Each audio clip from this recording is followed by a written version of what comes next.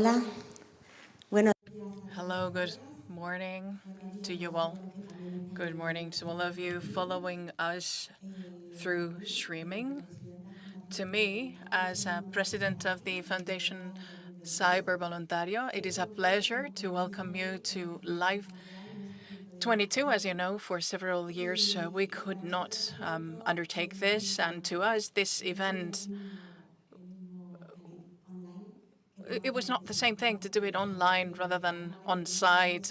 The soul of the event is precisely the exchange, the connection, the sharing between the speakers and the audience, between coffee breaks in the corridors, and to build together through technology a better world. So to me, it is a huge pleasure to be capable, after 14 editions, to be here with all of you again, face to face, and to be able to listen throughout these 2 days to people who I believe are amazing, that are really inspiring, that I have been chasing through email for several years relentlessly. And I'm keen to listen to all of you, building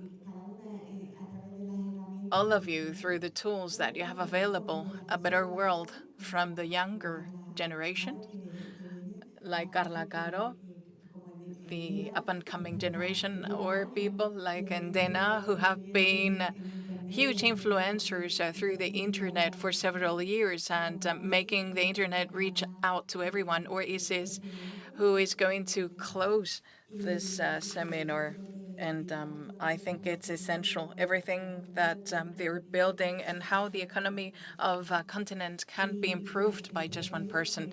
And in between, let me tell you that there are a lot of people that we're going to be capable of listening to, like Irina, who's going to talk about the importance of decentralization in internet, Fabrizio, who is going to have some opening words, who I consider one of the fathers of next generation internet, who always placed a bet on having stronger profiles in Europe, profiles like him in social innovation and people-centered internet, and Francisco Mico, who has been working for several years so that all of us, not just children but also adults, can learn to code and to program, to build, which I believe is essential. And Kriti with the artificial intelligence in order to improve, and everyone from next generation internet. There's 10 of you. I cannot mention you all.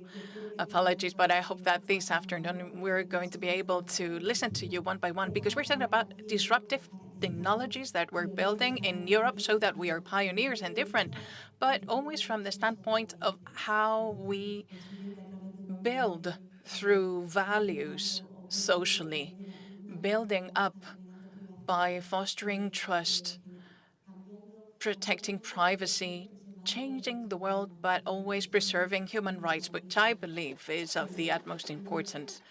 And also people like Ana Daneves, representing the UNTAD, the United Nations in Science and Technology for Development, with practical examples like Maria Perez, who is also working on that, building the AI part, and also the development of skills and competencies. We have Eve, the largest and the most important representative, working with EXCOM and YesCom to help us build all those skills. And also Liliana,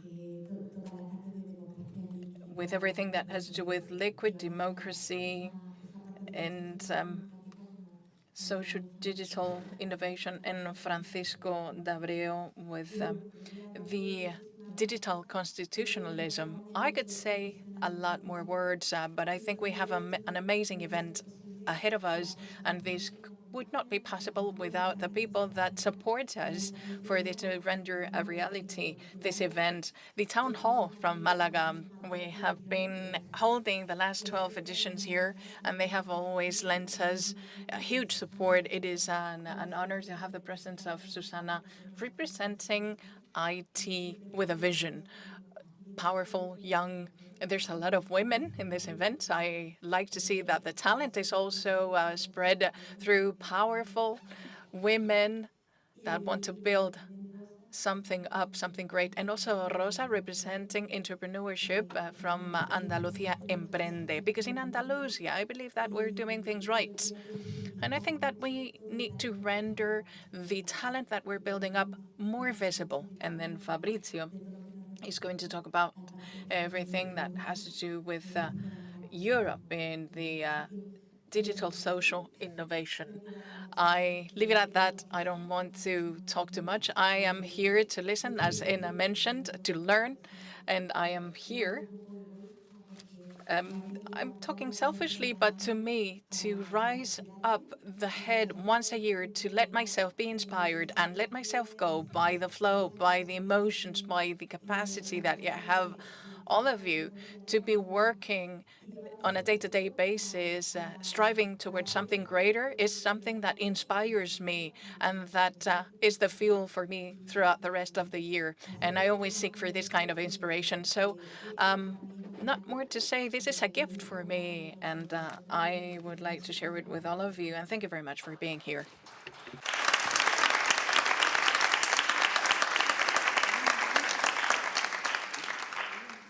Buenos días a todos. Good morning to you all. I'm Susana Carrillo, delegate for innovation at the Town Hall of Malaga. To us, it is a huge honor to be here with you today, being part of this reality.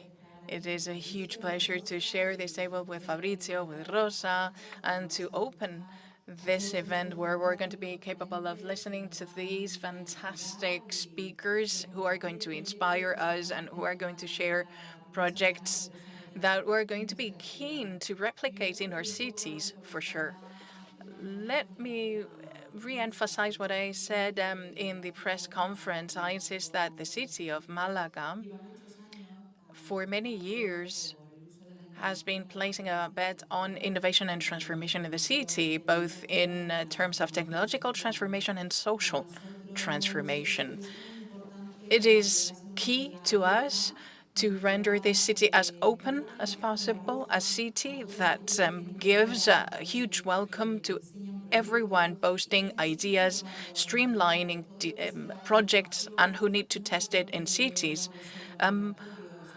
Innovation projects not necessarily need to be performed in the labs. They can be tested in the city. So why not test it in a city? Because this is going to give you the end result of the conditioning and limiting factors that are going to make your project turn well feasible. And if you're capable of testing that in a living lab like our city, I think we think it is fantastic. For several years, since 2008 and 2009, we started receiving many innovation projects. We signed consortia with companies, collaboration agreement, and the four helix model that fosters collaboration between the private sector, the technological companies, and at the same time collaborating with the know-how holders, universities, and also the administration. We need to facilitate basically the projects from our municipality, and we basically grease all those cogs of the wheel. And in the center of that helix, we find the citizen, because we want to improve the services that we render to the citizens and the quality of life of everyone. And this is going to help us build a future. And that's our mission, and that's the line that we are working towards with the limited resources available. Obviously, we would like for them to be higher, but the resources that we have available, we put them at your disposal.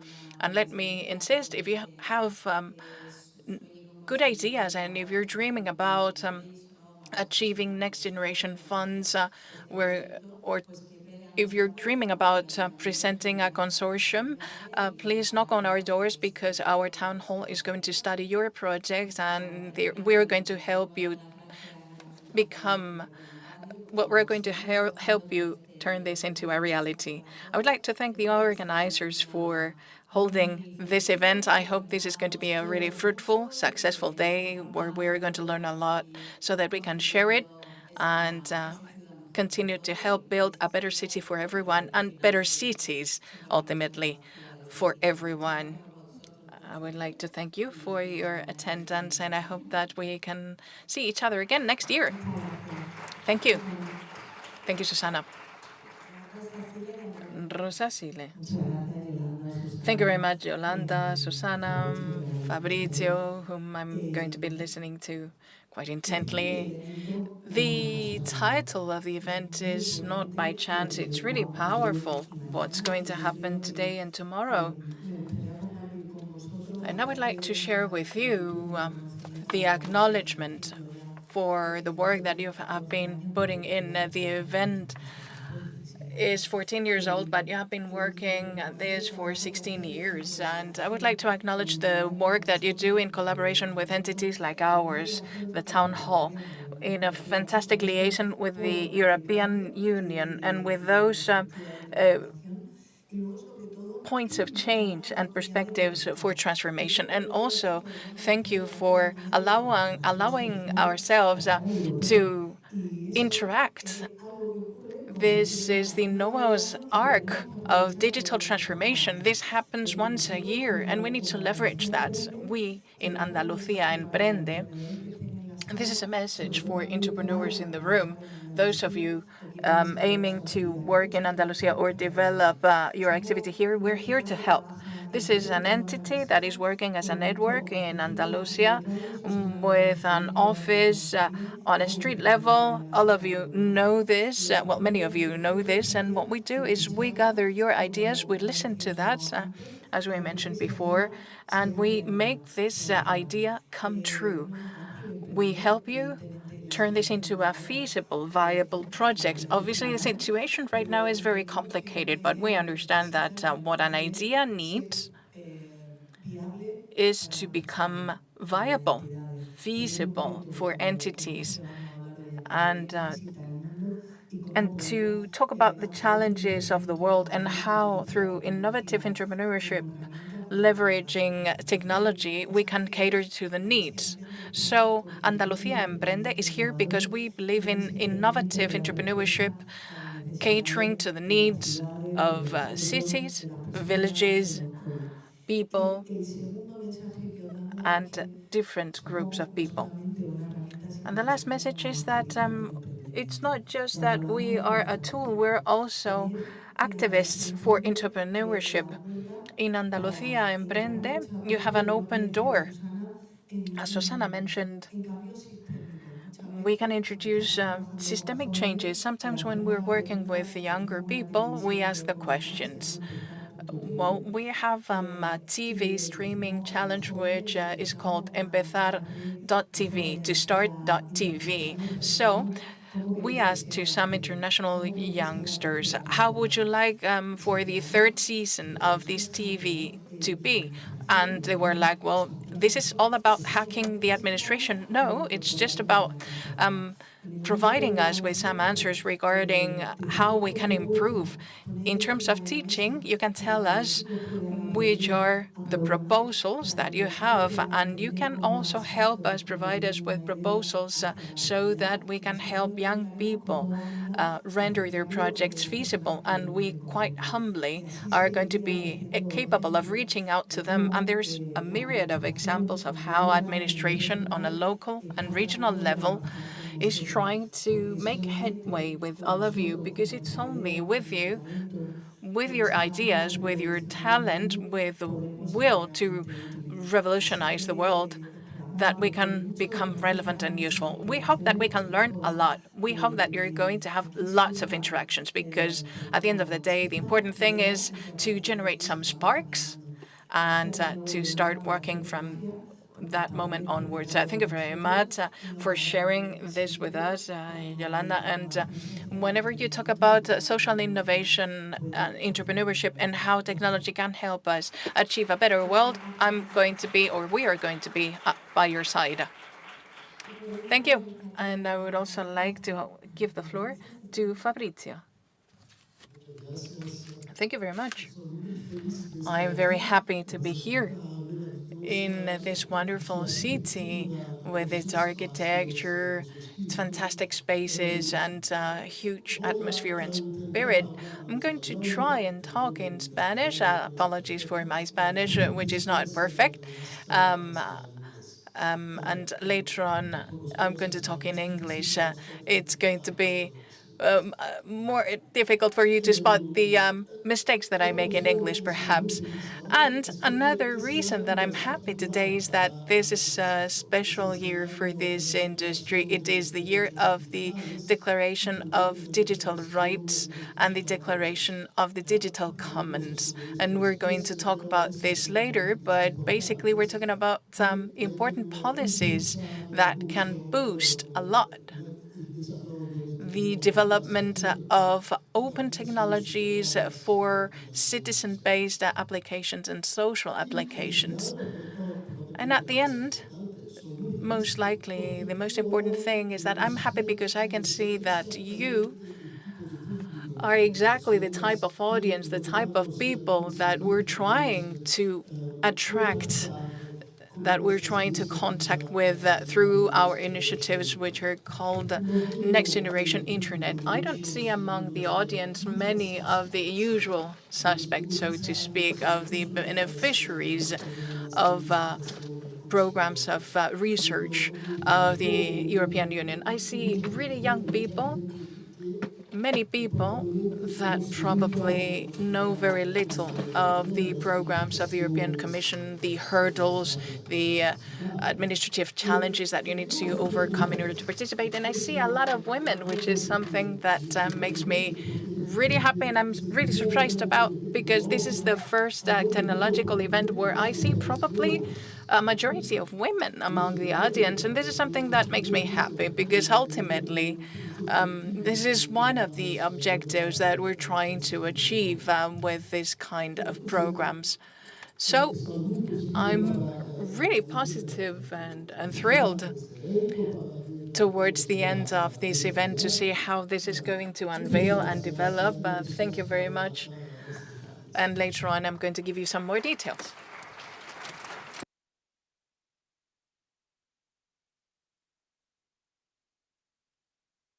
So we hereby open this event. We're going to leave you with some videos where you can see quite briefly all the speakers that we have mentioned, and they're going to talk about their introduction, and we're going to prepare the scene and the stage to begin with Nina.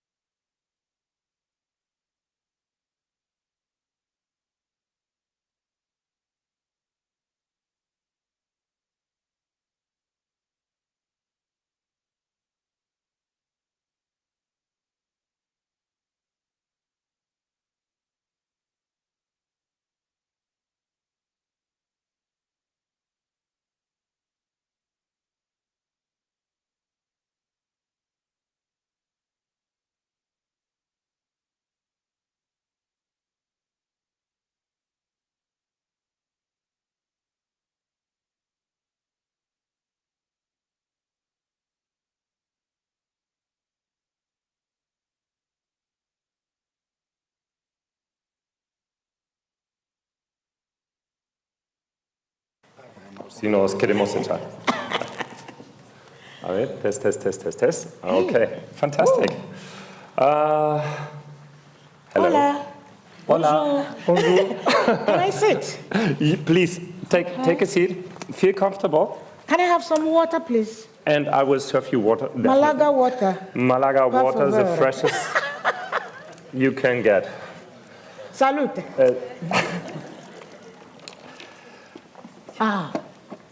Okay. So I'm still standing because I want to have to make a little exercise with you. Do you? Everybody has earphones for translation. English, everything good? Okay. So this presentation will be in English, even we could have it in German, of course. But we prefer English. So I want to do a little exercise with you. So I want you to close your eyes now. It's a typical conference question. Close your eyes. And now, this conference is about the internet, okay? And I want you to think about your experience this morning with the internet. When you woke up and you connected your devices, think about this moment, internet, okay? Mm-hmm. Now, do you imagine how it was? Do you remember how it was 10 years ago? The internet? Think about, feelings, challenges, connectivity, internet, okay? Now imagine 10 years forward. What do you feel about the internet? Is it fear? Is it passion? Are you excited about it? Are you not excited about it? Okay. Now, before she gets to sleep, I want to introduce you to one of our biggest constructors. We're here constructing the internet, and here on stage with me today is one of the hard workers, those who work in the internet and the construction. Sí, señor. Nena Navakame, thank you for being here. It's a big pleasure to be your interviewer today. I'm a little bit nervous, so please don't. She is here to help me. Some water. I serve myself a water. Okay. So Nena is a chief web advocate for the World Wide Web Foundation. She has been working 15 years for the United Nations.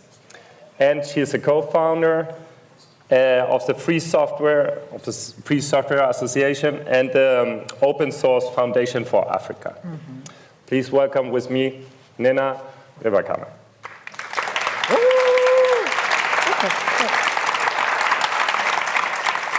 Nena, you are traveling quite a lot. And yesterday you told me you were doing the last 4 days, 5 days, like 3 countries or something like that? Yes. What has been your experience with the internet in these days?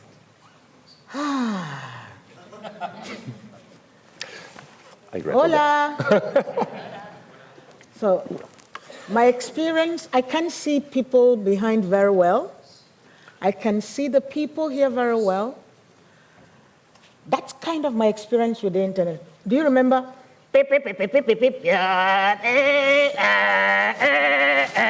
Who knows that sound? What is that? Dial-up. Okay. I was born under the dial-up edition of the internet, and now I just connect Wi-Fi, okay? So that has been my experience. My name is Nena. I come from the internet. I'm one of the early users of the internet in Africa. And like I said, I started with dial-up, and now I have fiber at home. So I've gone through a lot of the stages of internet connection. Today, this morning, okay, how many of you belong to those who can answer? There are 2 questions. They ask you, how long do you stay online in one day? How many of you stay online in 24 hours? How many of you are online for 5 hours at least? 10 hours? 20 hours? That's me. So you don't ask me how long do you spend online. You ask me, how long can you stay offline? Because naturally, I'm supposed to be online. So when I say I'm from the internet, it means that every day I have to have connection. Otherwise, my phone will think I'm dead.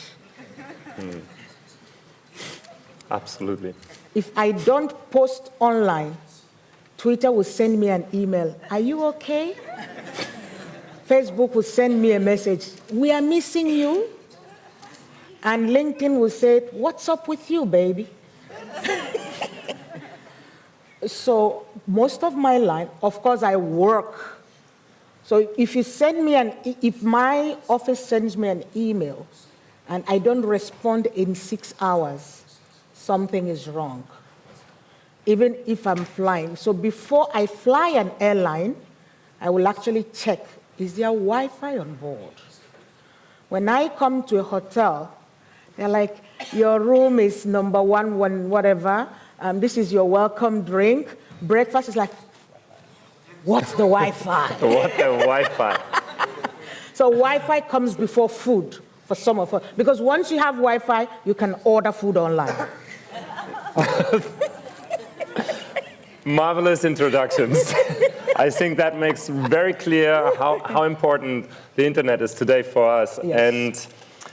And as we have Nena today here, of course, she has been traveling. Now you come from New York. I came from New York, yes. You were at the UN summit. Yes, I was. And what are you talking about there? What happened at the UN and what happened with you there communicating? Okay, that's a very complicated question. How many of you have not heard about the United Nations? Is there someone here who has not heard about the United Nations? Great, thank you, Lord. So everybody knows about the UN. Now, what you know about the UN, that's your business. What I know about the UN is that it is the one organization where we have most of humanity as members. That's the way I look at it. It is not the best organization in humanity, but we don't have a better organization. It is really very important. The second thing I know about the UN is that when an issue, a problem is brought to the UN, it means that bilaterally, countries are not able to solve that problem. I'll take that again. If a problem has been brought to the United Nations, it means that countries have tried to solve it by themselves, multilaterally or bilaterally, and they are not able to do it. And so they bring it to the UN. That is the case now of digital cooperation. In 2020, the pandemic hit humanity, and we used a lot of technology to solve the problems. Imagine one instant if we did not have the internet, how many people would have died of COVID? If we did not have internet connectivity, how many people would have died of COVID? That's one question. And so after COVID, the UN is looking for priorities to help rebuild humanity. And this framework is called our common agenda. It is not bigger than the SDGs, but it is just prioritizing some things.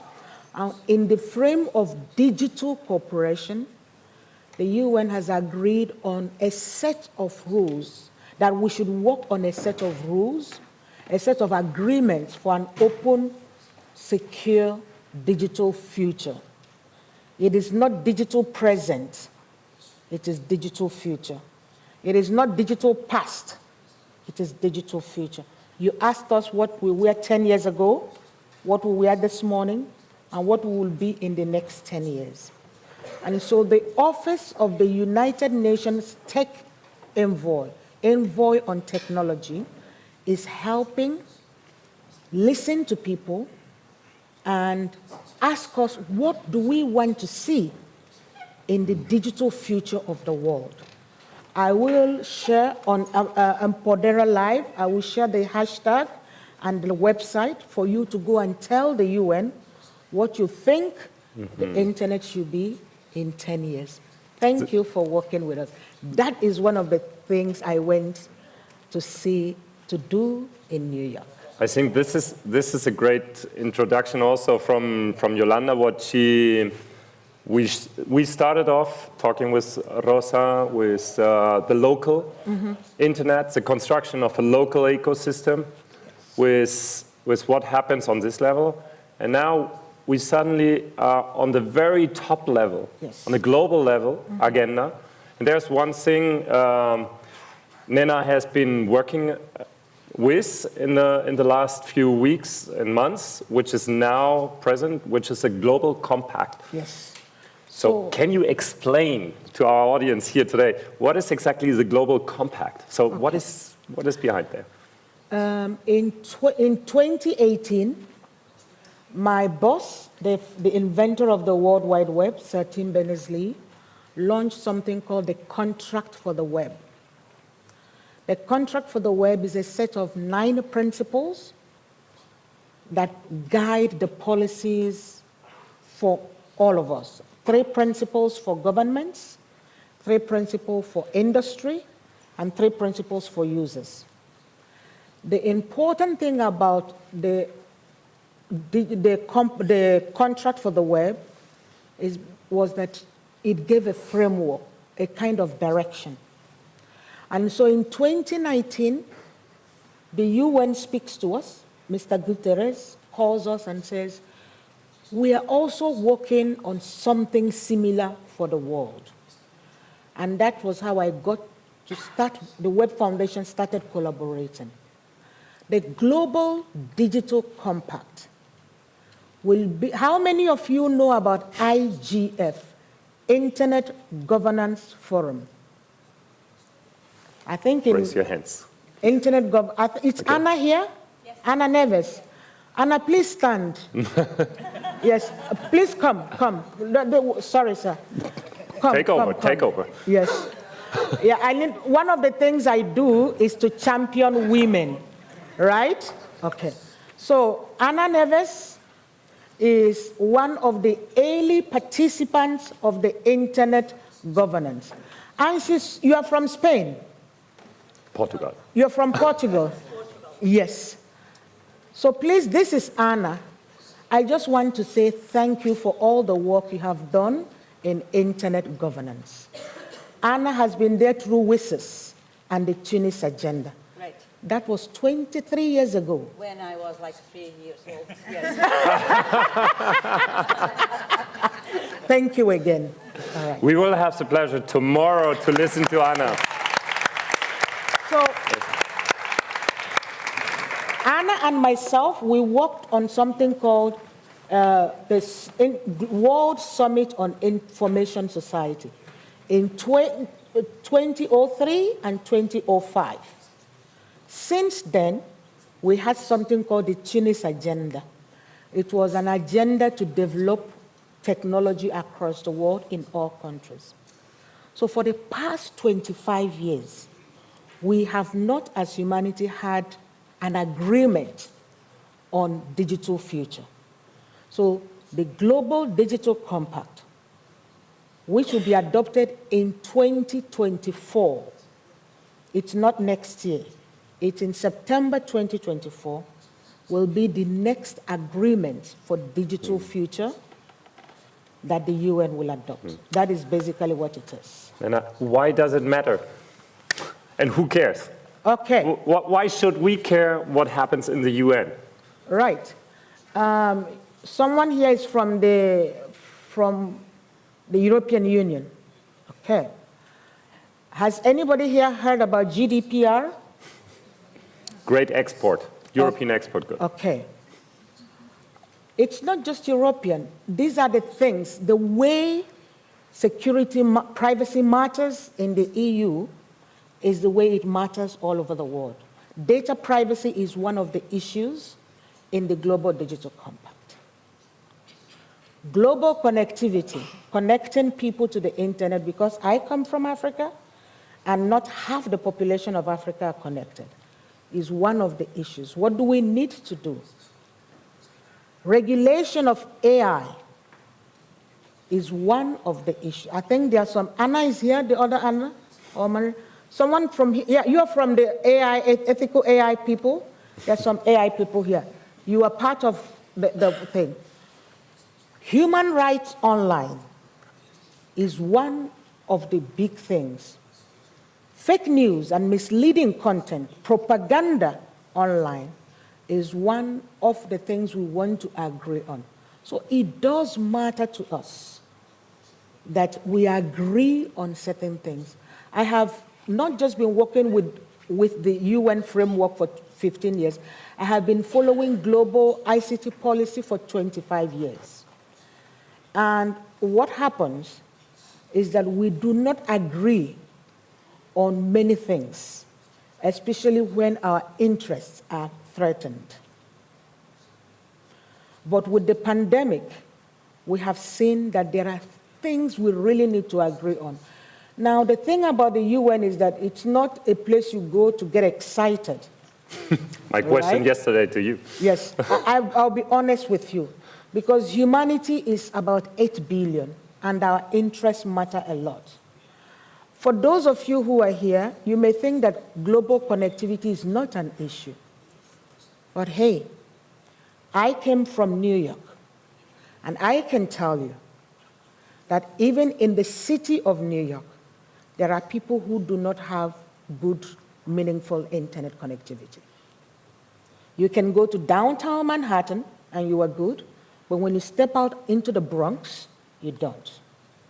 I don't know what it is in Spain, but it's not because you're in Barcelona, you're in Madrid, you're in Malaga, you're in Sevilla, you are in the big cities. What happens? What's the quality of service that you get when you go out into the rural area? Security online is something very important. I speak about online gender-based violence. I'm happy that I saw the lady from Andalusia and the lady from the Malaga here. Many women in public offices are facing huge abuse online, and women journalists.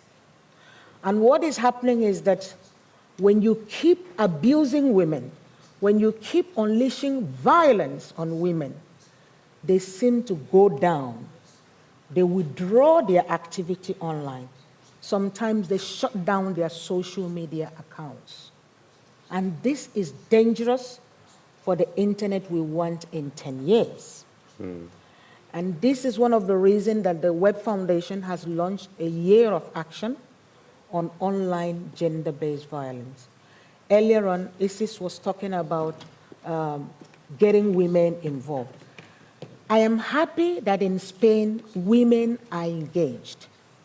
But if we do not collectively give the same rights to men and women, if we do not collectively decide that women need to be safe online, then we cannot have the digital future that we dream of.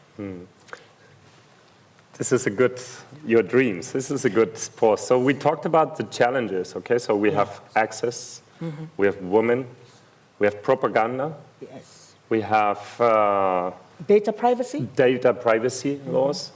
Now, how do you envision you yourself, what are your dreams about, the internet can become, should become? How the audience tomorrow, after this conference, should be involved in the process you're describing? Okay. Give some practical advices eventually, if you have. I work with the creators of the internet and the inventor of the World Wide Web. Now I'm going to ask you a question. If you believe the internet is a tool, please raise your hand. A tool like NUT, a tool, raise your hand. Okay?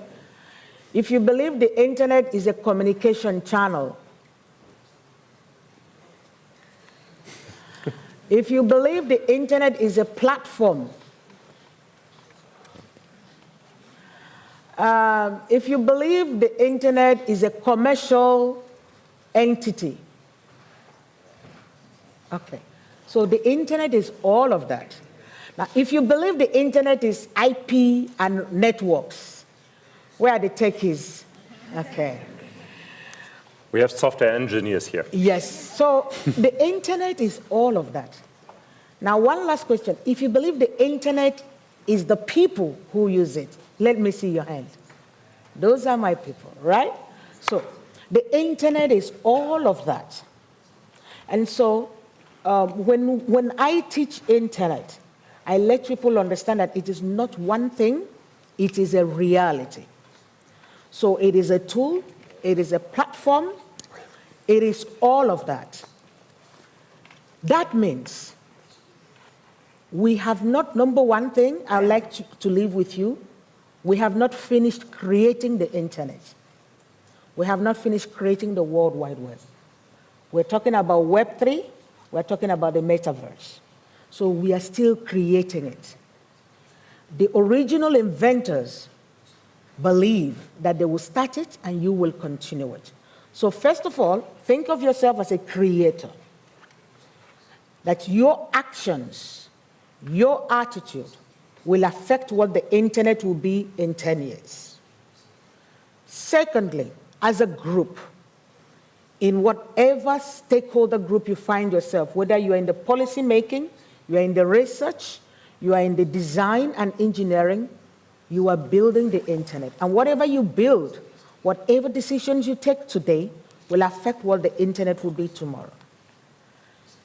Your habits online, what you teach the internet, what you contribute, will also affect the internet. So I want to talk about these three things. Please be responsible as a user of the internet. It is not algorithms that abuse people. It is human beings who will say bad things about other people. Differences are okay. You should not be aggressive online. So first of all, be a good citizen, offline and online. That is my first challenge. Secondly, as a creator, as a decision maker, think of why those who built the web and the internet gave it out for humanity. It is for it to be for everyone. So if your actions as a stakeholder is taking some people out of the internet or disconnecting them or disenfranchising them, that is a problem. So always think, am I doing this? Can everyone use this? Is this available for everyone? Or am I locking some people out? Now, in the way you create content, think of other people. It is really very important. People worry about how the English language is taking over the internet. For people who live in Spain, think of tomorrow. Think of Malaga tomorrow. Don't just think of the internet in 10 years. Think of Malaga on the internet in 10 years. And think of what you're doing now and how that will affect the internet tomorrow. Someone is here from Andalusia talking about entrepreneurs. Are we growing the people we need? Are we ensuring the human rights we need? Are we ensuring the infrastructure investment that we need? Are we ensuring that our attitude today will build for humanity tomorrow? Once again, I have to ask you, if the internet stops existing, what will humanity be? Without TikTok.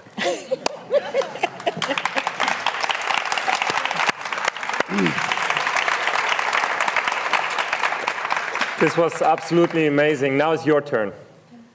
Jorge is the master of the universe here, has the microphones. This is your opportunity to speak to the top. On top. Tomorrow it can be in the United Nations and Yes. make decisions. So this is a unique opportunity. Grab the microphone, ask her questions, or tell her that she's right or wrong. Yes.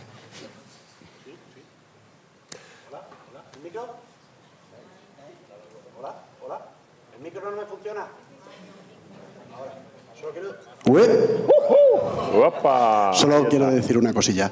¿Hay alguien por ahí, no sé quién es, que tiene el pinganillo a tope? We have already made our first step forward, okay? We are here on stage, so now it's your turn to... Si lo puede bajar, sería de agradecer. Gracias.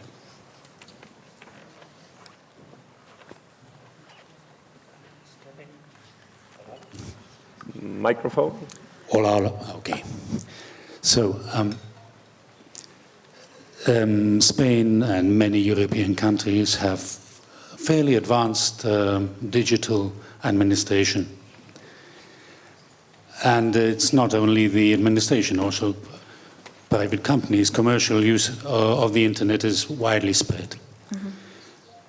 But there comes a problem with internet access, and not physical access to the phones. It's Thiva Voluntarios that supports this event. Mm-hmm. has been teaching people for many years of all ages and all discriminated groups to form part of the internet, to be able to use it. But it is still true that there's certain groups of people who never will. What is your take of how your digital future will affect those people? Thank you.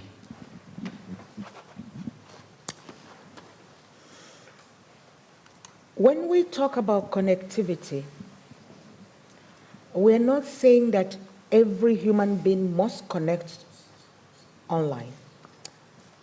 But there is nobody, we're saying that everyone who wishes to connect will be able to connect. There are still people, let me take this back. I'm trying to find a good illustration.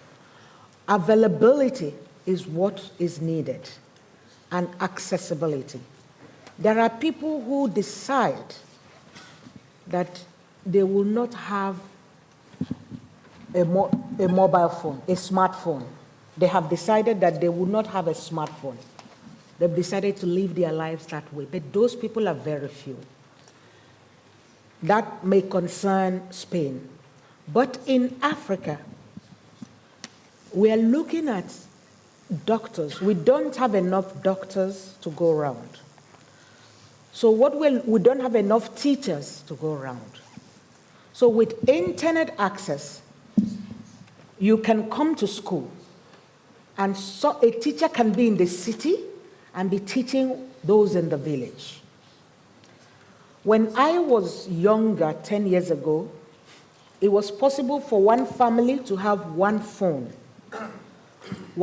number, and maybe it's one person in the family, and everybody receives their message on that phone. So it's not that I own the phone, it's not that I own the internet connection, but I get the value of connectivity. Having said that, it is important for us not to calculate the value of connectivity with just devices and money. There are other things people do that is not necessarily visible to you. When I got connected to the internet, I was just coming out of university. It was in the late 90s. Do you know what I did with the internet? Please don't laugh. I formed a soccer team, a soccer squad. I'm a football fan. So that was my most important problem. It wasn't email. Soccer was the first thing I did online. And then I designed clothes for myself. So there are uses of the internet that you have no idea about. I have a daughter who is 27 years old. And when she was getting online, I asked her, what is it that teenagers are doing online? She says, I log in, I go to Gucci, Valentino, Balenciaga. I do online shopping. I choose everything I want. Dior perfume, all those nice things. I just fill my basket, and then I close it, and I go away. I didn't know. It's like all window shopping online. I'm like, only stupid people can do that. Oh, no. She says it's like a sport. They just go and feel like they are buying stuff. And then after, they shop for like $10,000, $20,000, and they just close it and go away. So only, you see what I mean? These are values that have nothing to do with money, but they're individual values. Women and other people take photos of themselves. They wear their makeup, they take photos of themselves, and they post online. That's enough value. It has no money attached to it, but it beefs up your self-esteem. A great answer, I think. So my mother, I have an 80-year-old mother. She's not online. Not yet. Not yet online. But she will call the grandchildren and say, look to Facebook and tell me what is happening there. I want to know what my children are doing on Facebook. Go to Nena's Twitter and see what she's doing. And then she will call me on the phone. She's like, so you are in Malaga in Spain. Give me Spain news.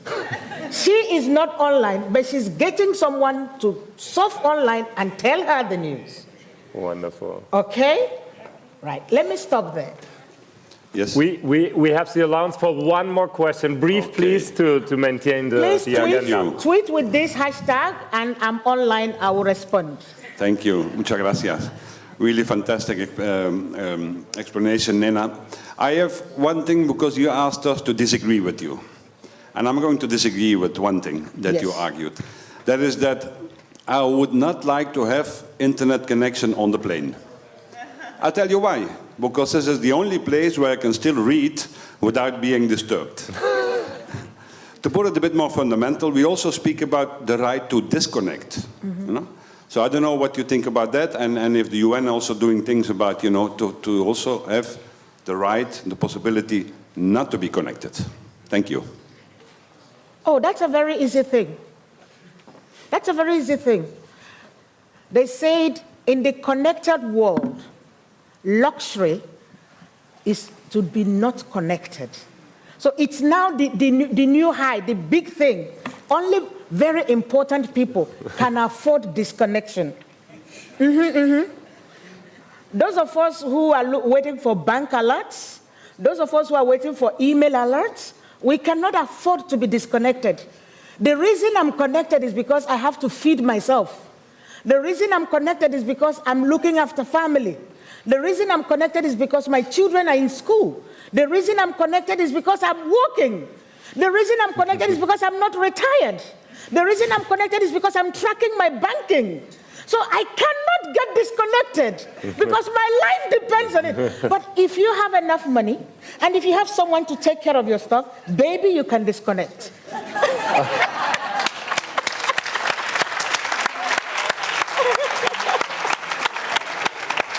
That was a wonderful answer. Nena, thanks a lot for this wonderful discussion this morning here in Malaga. Thanks for listening, and I hand over to Jorge. Thank you. Thank you. A big applause. Your bags?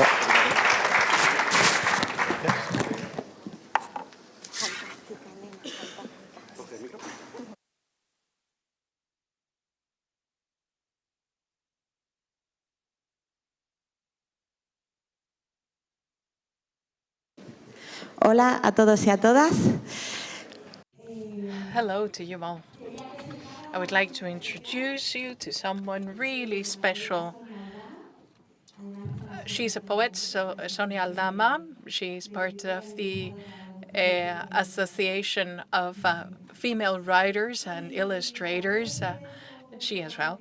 And in order to render this event more special, in the last edition we had a section entitled Civic Verses, which is all about summarizing through verses, through the sensitivity that Sonia has and her creativity to summarize what Nena's intervention inspired to her. So here it goes. Thank you very much, Yolanda, for inviting me over. It is a pleasure for me to be here. I'm going to read some verses about the intervention from Nina, this wonderful woman. Nina, constructor of ideas, precursor, Nina, pioneer, reference, Nina, woman, Africa, creator, searching, finding an egalitarian future. Nina sails the world in order to rebuild humankind.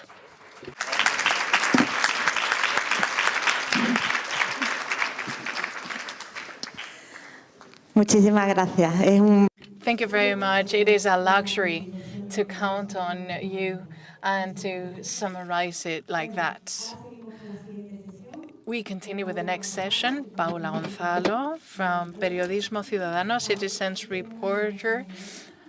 We have a wonderful mixture, and Carla Caro, who are going to talk now about quantum computing and much more. Thank you very much. Wow. To continue, after such a wonderful presentation, keeps the bar really high, but I think that the next proposal is really interesting. Thank you very much to you all for being here. It is a luxury to be here once more in this 16th edition of EmpoderaLIVE, talking about citizens'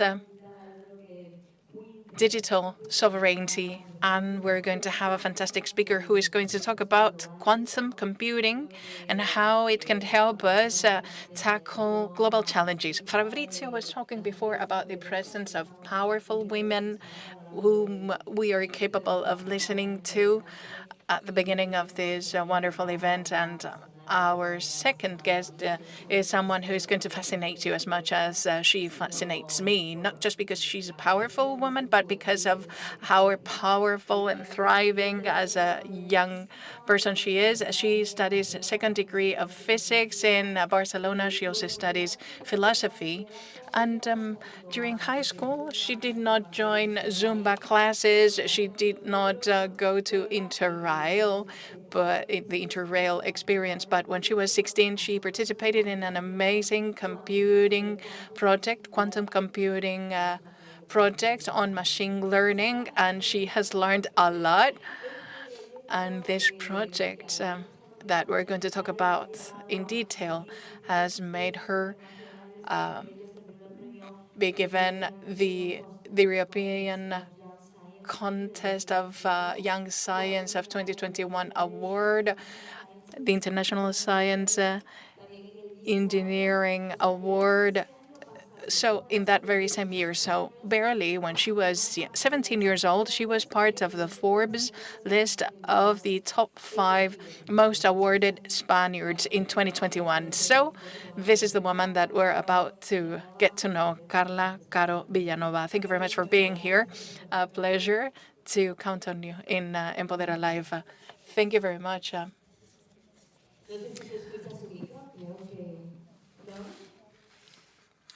A ver. ¿No se oye? O a lo mejor si no con uno de mano. ¿Sí? Ah. ¿Ahora? Vale, sí. Ya, me sonaba a mí también un poco raro y digo, no estarás... Okay. So, you were 17, so I think that your parents are super proud, probably drooling all over. Yeah, they're really happy, yeah. And they probably are the people who introduced you as IT experts in the computing world. Yes, I must say that partly I'm already a native in everything that has to do with programming. And as a young person, I had close contact with programming, and I was really interested in computing. And later on, when I was 16 years old, I entered in contact with physics, and to see how I can combine both things, I found some fascinating, and to be able to apply it to society is something that inspired me the most. And how is it that you decided to apply all of this on the field of health and cancer, tumors in particular, because all of these awards are the result of a research project that had to do with tumors, right?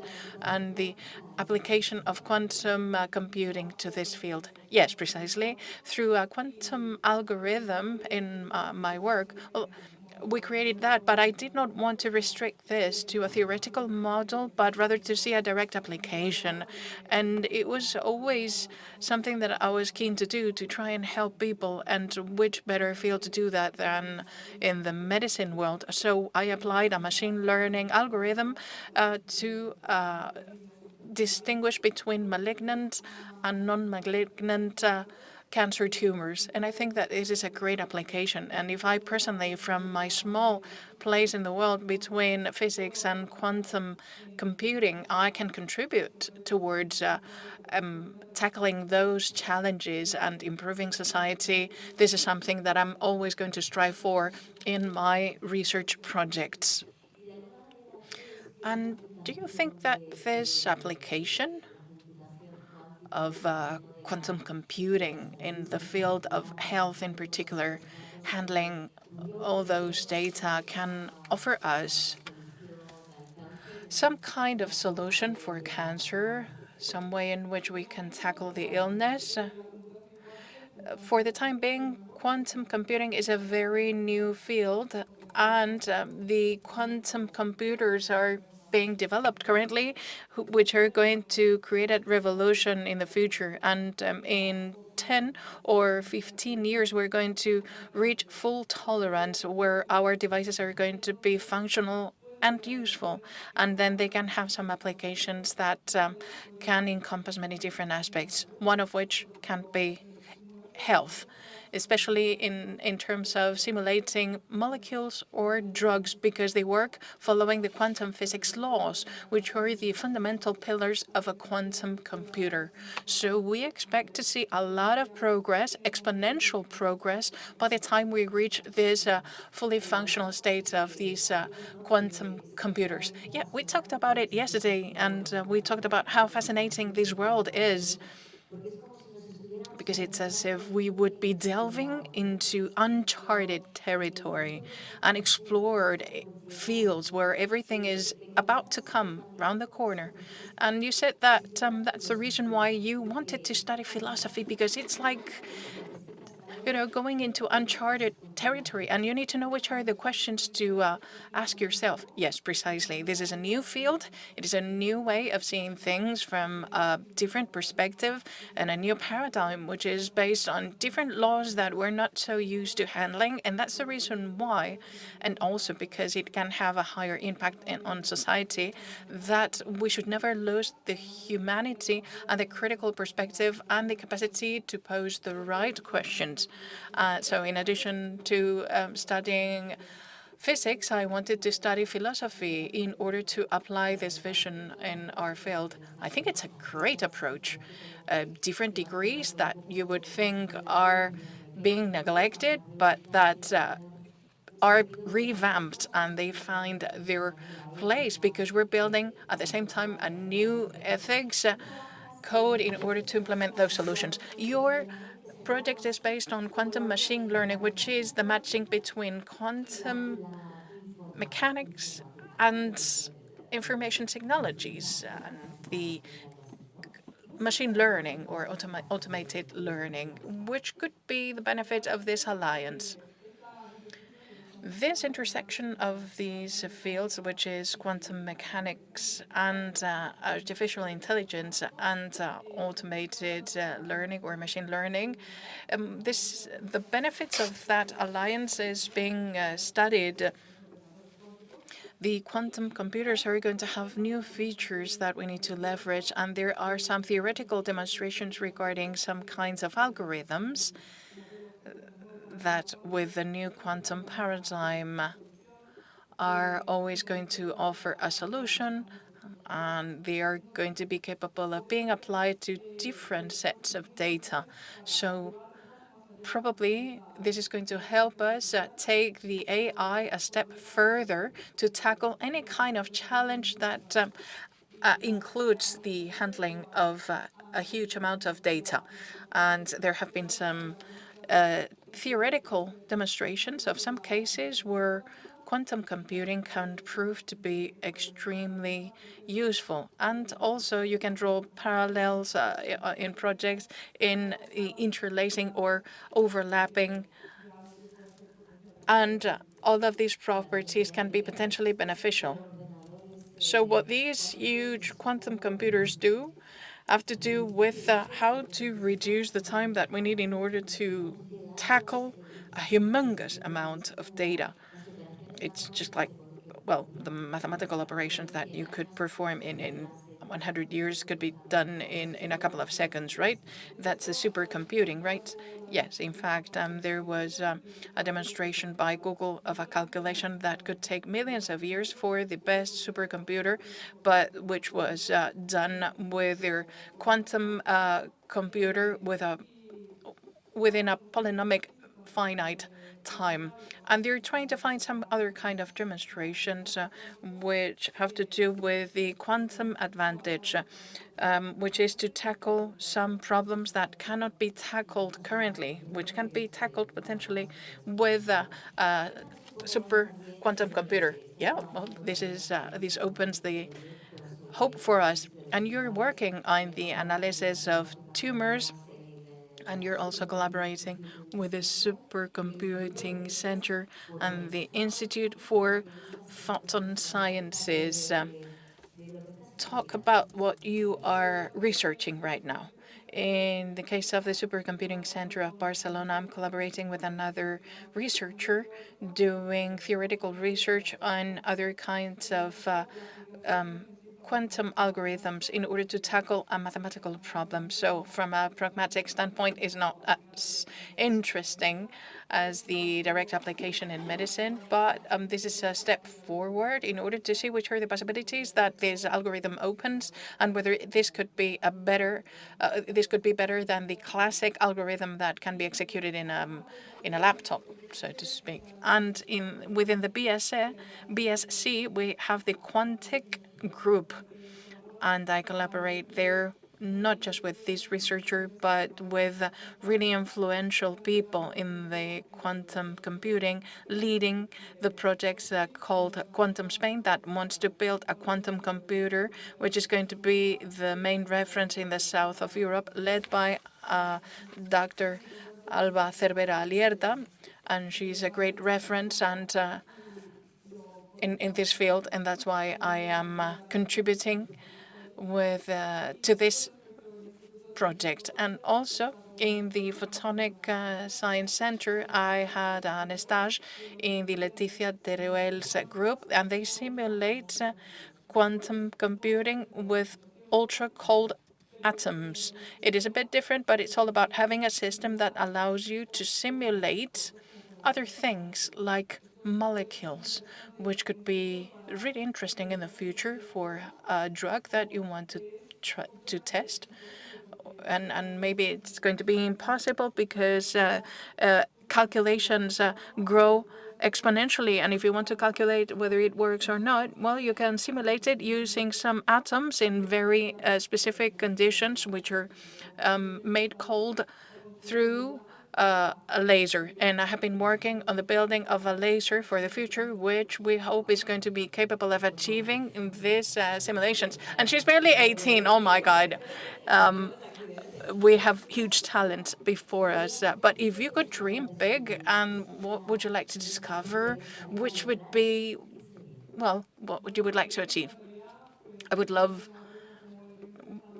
well, to get the something similar to the algorithm that I got for the detection of tumors. I would like to have one of those major breakthroughs with a new algorithm that can tackle a problem, a challenge in the field of medicine or in molecule simulation or new materials.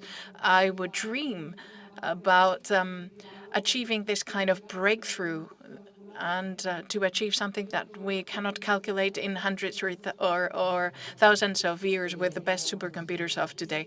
Now that we're talking about dreaming, and if you would be given the chance, let's say, of traveling through time and going out to have dinner with Rachel Feynman, a Nobel Prize, and the father of quantum computer, what would you ask him? But this is a very tricky question. If truth be told, maybe I would ask him how he imagined all of this, because when he explained it in the first conference in 1981, he already described quantum computers as if he would have a vision, a clear crystal view, and as if he would have a supercomputer, because now we have them. He did not have them, and they work exactly as he predicted. So I would ask him about pieces of advice of how to become as visionary as he was, and then some other kinds of formulae, right? Yeah. I would also like to talk about the importance of empowered women and the presence of empowered women in technology. Now we talk about fostering STEM technology training. Have you felt sometimes as the only woman in mainly manly atmosphere? Well, unfortunately, this is something that we still see in terms of percentages. I am one of the few female representatives in technology classes. Now at university, I think it's getting better, which is something that gives you hope. In physics, it is a STEM degree, and you can see more women, but we need to foster that in children. Yes, you're working with two organizations trying to foster the interest in quantum computing with MAGMA in order to foster research, and the La Pedrera Foundation. So talk about how you're trying to foster interest among the youngsters in this uncharted territory. Well, with the La Pedrera Foundation, they create some science programs for pre-university youngsters in Catalonia, all over Spain, and also international programs. And this is the first program through which I entered research, so I have always been grateful about that. And now I participate as volunteer. So we still develop programs that can draw technology and research closer to the youngsters, so that they know that research is something that allows them to learn, and so that we can leverage their curiosity. And in MAGMA, this is the foundation that organizes the most important showroom, university showroom, organized by volunteers in Europe. And it's a whole week where pre-university students have the opportunity to present some research projects that they have developed and interact among themselves, and to have this and to build a community at a pre-college stage in order to foster research and that they pursue scientific degrees and focusing on women. Yes, because sometimes it seems like we cannot land this abstract concept of quantum computing. And when you see the practical, specific applications, what you can achieve, that's something that you can leverage in order to entice curiosity and to begin to know more, which to a degree was kind of your process. Yes, precisely. When we're talking about science and technologies, if you reach out to the younger generations and you say that technology and the internet is not just an entertainment tool, but something that they can use in order to learn more, to answer questions, this is something that should be introduced at an early stage. And when this was introduced to me, it motivated me to pursue this research path. Yeah, and in a very successful way, I might add. Well, you have here the username in Instagram if you would like to post questions or follow her. We're going to open the floor for the Q&A in a minute, but I would like to talk about support. We have talked about the pandemic, the crisis, and how there has been like a brain drain and many talents that have not felt the backing or the support that they needed by the government. So we talk about brain drain and talent drain, and we have huge experts in quantum computing who are Spaniards and who are working in foreign countries. How do you perceive this? Which kind of support do you see to mathematicians, physicians, scientists? Truly, I see a lack. Not a university level, because I believe that education in Spain is excellent in that respect. But afterwards, in the world of research, and when we are talking about having researcher profession, there is a lack of economic support because it's really hard to find the right funding of European funds, etc., in order to carry out the projects so that a researcher can turn his or her idea into a reality. And in Spain, unfortunately, we're still missing a lot. And the PhD students' conditions are what they are, which leads to the brain drain. Yes, absolutely. It was really elegantly put. Let's leave it at that. Yeah. Conditions are what they are. So we're going to open the floor for Q&A for 5 minutes. But I would also like to know what Carla Caro does in her spare time, in her free time. Talk about how you, I don't know, entertain yourself, or what do you do in your free time. No, I'm not spending all the time studying or working. I like reading. I like spending time with my friends, listening to music. Which is the last book that you purchased? Purchased or read? Well, read The Missing Half from Brad Bennett, talking about two twins. One passes off as white, the other one passes off as a black person. So there's a dichotomy of races going on there, and it's really interesting. And the last one I purchased, longer, probably.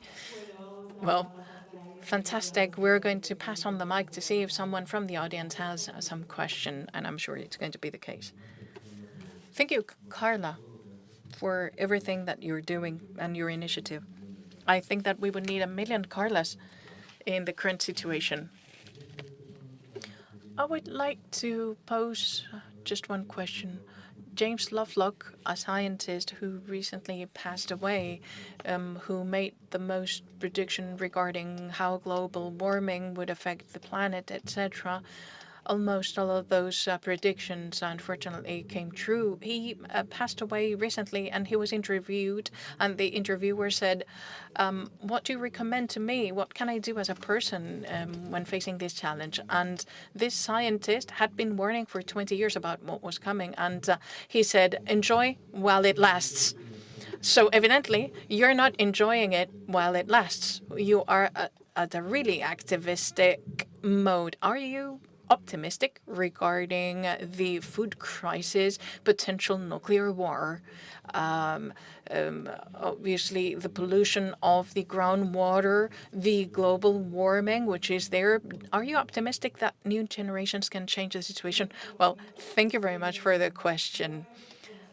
Truly, with the current situation, it's very concerning, and it's always difficult to find a bit of hope inside of this situation. But I believe that partly the new generation is fully aware of the problem, and I believe that our generation is going to have an activists and researchers generation that are going to be looking actively into tackling these challenges. So my hope is within us, who are aware of the bad situation we are in, but which I believe can be reversed. No sé si da tiempo a alguna pregunta. Do we have time for one more question? Yeah, over there.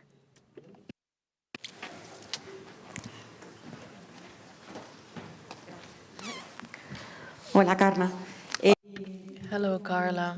I admire you a lot. You are an excellent example to follow. And that's why I would like to ask you, which were your beginnings with science? Because I have a 6-year-old girl, and there is an open war with my husband because I would like for her to touch the computer, and my husband doesn't want that. I study IT, and I would like to specialize in artificial intelligence, and I would like for the girl to start learning computing as a really young girl. And as you are an example to follow, I would like to take you as an example when bringing up my daughter. Yes, precisely. I think it's really good to begin at that age. Normally, we're a bit reluctant regarding letting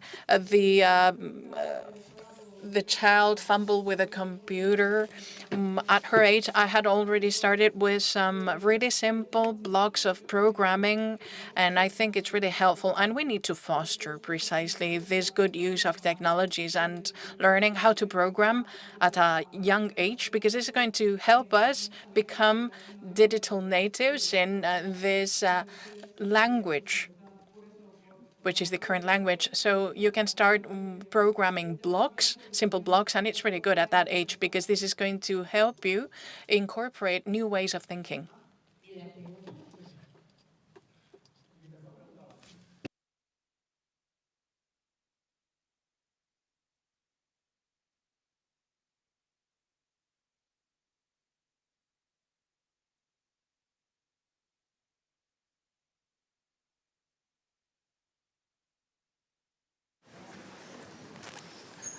Carla, muchas gracias.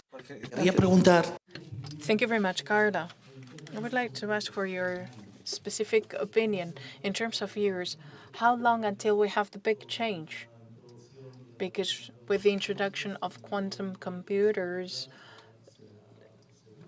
no safety code will be safe. And from a commercial standpoint, the banking system, health system, and also the whole set of quantum computing and artificial intelligence in countries with dictatorship regimes, well, this could jeopardize any type of movement towards freedom. What are we doing, and how many years do we have as modern society in order to immunize ourselves and to be prepared for what the future holds in store for us?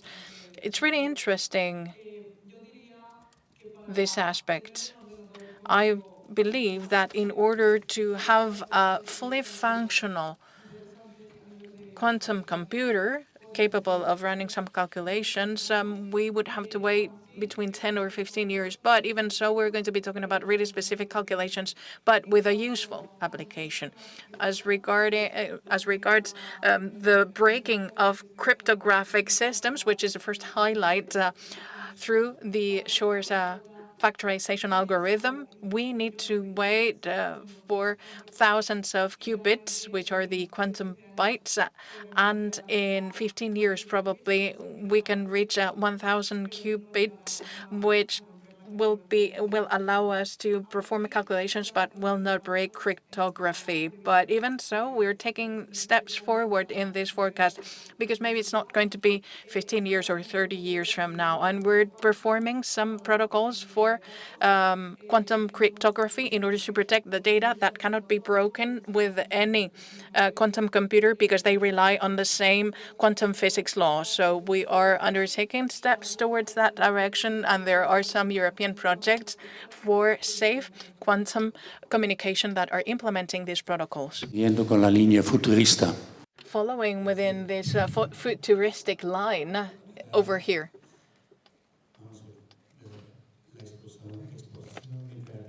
The explosion of creativity in computing is something that started with a PC. How long do we need to wait for the quantum PC? Well, it's not the purpose of quantum computing. We're not going to have a quantum laptop. In supercomputing, we have different supercomputers spread all around the world, used for different scientific and social applications for large calculations. And the same is going to happen with quantum computers. They're going to be spread all around the world, interconnected among themselves, and there's going to be free access from each terminal from your home, but you will not physically have a quantum laptop at home. It's not the purpose. Bueno, la verdad es que ha sido un... Fantastic. It was a great pleasure. Thank you very much for setting the scene on quantum computing and the benefits we can reap to tackle the challenges. And it has helped us harbor hope when facing all of these big questions. And we can see that quantum computing needs to be part of this sovereignty in order to build the society that we want to strive for. Thank you very much, Carla Caro, for your contribution.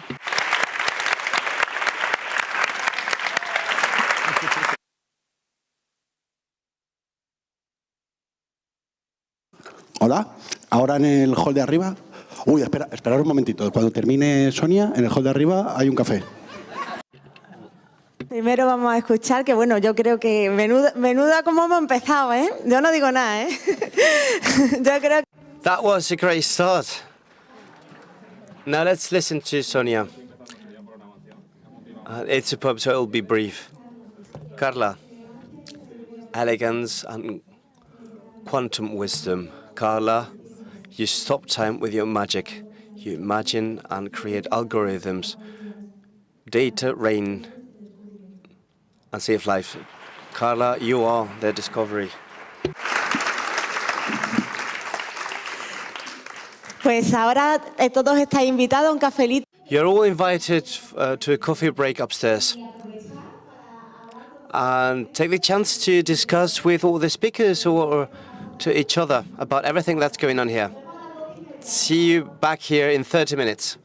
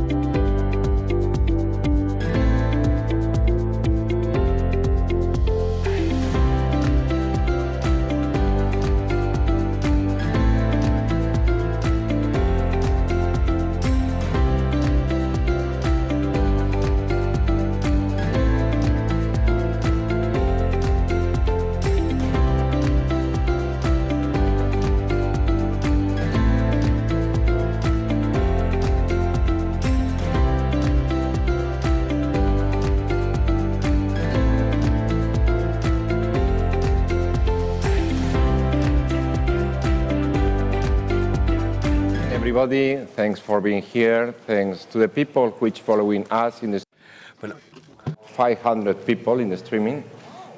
That's a big notice.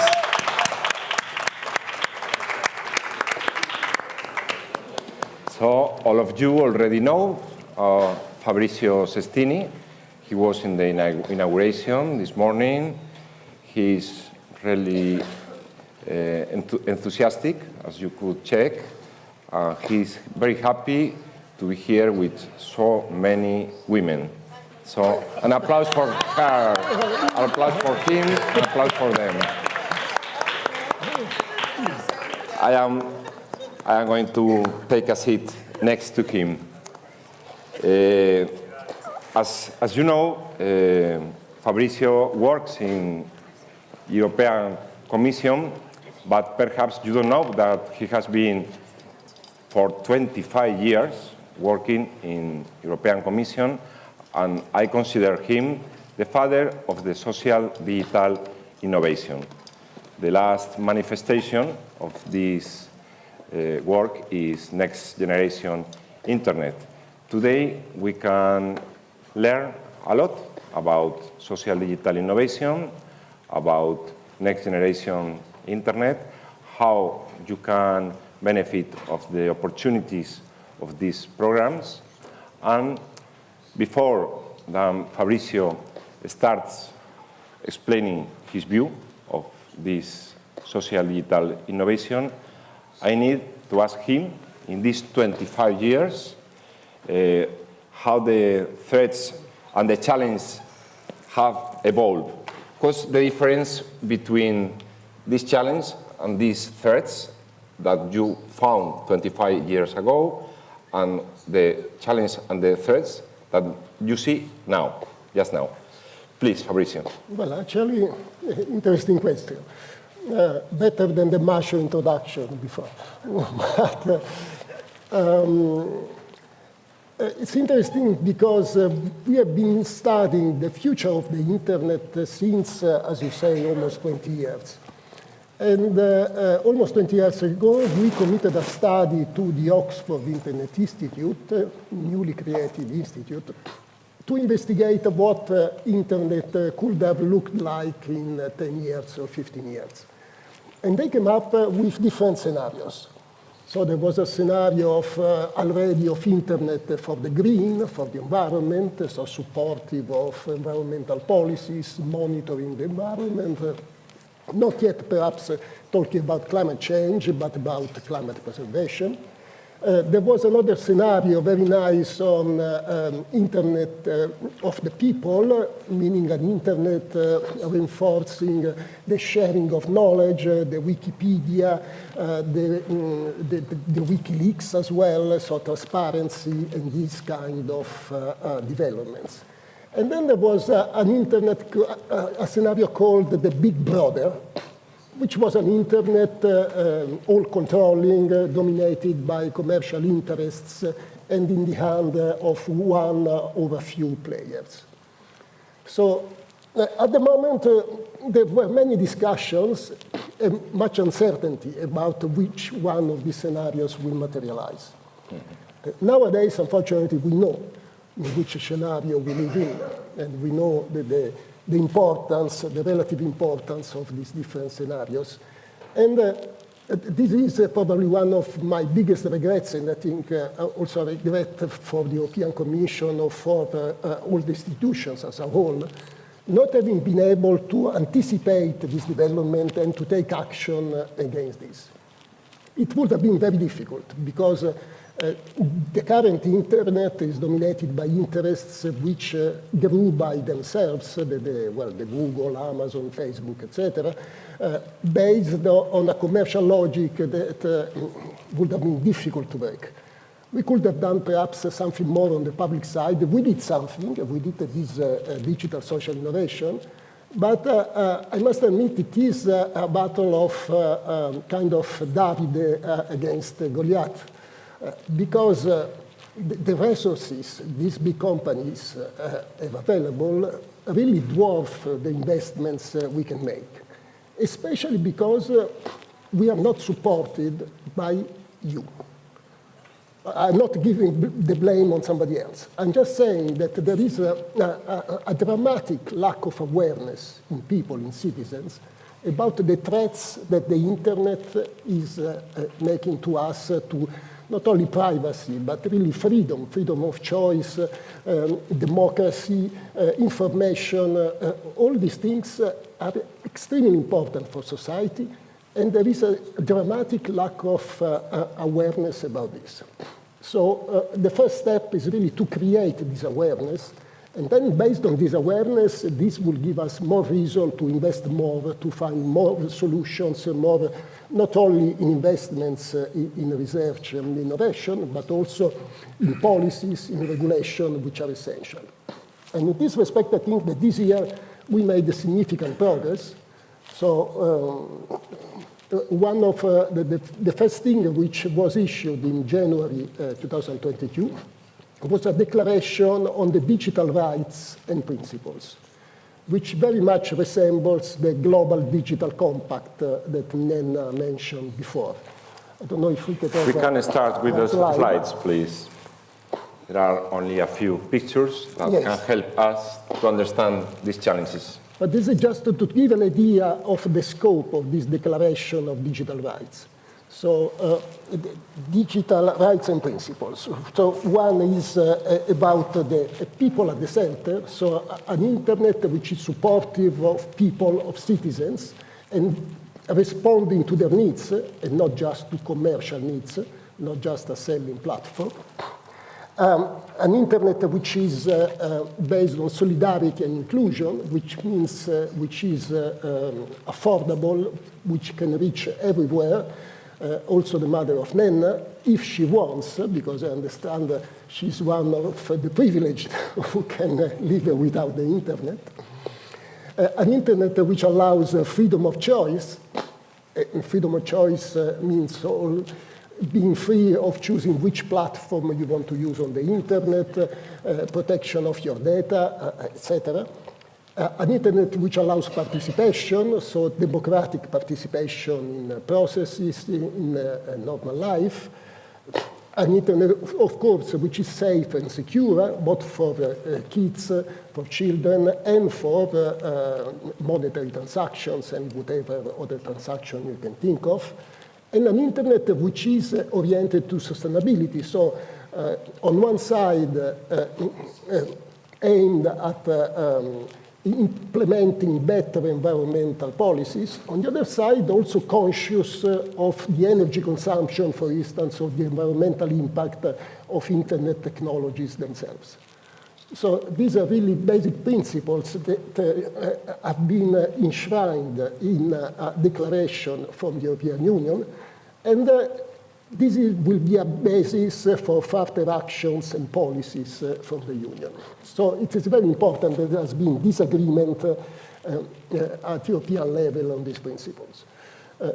Other things that have been done this year and which are very important in this respect are also the Data Act, on who owns the data and what usages can be made of this, or the Data Services Act, or the Data Market Acts.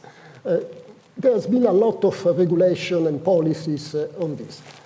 This is the most important. The second most important has been the declaration on the digital commons. I think we have another slide. Sorry, Fabrizio, but I am interrupting you sometimes, only sometimes. Yes, I am sure that everybody here and also in the streaming agree with the principles, with the rights you are showing us, but economy matters too. And I can remember that 25 years ago in Europe there were companies which were leading the technology and digital revolution. I remember Nokia as instance. I am afraid that today all the big companies leading the digital revolution are abroad, are in USA, are in Japan, in Korea, in China. In which sense do you think that the European companies, that the European economy has the opportunity to recover this leading role in the building of the digital future? Well, this is also perhaps a side effect that we expect from this kind of regulation. Because without a regulation, the hegemony of the companies which are currently dominating the internet will not be stopped or will just increase. If we are able to create an ecosystem which is truly decentralized and respectful of these values, then perhaps we can ignite a different way of making business of the internet, of developing on one side technologies, on the other side services and usages of the internet. Okay, then we can follow to the... Well, this perhaps we can skip also for reason of yes. time, but this is another important piece of regulation, well, auto-regulation in this case, of the platforms that has been published this year about disinformation, which is, as you know, a crucial aspect not only for our personal life, but for the democratic life, for its impact on elections, on whatever you may think of. So there is a new version of the code of auto-regulation of the platforms to try to prevent the spread, the diffusion of fake news. Yes, you told about fake news. I'm a journalist, and in that sense, I am very seriously concerned about fake news, about disinformation. Recent elections, as Italian elections, you are Italian, took to power people like Meloni, and I am afraid that fake news may be one of the reasons of these kind of results. Do you agree with me about fake news?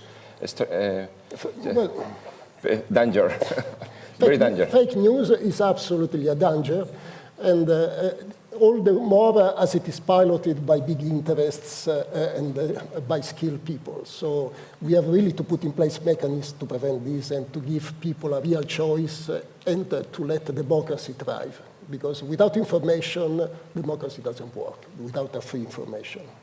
Which tools do you think it could work to avoid fake news, to avoid disinformation? Well, many people are actually banging their head in the wall to find a solution for that. It's not easy. In this list, there are a few of the solutions that we have envisaged. Of course, there is an auto-control from the platforms themselves. There is the institution of networks of fact-checkers, so people helping to spot the information which is false. There are proposals to tag each piece of information with verifiable information about the author and about the reputation of the author, but then that has also many implications which are difficult to evaluate. One idea that I consider very interesting was to have a kind of wiki news, to give the possibility to anybody to comment on the news and to help spotting the fake news, without creating the bubbles which are in Facebook, which can just then reinforce fake news instead. But it's a very open problem, and I think nobody has the golden solution in this moment. In which sense decentralized systems like peer-to-peer or blockchain could be a solution to this problem? In this scenario of this truly decentralized internet, which is a bit our dream, if you want, also from a next generation internet point of view, in a decentralized internet, every citizen will be the owner of his own information, and perhaps this information will not need to be shared or to be put on a central server. And then, in this respect, each information will be more easily attributable to the author, and there could be an exchange of information and an internet functioning which is more independent of big platforms, which doesn't need actually big platforms, just the existing ones, and then which implicitly gives more freedom of choice, more independence to citizens. And this could also be a solution to fake news, but then fake news, I'm afraid they will find different ways to spread. I hope so. Fake news didn't start with the internet. Fake news has always been there. Internet is just one of the communication medium that we use to spread fake news, unfortunately. Instead of being a medium for counteracting, because internet in principle will provide the plurality of views, of opinions, that is the key to counteract fake news. But just people don't use it, or perhaps it's our fault. We don't make enough effort to promote this plurality, this diversity, and to make this reach the citizens. Okay, Fabrizio, I know that many people is curious about the next generation internet. Perhaps we can talk now about next generation Yes, internet. if you can move to the slide with the, yes, this one. So the next generation internet is something that, I think this moved. It's something that we have launched nearly 4 years ago. And it's based on the values of openness, of decentralization that I mentioned before. Just let me. You can continue. If I had some more hair to keep this in place. So it's based more or less on the same values that are in the digital rights and principles, which I mentioned before. And the implementation of this is based on funding, so on projects launching open calls to attract innovators. Insofar, we have been able to launch some 800 projects, 800 small projects, as those that will be presented later today, which are, I understand, some of the best ones. And these projects have been very lucky or very good because they underwent a very tight selection. So only 15% of the projects submitted to these open calls were eventually funded. And this is a call oriented to innovators, so to not only high-tech startups, but also social innovators, also people, researchers, and people who are able and wanting and motivated to do this kind of developments, like you. And we calculated that we have been able to reach and to engage some 1,000 innovators with a relatively modest budget. We are talking about 40 or 50 million of euro insofar, which compared to the global amount available for the research budget in the European Commission, which is almost 100 billion, is really just a drop in the sea. But we hope that this drop in the sea will make a difference in creating new solutions and especially in creating awareness, in creating engagement in people. Okay, Fabrizio, this morning you told that the profile of the people present here in this theater is not the typical profile of the person who applies to the open calls. Which is that profile which applies to the open calls? Well, there is no profile. That is the good thing. It's people very diverse and coming from all over Europe and with all sorts of background. So multidisciplinarity is also a key element in this. We don't want just the development of technologies per se, but we want the development of technologies which are useful socially, which are an immediate or at least a clear application to societal problems. And so I cannot define this because this is really the spirit of bottom-up. Whatever comes that is interesting, we fund, and in the selection processes, there is no assessment of where the applicant comes from, of course. I am sure that more than one people in this theater is going to apply to the next generation internet. Is at this moment open calls will be soon? There are, at the moment, there are a couple of open calls from a couple of the projects that we have funded, because again, the funding mechanism we have put in place is not to fund directly the innovators, because the red tape will be too much if you had to sign a contract with the European Commission, with all the paperwork, etc. But we give funding to a consortium of entities, which then organizes the open calls, makes publicity, and manages the winners, and gives the funding. And there are a couple of these consortia which in this moment have open calls on privacy technologies and others. You can find on the ngi.eu website. And of course, we have plans to launch further calls in the next RAW program, which will cover 2023 and 2024. So in the next RAW program, we will have some room, of course, for continuing to fund this kind of innovators in this way, but also to fund the pilots.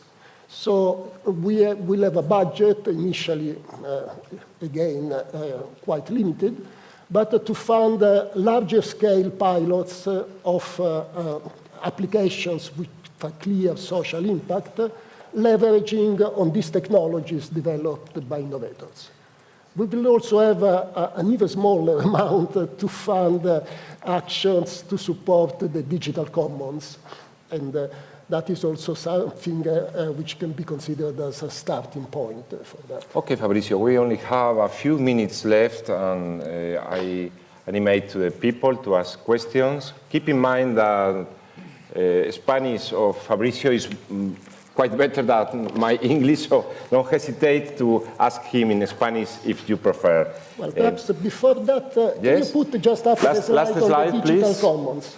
Yes, this, just for you to see well, what while is they the think in the definition of questions. digital commons, and please, can, you may ask questions on this. Jan, go on.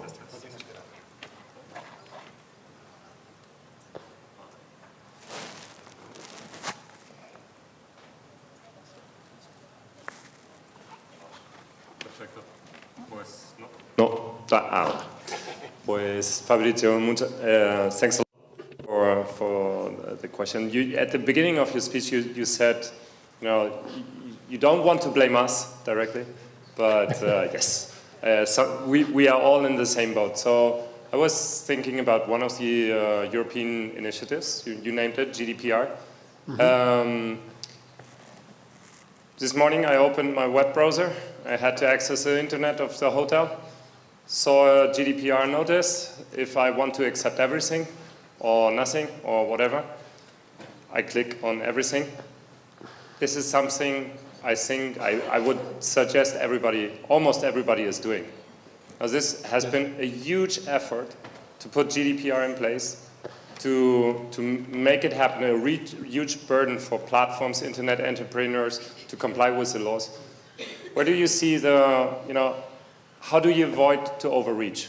Is GDPR, was this a good global project for the European Union, or was it overreach and underperforming in terms of security for the people? Good question. Thanks, Jan. Well, I'm not involved directly in the GDPR developments, but my personal opinion on that is that the GDPR is a very good regulation. It's something, it was a first in the world to protect data and privacy of citizens. Then, of course, some of the implementations, such as some of the consequences of GDPR, such as very long legal disclaimers, or, as you say, the fact that every time you have to access a website, you have to click a case or to engage in a long process to select which cookies to accept. These are probably unwanted side effects, which actually could be corrected and will be corrected in some future requirement for platforms. But in principle, I think GDPR is really a big step forward for Europe, also because all the rest of the world is looking at that and is implementing very similar measures. So I think this should be, well, could be evidence that is a very good regulation. Okay, any more questions? The right? In the far right.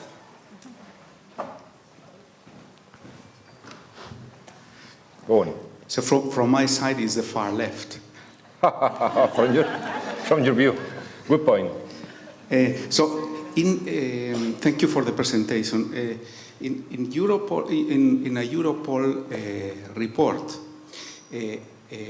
on fake news, it was mentioned that experts forecast that 90% of the content of the internet in 10 years will be synthetically generated by AI algorithms.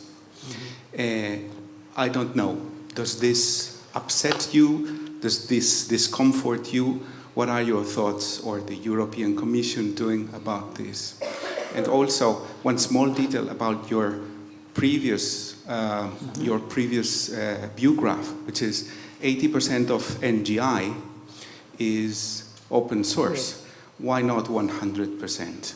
Thank you. Thank you, Fabrizio. So I start from the second question, which is easier. Is 80% based on all the projects selected insofar? Actually, from the last call, all projects are required to be open source. So all the most recent solutions, they are all 100% open source. But also, in some cases, there may be good reasons, as you know, to make some development which is not completely open source, to be compatible with some existing proprietary protocols, etc. So I don't want to enter into details, but open source or not open source sometimes is not an easy distinction, provided the principle is understood. As for the fake news, well, again, we have many people working in the Commission on different subjects.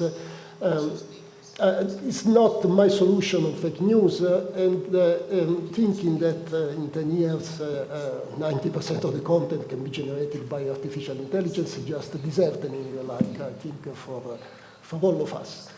So again, I rely on the insight of my colleagues and those who are making regulations on artificial intelligence. You know, we have also recently made a code for artificial intelligence. There have been ethical guidelines, etc.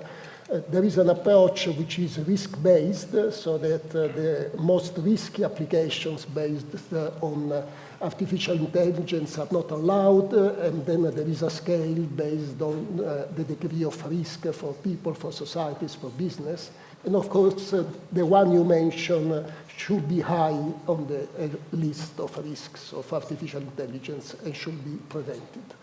How this will happen, that I don't know yet. Thanks, Fabrizio. They are warning me that we should finish very, very soon, but we can take one more question. Go on, Victor.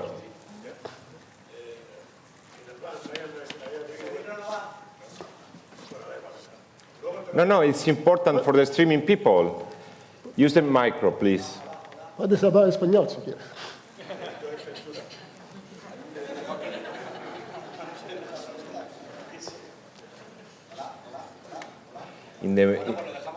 In the meanwhile, Fabrizio, I need to make you one more question. You told us what the next generation internet is, but I am very interested in know what is your personal view of what it should be. Well, what it should be is an internet which unites people and not divides them.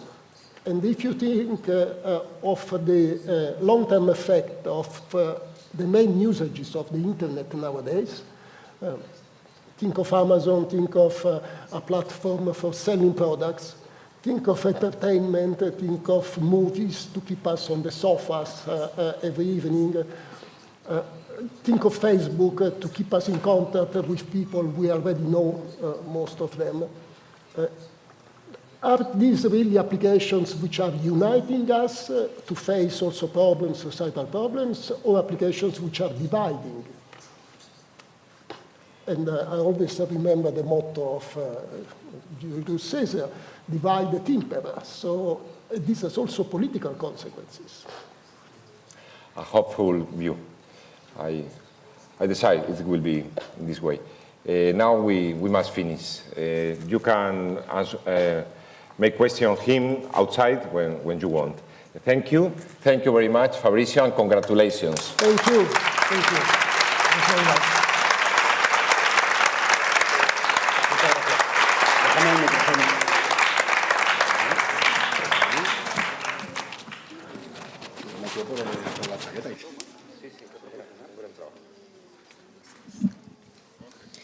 Hola, sí.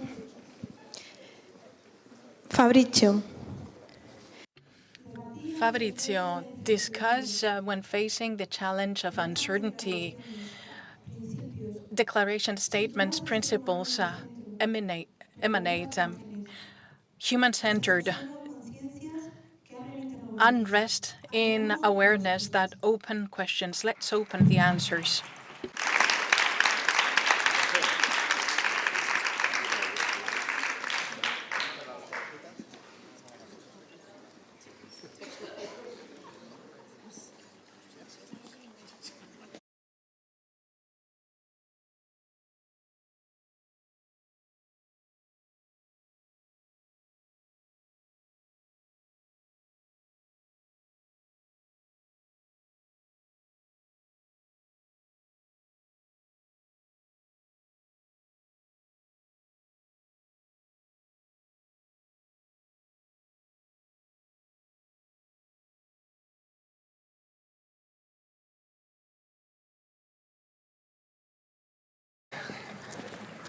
Ok, ahí presento un...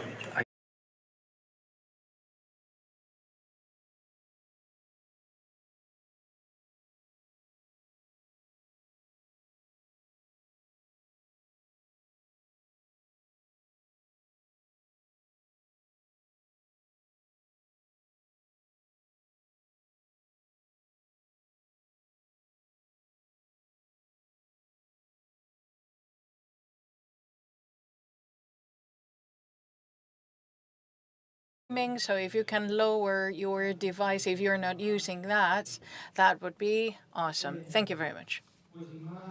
So without further ado, let's talk and discuss about a few things with Irina.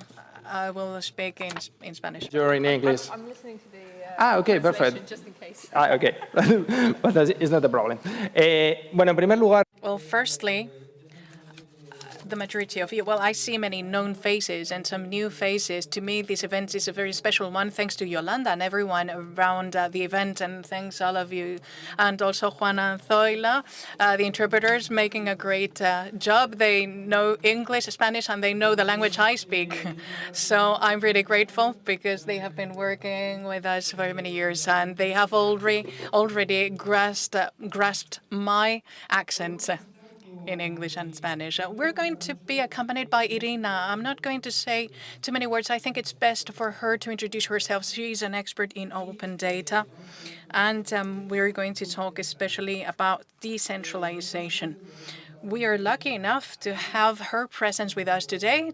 She's a bit tired because she has to some additional tasks, but we're going to try and make this discussion as interactive as possible so that we can learn a lot from her because she has a lot to show us. So we are going to start with Irina, who is the important feature in this event and this session. Welcome to Malaga, and thank you to being here. First of all, I want to know, introduce yourself. Who is Irina, or Aira, or whatever? Yeah. Hola, hi everyone. So I'm Irina Bolichevsky. Hopefully you It's can not hear me. working, It's the not working. microphone.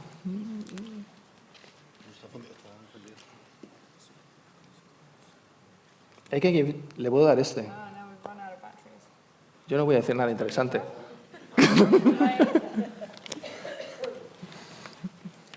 Is it working right now? No? I can change it. The questions are not important.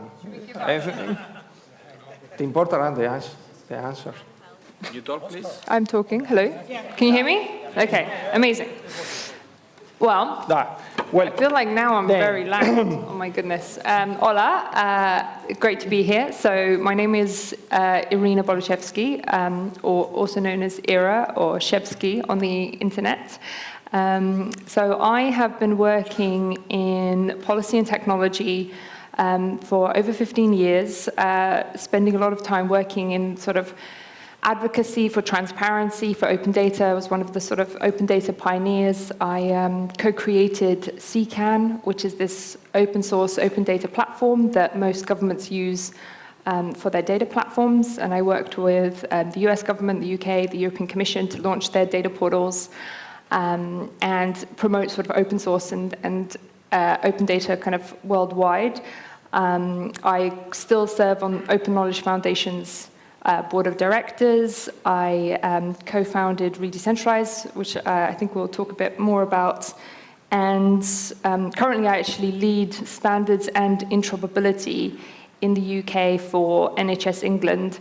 So that's really looking at how do we get systems within healthcare talking to each other effectively whilst preserving privacy. And I've always been in that kind of policy technology intersection, translating between technologists and what's possible in terms of whether it's standards or protocols and non-technologists. And I come here with my 3.5-month-old baby, so the baby you've seen walking around is mine. So he's wonderful, so I'm currently also on maternity leave, but it's really fantastic to be here today. Okay, perfect. The baby is adorable. He is. He's the best baby. I want to know, you have some projects. I want to know what is redecentralize.org. Just the project. What are you doing over there? Yeah, so Redecentralize was something that myself and a few friends started 10 years ago, really kind of before decentralization took off as a topic, and I think we were one of the sort of pioneers to help bring it about. And it was really in response to, well, things like the Snowden revelations, but also the increasingly unaccountable power of big tech monopolies. So now, I think, wonderfully, we're much more aware of the dangers of being trapped in these walled gardens and depending on so few companies for so much of our social existence. I mean, if you think about what you do digitally, whether it's buying things or communicating with your grandparents or finding your next hot date or where to take your hot date or what to eat, really, so much of this is all running on the backbone of 4 or 5 companies who make all of their design decisions from San Francisco and really don't necessarily understand or represent the needs of the kind of millions of different diverse communities that exist around the world, and fundamentally are profit-driven. So we kind of really thought about, well, there's, the internet was this wonderful open space where so much was possible, and so quickly it became controlled by a few players whose business models were all advertised-based, network effects, try and control and own as much data as possible in order to maintain that advertised-based business model. And we wanted to kind of create an umbrella for the various projects and people who were trying to tackle this and provide alternatives. So we interviewed founders, some of whom have become very famous. I don't know if anyone's sort of in the crypto space, but things like IPFS and Ethereum, Solid, obviously Tim's thing, and some have kind of really disappeared, and it's really interesting to see what survived and why. But also organized events. We organized the first decentralization conference back in 2015 and started really creating a community where this was being discussed and talked about. And I think one of the wonderful things that we've been able to see over the last 10 years is how much this conversation has become mainstream. It's become something that policymakers are now increasingly aware about and talking about. Okay, you told right now that internet at the beginning was a decentralized system. We know how works internet in 2000, and 1, something like that. Do you think that we can get this kind of internet, we can build a better internet right now with the big tech, or is an utopia or something like that? Yeah, I think it's a great question. Is there hope for a better internet? I'd like to say I am hopeful. And in fact, I'm going to stick with that. I am hopeful. It's going to be great. Increasingly, I think lots of organizations around the world, in the UK, the BBC has a project that one of my friends runs around public internet, and what does it mean to have a public internet. And policymakers are starting to think, actually, we need to do something. In the EU, there's the Digital Markets Act, in the US, the US Access Act, that are starting to look at what I think are some of the most promising directions for tackling this issue around interoperability, which I think we can maybe come back to and talk about what interoperability is, which is it's a really famous favorite topic of mine. But in terms of can things be better, I think they absolutely can, because they're so bad now in some ways. It's not to say the only way is up. I think that it can also get a lot worse. And it hasn't, because of a huge amount of work of various organizations and activists, not just really decentralized, but EFF and the Next Generation Internet, and many of the kind of European policy groups that we've talked to and have really championed the work, like DWeb and others. But it does need effort, because the sort of centralization of power, promotes greater centralization of power. If you don't do something to try and keep kind of powerful power structures and powerful institutions accountable, the natural tendency, the kind of snowball effect, if you sort of don't do anything, is that power gets more powerful and looks after its own powerful interests. And soon, it'll be unimaginable to use the internet not via Google, for example, or Facebook, and there won't be alternatives for buying things other than Amazon if we don't look at actually making it possible to do something else. Once your users have nowhere else to go, you have less incentive to provide a good service. So at the moment, Amazon provides a great service, brilliant. But if it's literally impossible to get anything apart from via Amazon, you can which basically, I don't know about you guys, I tried giving up Amazon for a while, and then I was like, oh my God, I'm too tired, it's too hard, and all of this search and click is wonderful. But once you've got a captured market, you can raise your prices, you can make the service worse. Once and you can kind of continue doing the things I think I probably don't need to talk about how Facebook deteriorates people's mental health and variously sends people into more extremist views through its algorithms. And the rise of misinformation, the rise of kind of various extremist groups, because that's what drives eyeballs, clicks, and because we're not really worried about values, we're not worried about, what our future looks like. We're sort of optimizing for more ad-based revenue. All kinds of horrible things happen in the meantime. Yeah, that is real. And you talk about policymakers too. And I saw last week in the news that policymakers are investigating breaking up the big 10 companies, Will this address the problems of digital monopolies? We can think in another world with a little bit companies working in the same products, or not? Yeah, no, I think that's a really great, important question, which is, what do we do? And I think obviously looking at some of these kind of, now Facebook is Metaverse and Google is Alphabet, and under those kind of umbrellas, you've just got, waves of industry and huge amounts of data that's being kind of collected in a central location that creates all kinds of risks, not just how you get manipulated into buying things you don't need, and rampant consumerism that's not very sustainable ecologically, but also probably not very good for how much clutter you have in your house, which is a problem when you have a baby.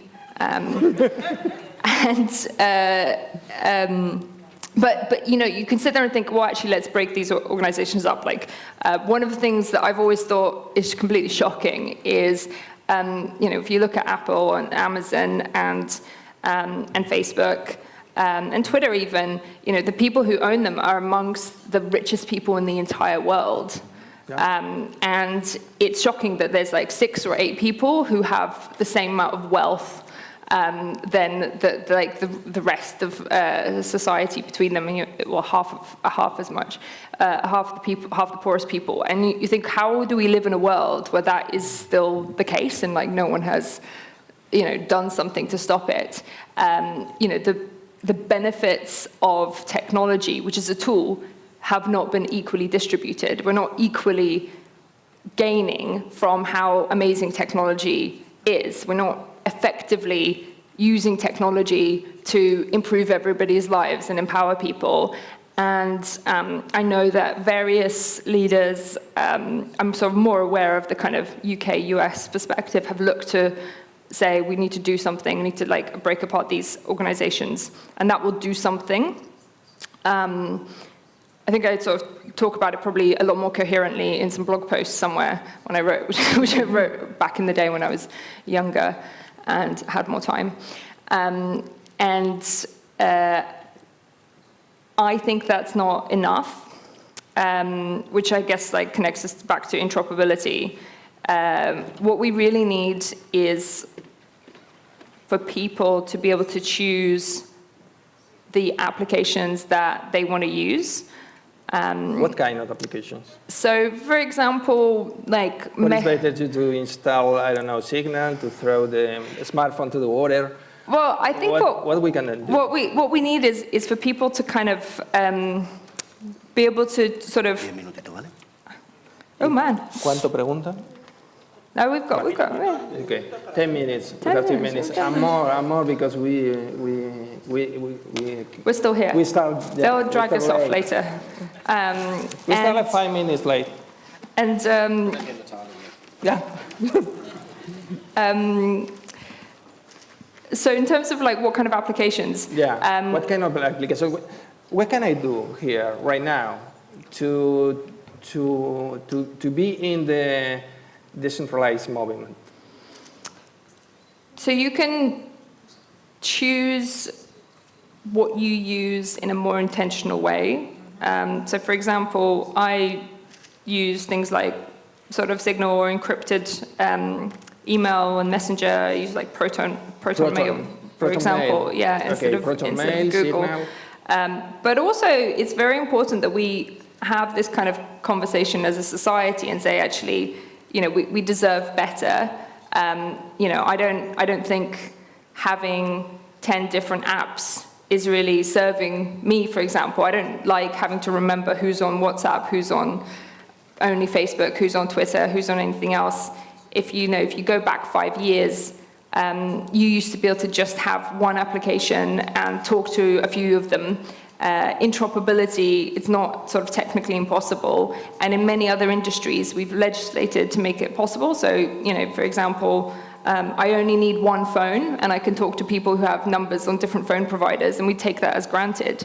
And actually moving between phone contracts is relatively easy and straightforward, and that's because we've made companies have to do that. In the same way, in order to visit a website, I can use whatever browser I want. I don't have to install Google in order to visit the Google websites and then install Mozilla to visit Mozilla sites, and then that would be insane. We think, why would you do that? Why that would be crazy. Or if I tried to send you an email from my Proton Mail account to a Gmail account, and you just didn't get it because you were just like, well, you didn't send it from Gmail, so why would you? Sorry, please sign up for Gmail before you can send an email. Would be like, why? That's obviously stupid. That's obviously not fun. That's obviously not in my interest. And yet, across pretty much every other space, we accept that. We accept that when it comes to messages. You have to be on WhatsApp to send messages in WhatsApp. We accept it when it comes to social networks. You have to have a Facebook account to message people on Facebook. And technically, this is not something that is actually a necessity. I should be able to choose my own privacy-preserving application where I agree to terms and conditions that I prefer, and maybe I pay a subscription, or maybe I install something that's open source and run it myself, or maybe my local church or community runs something for me, my library. And then I should still be able to invite people who still want to use Facebook to events such as this, or invite people who are on email, or wherever else. It shouldn't have to be that we have to maintain all these passwords and accounts across all of these unaccountable sites, and just you don't choose Facebook because it's just so brilliant. You choose it because the people are there, and actually you don't want to miss out. And I think that's the thing that interoperability tackles. So interoperability is around actually getting things like Facebook, or whether it was Google, to open up its APIs and make it possible for other companies and organizations to create programs that talk to Facebook and allow you to sort of an option of choice. So in terms of I think that's a large part of the solution, and that's what we should be pushing policymakers for to continue doing. And I think some of the work that's already happening is really important. But also we should start thinking about the choices we individually make, and kind of put our money where our mouth is a little bit, and actually use more sort of decentralized or privacy-preserving applications and software and companies that exist to show that we do care about the ethics of it, or we do care about how data is used. Okay, perfect. We will. And I almost have the homework to do, but we will to do. Any questions? Over there. Oh no. Hi, Irina. Thanks a lot. It was very inspiring. My name is Francisco. I'm representing the Digital Constitutionalists here. Especially Meta is now speaking of interoperability as the next big thing. On Web 3.0, it's a walled garden saying we will open the doors of the walled garden. And I was wondering if you think that, first, is this really true, or is this just more of classic Facebook PR? Or and two, if that's the case, do you see a future where a sort of interoperable metaverse would exist? Thank you. Yeah, great question. So I think there's a couple of things. One, which is the fact that you've got these companies like Facebook, like Twitter, being like, oh, we're going to open up our APIs, we're going to be interoperable. Making such big speeches means that to some extent all of the work that various kind of organizations and activists have been doing have won. It's like they have to now at least make some pretenses and claims to sort of increase competition and resilience and control of people's data. So to that extent, I think that it's really positive. But at the same time, it's a very cynical move by these organizations to try and avoid being regulated. They're like, oh, don't worry, regulators. We regulate ourselves. Look, we're doing it. And they will obviously do it on their terms to absolutely maintain as much control and as much power as they can. So to that extent, we have to not let up and not accept some kind of fobbed off version of interop that is being offered, but actually push for the things that matter. And I think this is where there's actually a kind of a more complicated point, which is often, when I've been involved in lots of different movements around open data and decentralization and civic technology. The tool becomes the message, the means becomes the kind of almost project in itself, and we're just we're doing open data because open data is good. We're doing decentralization because let's re-decentralize, woo! And I sit there and go but why? These are means to an end. We care about open data because we want greater accountability, or we want to have the we want to kind of address information asymmetry and give people the tools and the data that they need to, build amazing kind of services or do research or equalize opportunity. We care about decentralization, not because decentralization in itself is a magic bullet. It's because actually, you don't want one person to make the decisions for millions of other people. You want to give people some greater control, and you want alternatives. You want sort of greater localism and federation because it provides more diversity, more sort of more resilience in the system, where you actually have the opportunity to have services that work for people as opposed to work for corporations. And I think that's really where we need to kind of keep pushing. We need to keep pushing for that value-led outcomes, not just something that looks a bit like decentralization or something that looks a bit like open data. Because I saw this, especially maybe like 8 years ago, when governments started doing open data, because they were like, oh, there's all these open data lobbyists turning up saying we've got to do open data. So we're going to publish some random open data that's not very usable, that's not machine readable, that actually is What about the quality of the data? Basically not worthless for accountability or for growing the economy or whatever it might be. But open washing is now a term to describe that. And I think a lot of people are like, oh, okay, well we've got here are 100,000 data sets, great. And I'm like, those could all be utter shit. Frankly, it's not about just doing it for doing its sake, but it's about, are we actually, building a more resilient, inclusive, connected, meaningful, empowering web and internet that, ourselves and our children, if they survive the climate apocalypse, can use to do wonderful things with. Okay, perfect. Another question over there. Thank you. I think you finally brought out my word, the washing, the open washing, the interoperability washing. So here is my point.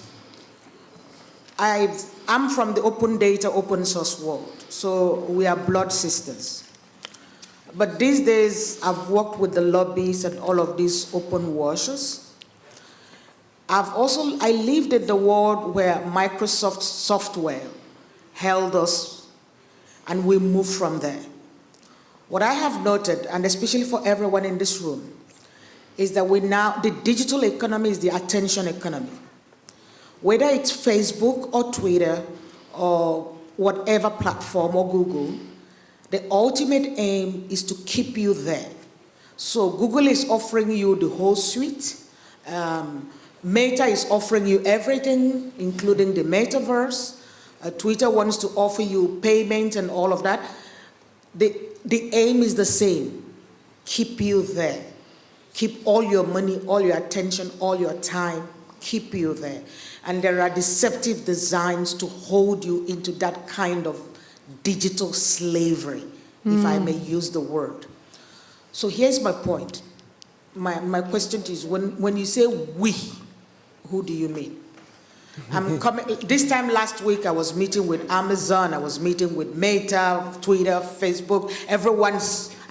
They are willing to meet, you know that. They are willing to have a drink. They are willing to invite you. They are willing until it comes to commitment, until it comes to following up on the commitment. And if you're a government person, when you begin to fight hard, they will bring you aside, invite you to one of these retreats, and when you come back, you're a different person. My question is, when you say we push, who are the we? Who are we? Yeah. When you say we push, who are we pushing? Yeah. And when we push, what do we intend for them to get? Being that the DNA of the digital economy is slavery, it's proprietary. Yeah. That is the word that defines capitalism. So, I feel like we could have a several day-long retreat on just that, frankly. And it's just such a really important, interesting thing, and we should talk more about it, and talk this evening for anyone else who wants to join on this fascinating conversation. Really quickly, I think there's an important role for institutions, civic institutions and NGOs to play. A lot of the change does need to come in the form of legislation, because, how do you need to kind of have competing sources of power to keep power accountable. And that could be power in numbers, in groups, in how we spend money, how we, what we all talk about, what we click on, like media. It could be power in terms of governments who have, a lot of governments are a lot less powerful than these companies, frankly. I think most governments, maybe all governments are less powerful than these companies, actually. So we're in a pretty dire place. But at this end, and a lot of the change needs to be a lot more fundamental, because this is driven by socio-economic paradigm and policy that is broken. If you actually think about what is driving neoliberal and capitalism, a lot of it is a focus on things that actually don't make people's lives better. Our metrics are bad. Our metrics around growth fundamentally don't include our metrics for sustainability or flourishing or connection, or how do we stop being so addicted and distracted, and why haven't I read a book for a month or whatever, some of these more fundamental issues. And so there's a much broader social conversation that needs to happen about actually governance and representation, which I think is what's needed to tackle some of the kind of more thorny issues that you raise. But to end on a very hopeful note, I think it's happening. We are on the edge of a precipice, because everyone knows that the current setup can't last. We are not addressing the things that are completely on fire in our society. So many things are going wrong in terms of rising inequality, unsustainable cost of living, climate change. We are not managing to tackle these really massive issues, and it's because actually our kind of governance structures and our politics are not working, and our socio-economic models are not working. And more people are thinking about researching and naming what a new world and a new way of making decisions and interacting, what a wiser world looks like. And I think we hopefully will see that in the next decade. Really? Yeah. Okay. That's my positive spin.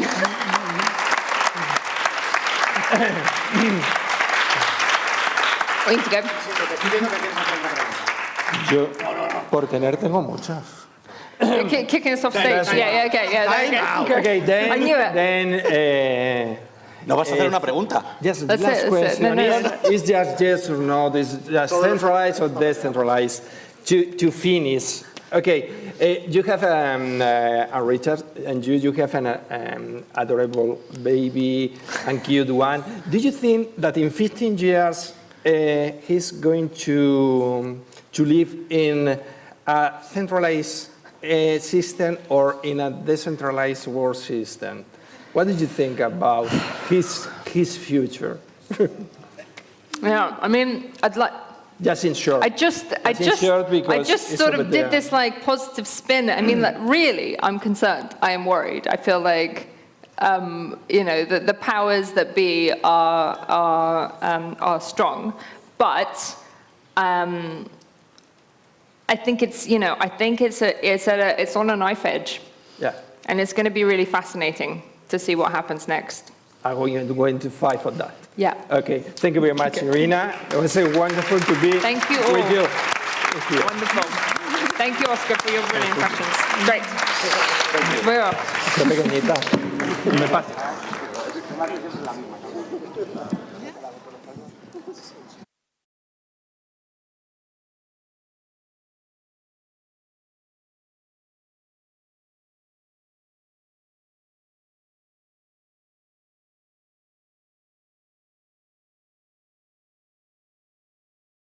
Irina,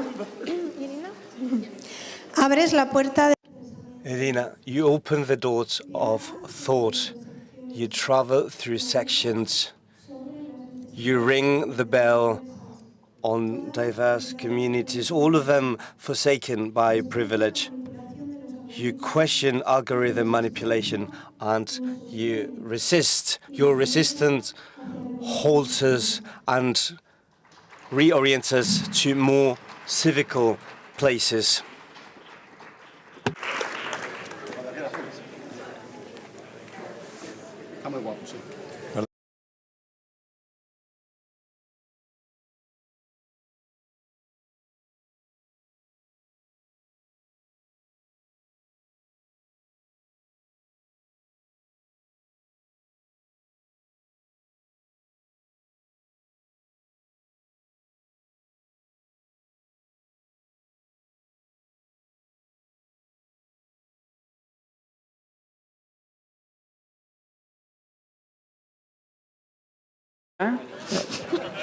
We are closing with a big speaker. So probably the next Nobel Prize, I'm sure. So Yolanda, she's incredible. Just is a magnet for amazing people, as you know, as you can see today and tomorrow. For me, it's a big challenge having sharing this sofa with Kriti Sharma. When Yolanda called me about, hey, your next guest is Kriti, when I go to her LinkedIn, well, I was surprised. Amazing. So let's travel around your experience and then ending at your latest project, your baby, your company that you launched 5 years ago, okay? Just as cute, by the way. Okay, so having this long experience in your LinkedIn profile, how old are you? Oh gosh, very personal. Yeah, I know. I'm sorry. Let's think about a youngest speaker and almost double it. Not totally double, but almost double it, -2. I'm not good at maths. Okay. And where did you study? I went to geek school, so I studied geekery, which translates into computer science. I did an undergrad in engineering and then a master's in computer science. And you studied in India, in Bangalore? In India and also in the UK, in St. Andrews. And one fine morning, I decided, why not hop on a plane and fly from New Delhi to Edinburgh? It was 48 degrees when I left New Delhi, and it was 8 degrees in Edinburgh, and I did swear at myself, so. It's a nice change. So you can move, instead of London, come to Malaga. Yeah, absolutely. We have engineering here also. And when you were a girl, about 16 years old, yeah. What about your next studies? What do you think, okay, I want to study this? You had a clear idea or, yeah? Yeah, I kind of did. I mentioned to some of you who were in a smaller group at the press conference this morning, I started building my own computers and my own robots when I was very young, and it didn't occur to me that it was a special thing until someone asked me, what was your first computer like? And was it a Mac? And I don't know, it was a $50 thing I cobbled together. And they were like, ooh, tell me more. And I didn't think much of it because I didn't have one, so I built one and read a book and did that. It was purely out of necessity because where I grew up, we didn't have that sort of luxury. But then I got a bunch of letters from people saying how much it inspired them, the story that I could create my own tech, and I thought, maybe there is something to it in sharing the story with others. That's when I started to learn how to speak human. And there was someone in your life was inspiring for you, this vocational for science? So yeah, I get asked that question a few times, and I don't think so. Is the awkward answer?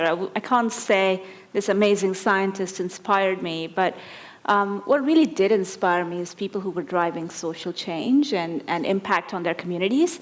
So to give you an example, where I grew up, everyone else I went to school with, by the time they were 18, they were married off, and you had to follow a certain social structure. It was a very normal thing to do. And then for me, I just really appreciated the opportunity to use the tools I had to be able to solve problems in my community, whether it's access to education, where people don't always. I went to school with, when we had one teacher for 65 to 75 students at any given time, and you work in education, so you know what that looks like. And so your attention usually gets focused on either the top one or two students or the bottom 10 annoying ones, and everyone else in the middle pretty much gets ignored. So the opportunity to really drive impact at scale using technology, which was the only thing I knew, really drove me to that place. And also my mom, she's kick-ass. She was a journalist in the 90s, and I was like, wow. Interesting. And you have also some idols when you were young? My idol, Rafa Nadal, for me is Rafa Nadal. Also, Amancio Ortega also is an idol for me, or Jacques Cousteau. I love environment because we have in Spain, Felipe Rodríguez de la Fuente, he was an amazing ecologist. Yeah. And I'm an ecologist when I was 8 or 10 years old. So where were your idols when you were a child? I'll give a very cliche answer. And the person who I admired the most was my grandmother, who was the first woman in the entire state to ever get a degree, and she went off to do 2. And I just really appreciated the amount of effort that went into my family in education. And yeah, I'm one of the fortunate ones who got the opportunity to go study whatever I wanted to do, wherever, however cold it might be, and however terrible my life choices might turn out to be weather-wise. But just really appreciated that opportunity to be surrounded by people who cared about freedom and who cared about education. Okay, let's jump when you are just working, you are in the city. You know London, it's an amazing city. It's not difficult just having a good position. And in that case, you moved to the city and you work in a big company called Sage. So it's a accountability software company. And you just became vice president of artificial intelligence. So what did your job entail in this position in a big software company? Yeah, so throughout my life, I was very, very much busy building solutions to problems. And the first one I solved, which I talked about with some of you in the morning, was I built a robot that fetched candy, chocolate from the snack bar every day. So it was a very important problem for me at the time. I then graduated and moved on in life, for which my parents were very grateful, and decided to do better things with my life. And one of those problems that I was deeply interested in is supporting small businesses and communities and the entrepreneurs who do not always have the same kind of access to technology as the rest of us do. If it's about giving access to loans and understanding and predicting the cash. And the biggest reason for small businesses to go under is they can't predict their cash flow on time. So cash flow is the single biggest reason. And we looked at approaches to apply AI to solving those. I tend to think of myself as an ethical technologist who looks at problem solving from the get-go and do it in a more ethical way. But I've made a bunch of mistakes. And I'll talk about one mistake that I hope might inspire some of you, and you don't repeat the foolishness that I've entailed. And that is, in one of these roles, we were looking at how do we use the promise of AI, which is to automate boring, mundane tasks, to a large extent, and so humans can focus on using their potential, and we can solve these problems at scale. So we applied this AI technology that we built to a number of queries we were getting from small businesses to support them making better decisions. And we thought, using the data analysis we learned, we could automate about 60% of these problems that a machine could solve, and the humans could focus on on the rest. So day one, we shipped, it could handle 50%, then it could handle 65%, and then we got to about 80% in 6 weeks' time. I thought, I'm going to go see these colleagues, and I'm going to be a hero, because I made their lives so much better. Turns out, they absolutely hated me. And I tried to unpack why. And they said, previously, only 20% of my job was difficult problems. And now 100% of my job is difficult problems, because the machine solves the easier ones.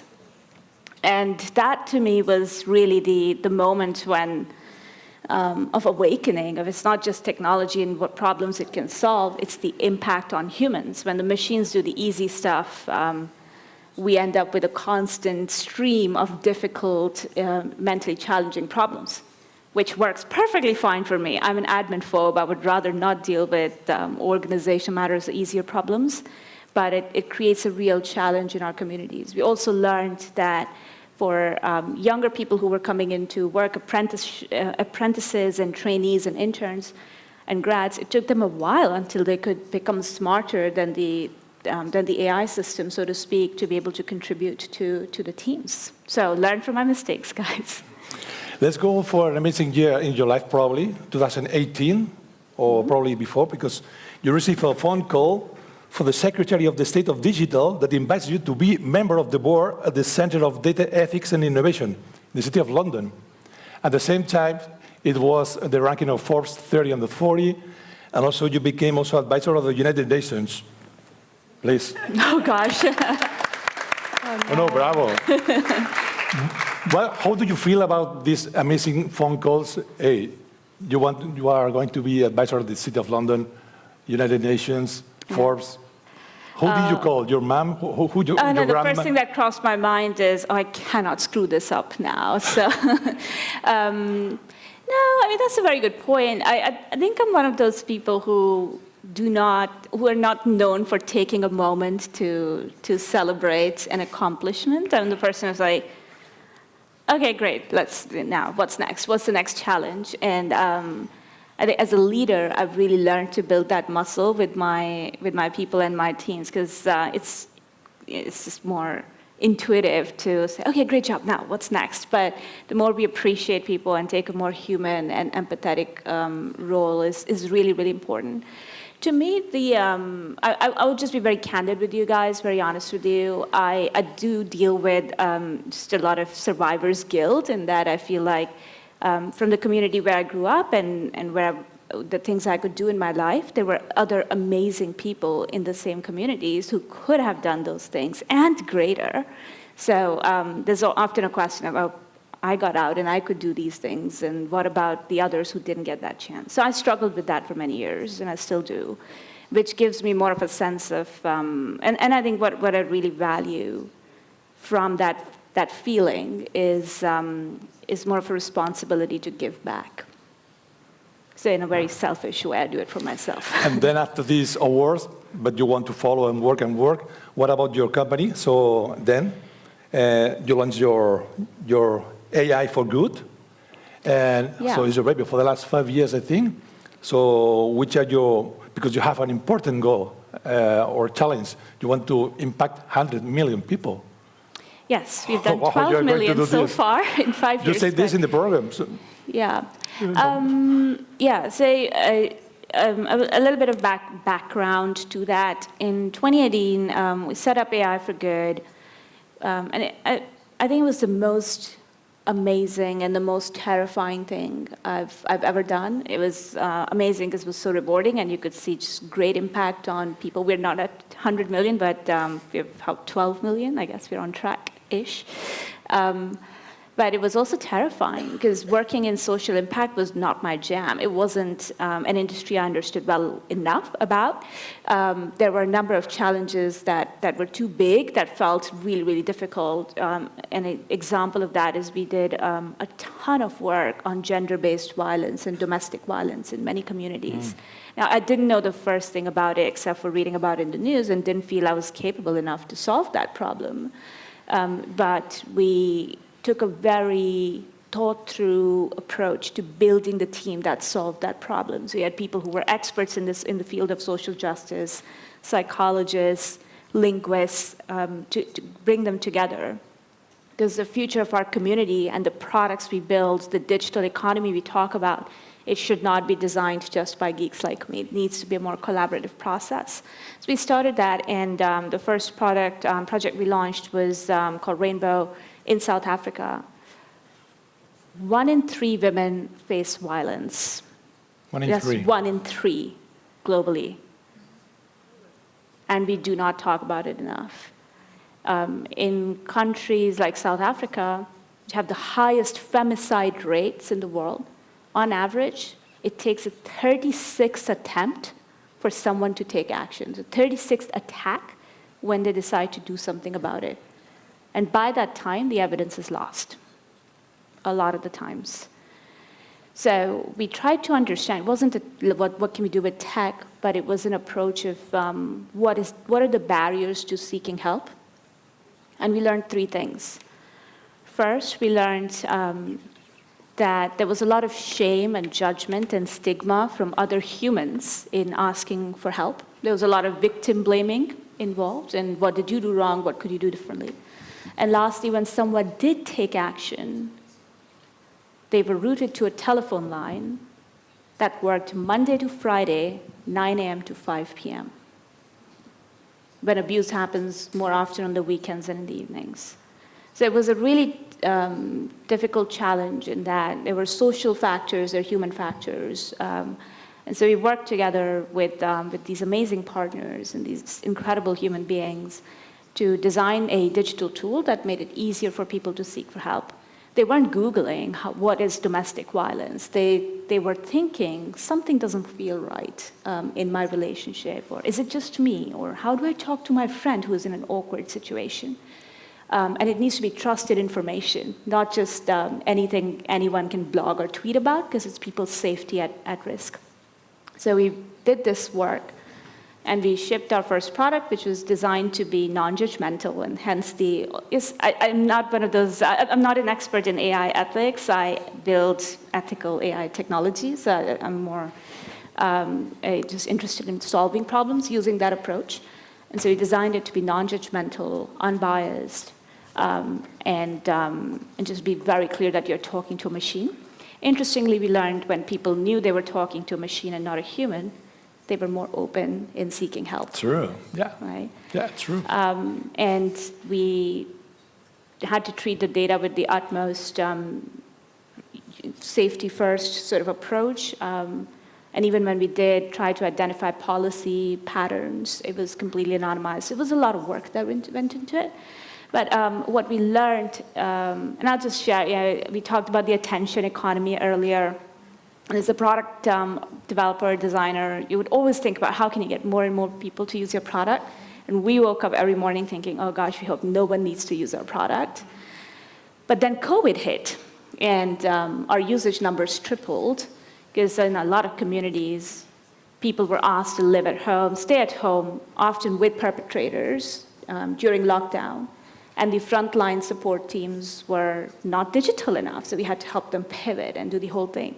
So when we talk about the challenges with technology and AI in the future and the inequality, I also want you guys to take away that there's a lot of hope in how we can use it to solve difficult problems, but it needs to be intentional in that who's creating this technology, so who are the people on that team, what do we use it for, and how do we measure it successful? And if we do those 3 things, we have a fighting chance. Mm-hmm. And if with these amazing projects, what is your next challenge? Because this is a huge, huge impact. You have the next challenge? Yeah, so we're taking a very scalable approach to our technology system. So fast forward, and sorry, I don't want to leave you guys on a very depressing note, but fast forward, we applied the same technology in India during COVID to help tackle a lot of misinformation that was circulating, particularly with young people. We reached and we did a lot of work on sexual health information. So a country with 1.3 billion people, it's one topic we somehow do not talk about. So we reached a lot of young people with trusted information and did a lot of work on mental health support in those communities. So a repeatable technology pattern that we can bring to a lot of communities, organizations who are solving grand challenges, but who often feel tech is too difficult for us to invest in, or it's too expensive, or it's not for us. So that's one part. The second is at the same time, in the last 5 years, we've trained about 2,000 young people in solving SDGs, social challenges in their communities, using the power of technology. These are the young people who often don't want to learn tech. They weren't initially interested because they didn't think they were smart enough, or they didn't have pathways in schools to learn these technologies. And thirdly, as I was telling you last night, often they think they would rather do something more creative, like become YouTube stars, which I kind of agree with. So we took these young people on the same journey of let's solve the problems that we care about, not so much what do we do with this tech. That's kind of cool, and they are taking it to the next level. Amazing. Yeah, yesterday we were talking about education and just talk about the challenges of also teachers, for example, not only the kids, the barriers of, hey, I can do technology, I can just teach coding easily. So to talk about this, about education.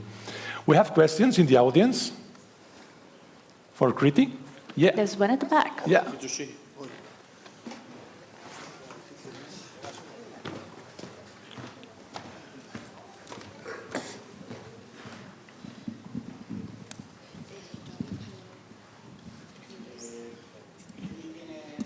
Oh, no. My English is horrible. That did not sound horrible. Vale. Yo soy I'm Esther Izquierdo. I'm a student in social integration in Malaga, and we have come here from the second course of social integration. And I thought it was really interesting, Christy. Que le den un receptor.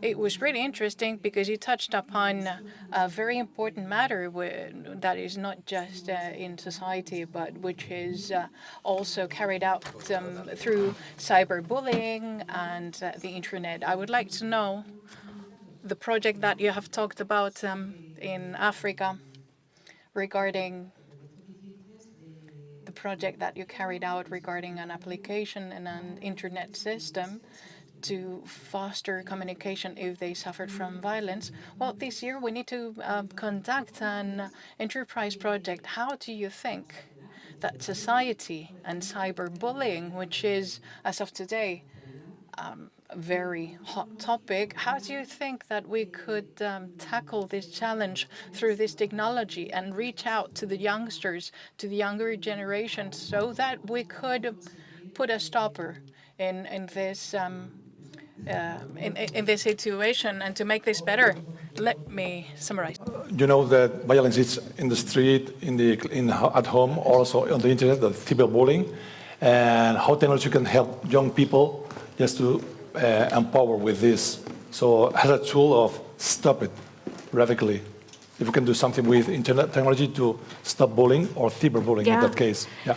Yeah, that's a really good example. And like I mentioned, we're seeing, so if you want to talk about maybe afterwards, later in the afternoon, we can talk through any kind of collaborations, but we're planning to open up our code base and make it available to a lot more organizations to reuse, for sure.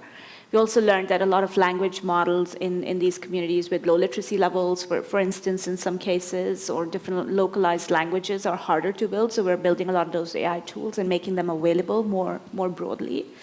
And with regard to some of the examples you talked about, like bullying, it's just really encouraging to see, because I can't solve all of these problems. I have an amazing team and we work together, we partner a lot, but still the biggest opportunity is to train the next generation to do that. People who are almost half my age, -2.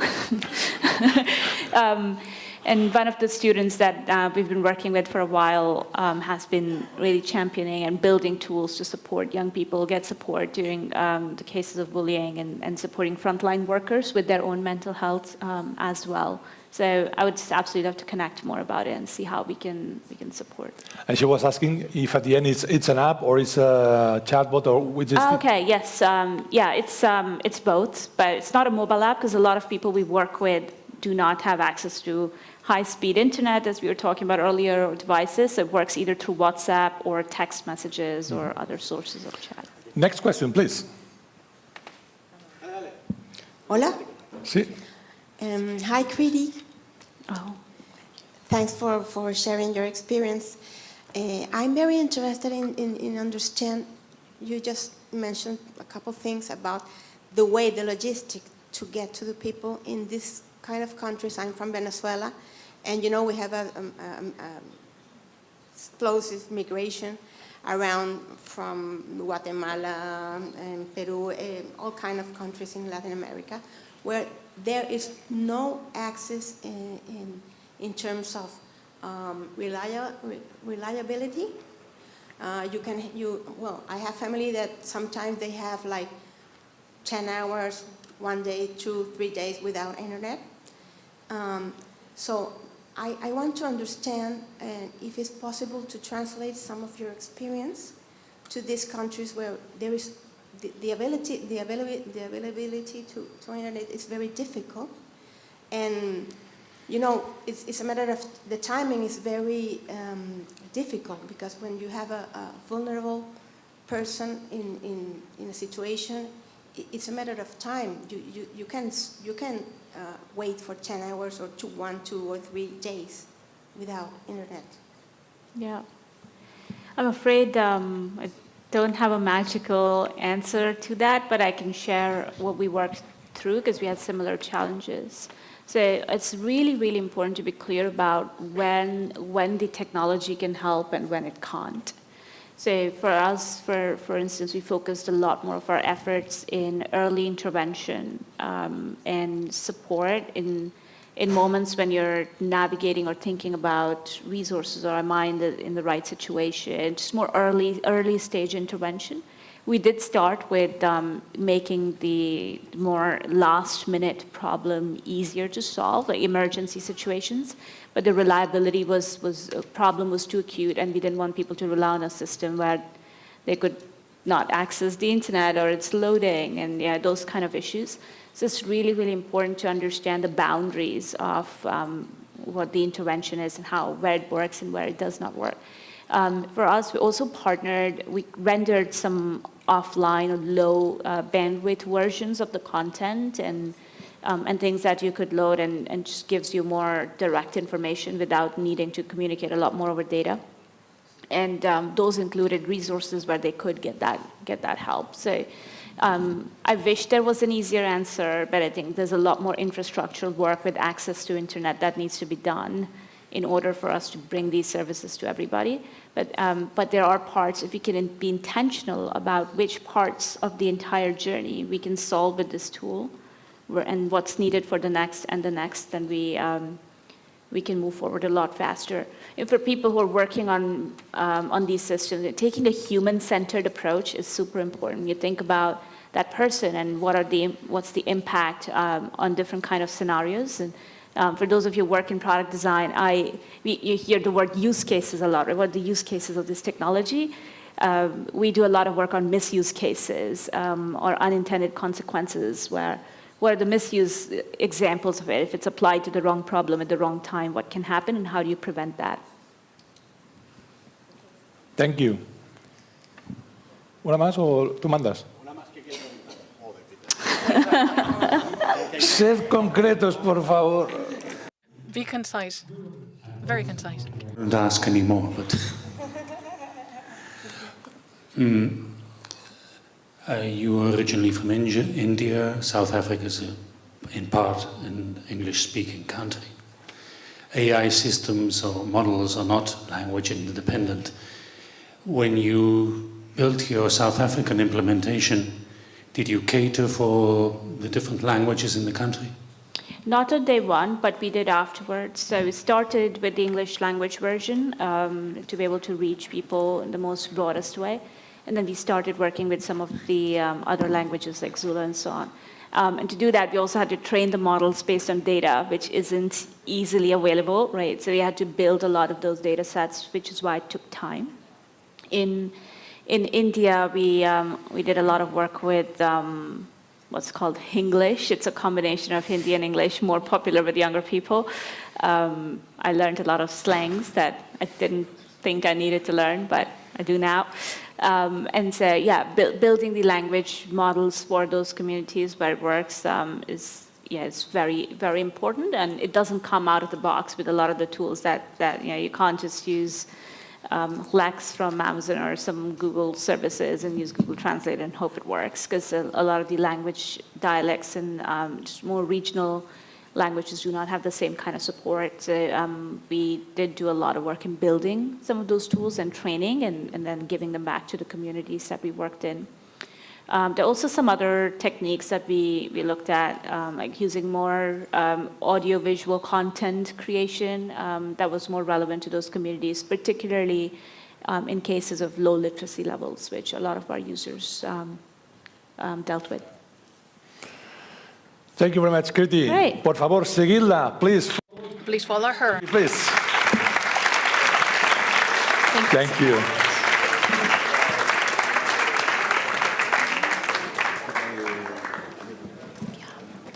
Kriti, generas retos responsables. Kriti, you generate responsible challenges from an empathetic leadership. You always remind us of the people who are subdued. You generate change through your great wisdom.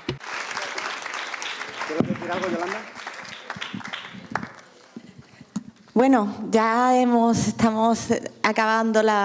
We are wrapping up the first parts of the morning, and the best thing is saved for last, which is a shared lunch. We're going to go to El Olivo. All of you are invited because the conversation is going to go on, and we will be back at 10 to 4 because at 4 we begin with the second session. So those of you following us through streaming, unfortunately you cannot enjoy the lunch break, but we see you again back at 4. Big hug and see you right now at the cocktail.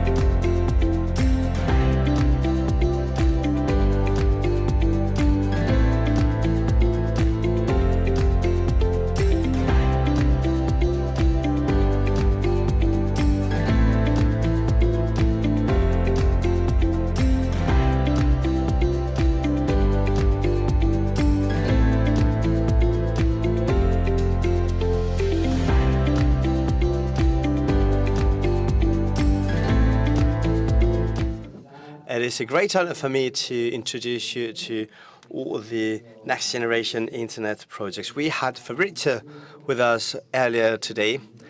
He introduced what this program is. It's an EU program aiming at promoting people-centered internet, focusing on human needs and challenges such as security, trust, inclusion, and it needs to reflect the rules and values that the citizens enjoy. We have our speakers with us today, and they will be explaining their projects. I will start off with a sentence by Fabrizio that I liked very much. Internet is a common good that's just like climate. We're all aware of it, but we need to act. We have a sample of 400 projects funded by the EU. There are 11 next-generation internet projects in 3 panels. In the first panel, we have our first 3 speakers.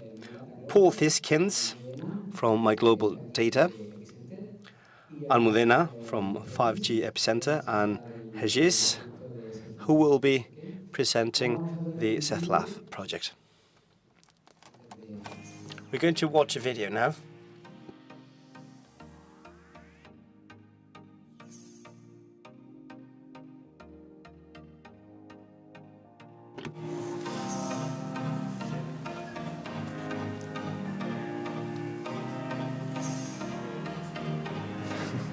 Difficult.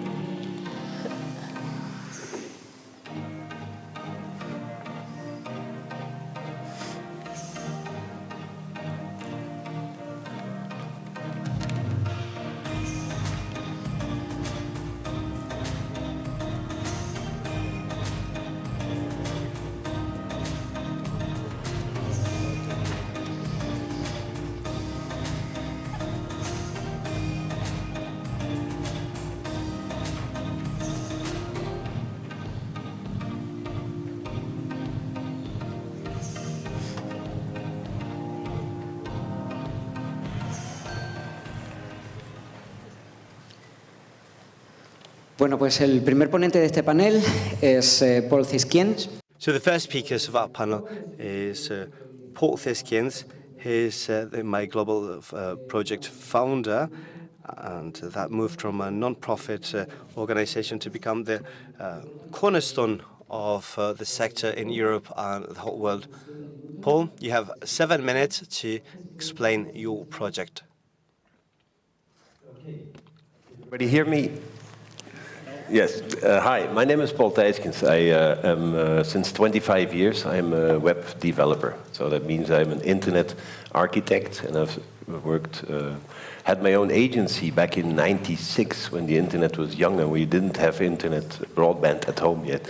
And then after the agency, I worked in telco, I worked in media.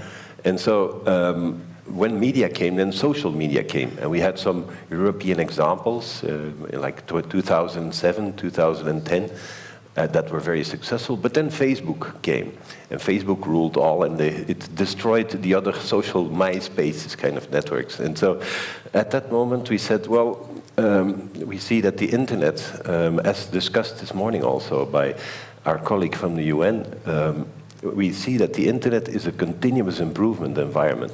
And so what we are lacking today, and that's why a number of people within my data have started the movement, we are lacking a personal data infrastructure. So actually the internet was built for companies, it was built for users, but actually the data and all the infrastructure was owned by governments, by companies, by institutions. And so we need to build this human-centric internet where the actual humans can take control of the data that is flowing around them. And that's how my data 10 years ago got started as a research project. And so today it's a large organization, it's an NGO in Finland, and we currently have a number of business, legal, technology, and societal work groups that work around how is the next generation technology going to be implemented, how do we make it societal impact relevant, and also we are discussing with the European Commission. We are one of the experts that give input on this new law, the Data Governance Act, for instance, that is coming up, the AI Act, which is all about our future and how we're going to make that AI ethical, and that's in part the My Data organization as an introduction. So what we also want to do is, if we look at big tech today, a lot of the things that were said today are true. We see that, for instance, it's 70% of the internet is indeed US.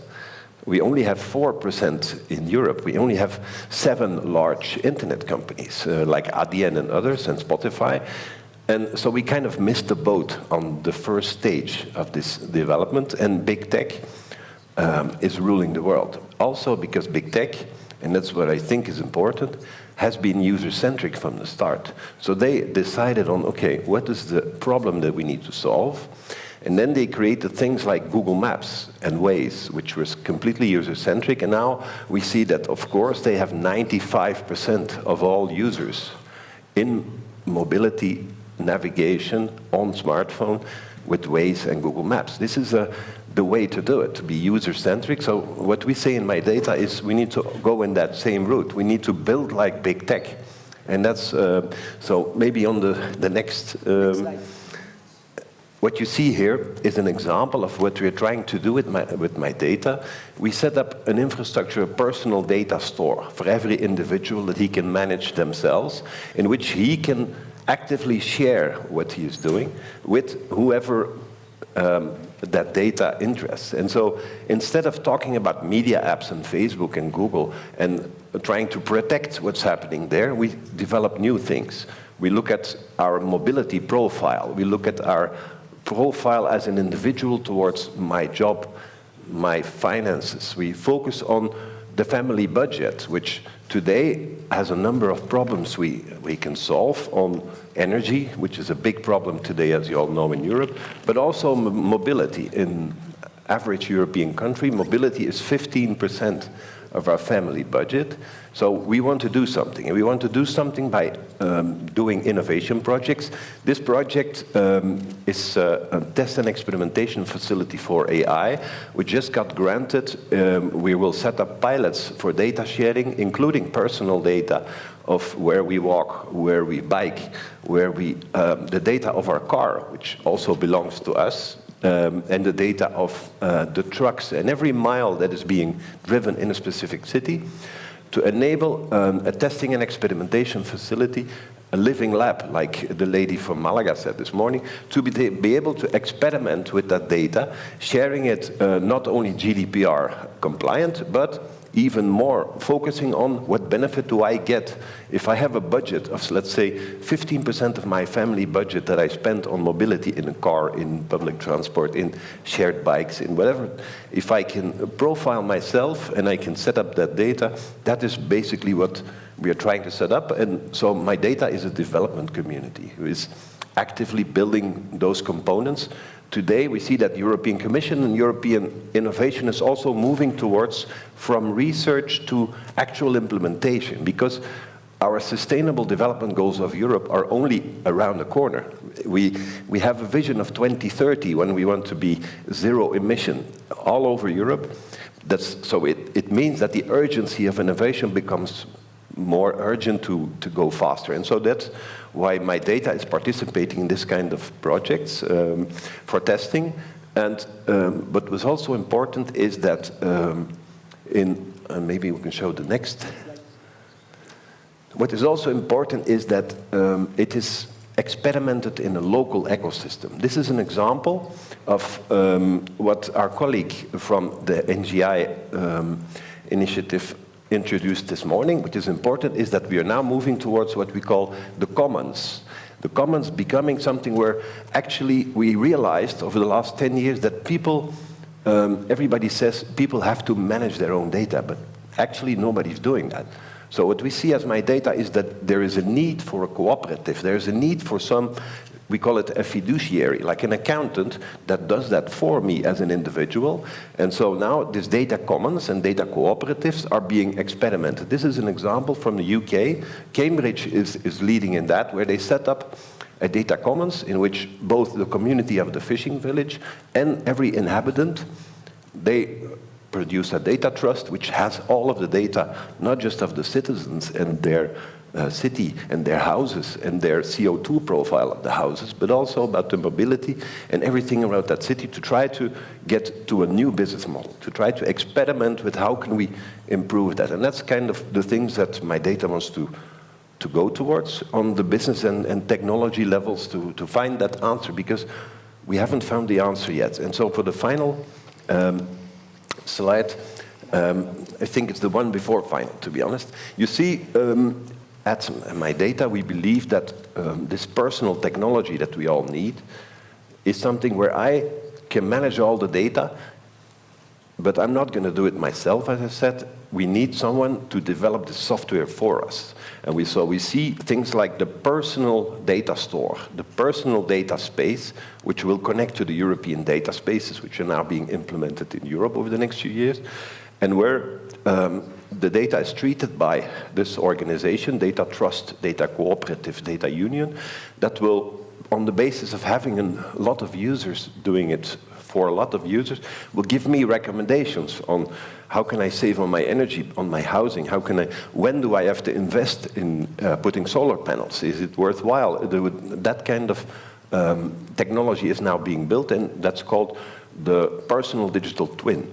Like the city today, there's a lot of cities who are implementing a digital twin for mobility to manage the traffic flows and to see, okay, we want to go to zero emissions, so they get a dashboard and a tool to manage and to steer the safety in the city. They want to steer the pollution levels. They want to steer the air quality. That kind of thing is now being developed. And so what we do as My Data is connect that personal data to the story of the city and develop it to a next level where it will be implementable in society, and what we believe is a new internet world which will be human-centric. And so as a final slide, as a final thing, we said we believe in order to do that, you have to put a human in the center. You have to be built like big tech, where you study the problem, you identify the first problem, and not in the first problems where we see today.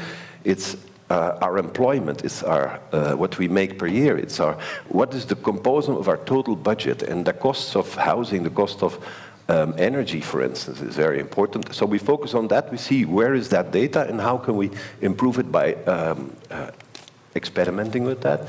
And after that, because the internet is a continuous improvement platform, we have to evolve to continuously improve that platform, taking into account that the legal platform changes all the time. We have constant changes in legal laws coming up.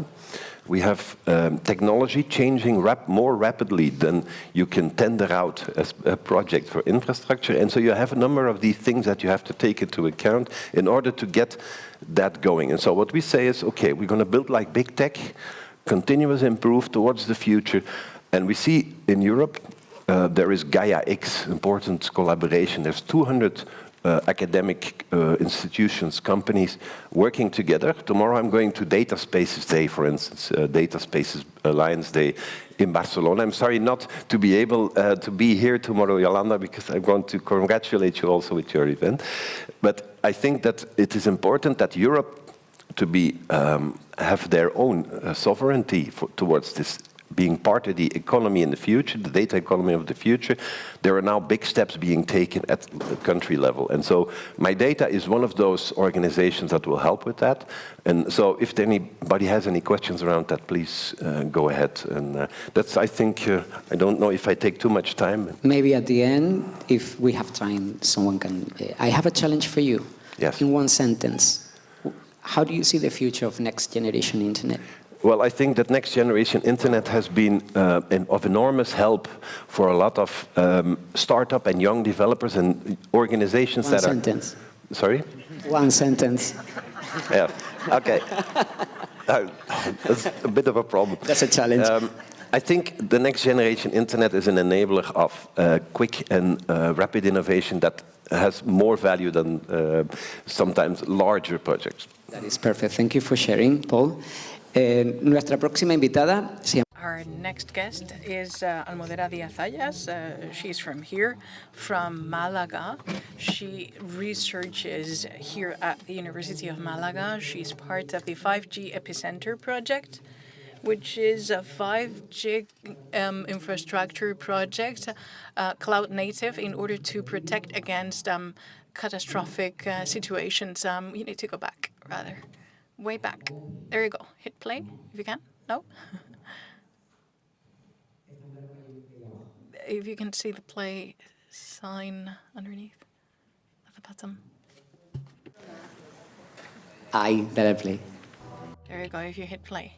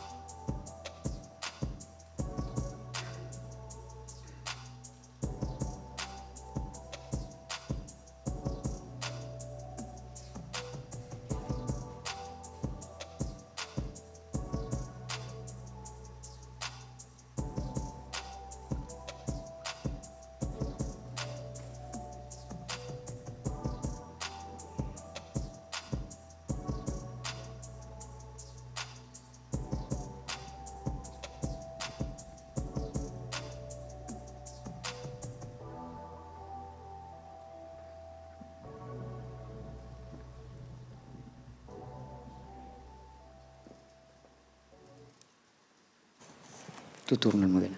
Buenas tardes. It's your turn, Almudena. Good afternoon. Thank you very much for the introduction. Almudena Díaz, a researcher at the University of Malaga, and I'm here to talk about what we do at the 5G Epicenter project. This has been selected by the EU in order to demonstrate the capacities that 5G can bring forward to all the services and applications that are used by first responders in situations of emergency management and risk management. And we talk about PPDR, Public Protection Disaster Relief, and everything has to do with a conservative context. So there are some reluctances that have to do with the adoption of technologies. The technologies that are used in these kinds of context are quite robust, but they do not allow us to grow or to bring together all the technological progresses or advances that can be used for first responses or for PPDR. We cannot have integrated solutions between communications with high-resolution video and with control by drones or remote control, because this is not allowed by the limitations of these kinds of technologies, whereas with 5G, this is possible, and we know that it has more speed, less latency, and there is a radically different position which has to do with the architecture of internet. It is service-oriented, and on top of that network, we should render services that rely on the capacities that are boasted by the network. and there can be some demands that need to be met in the communication between the fire brigade and the first responders. There's 16 partners. We have large companies like Airbus and smaller companies like the one in Portugal that we're going to talk about later. And all these SMEs that develop applications for PBDR allow us to become more acquainted with the requirements of these kinds of applications.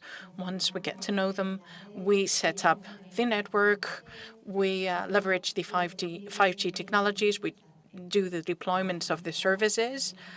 And so a PBDR solution is going to have a terminal, which is going to be used by the first responder. We also have the network that allows us to send the communication between that first responder and the control center. And then we have a server that receives that input data of communication, and it disseminates it among the rest of services. So these are the three touch points. We have, on the one hand, we have the integration in the terminals or devices used by first responders. And in the network, we identify, well, in terms of standards, there is a body that establishes the specifications for 5G. So we identify which are the 5G features that can be applied. 1 minute remaining, okay?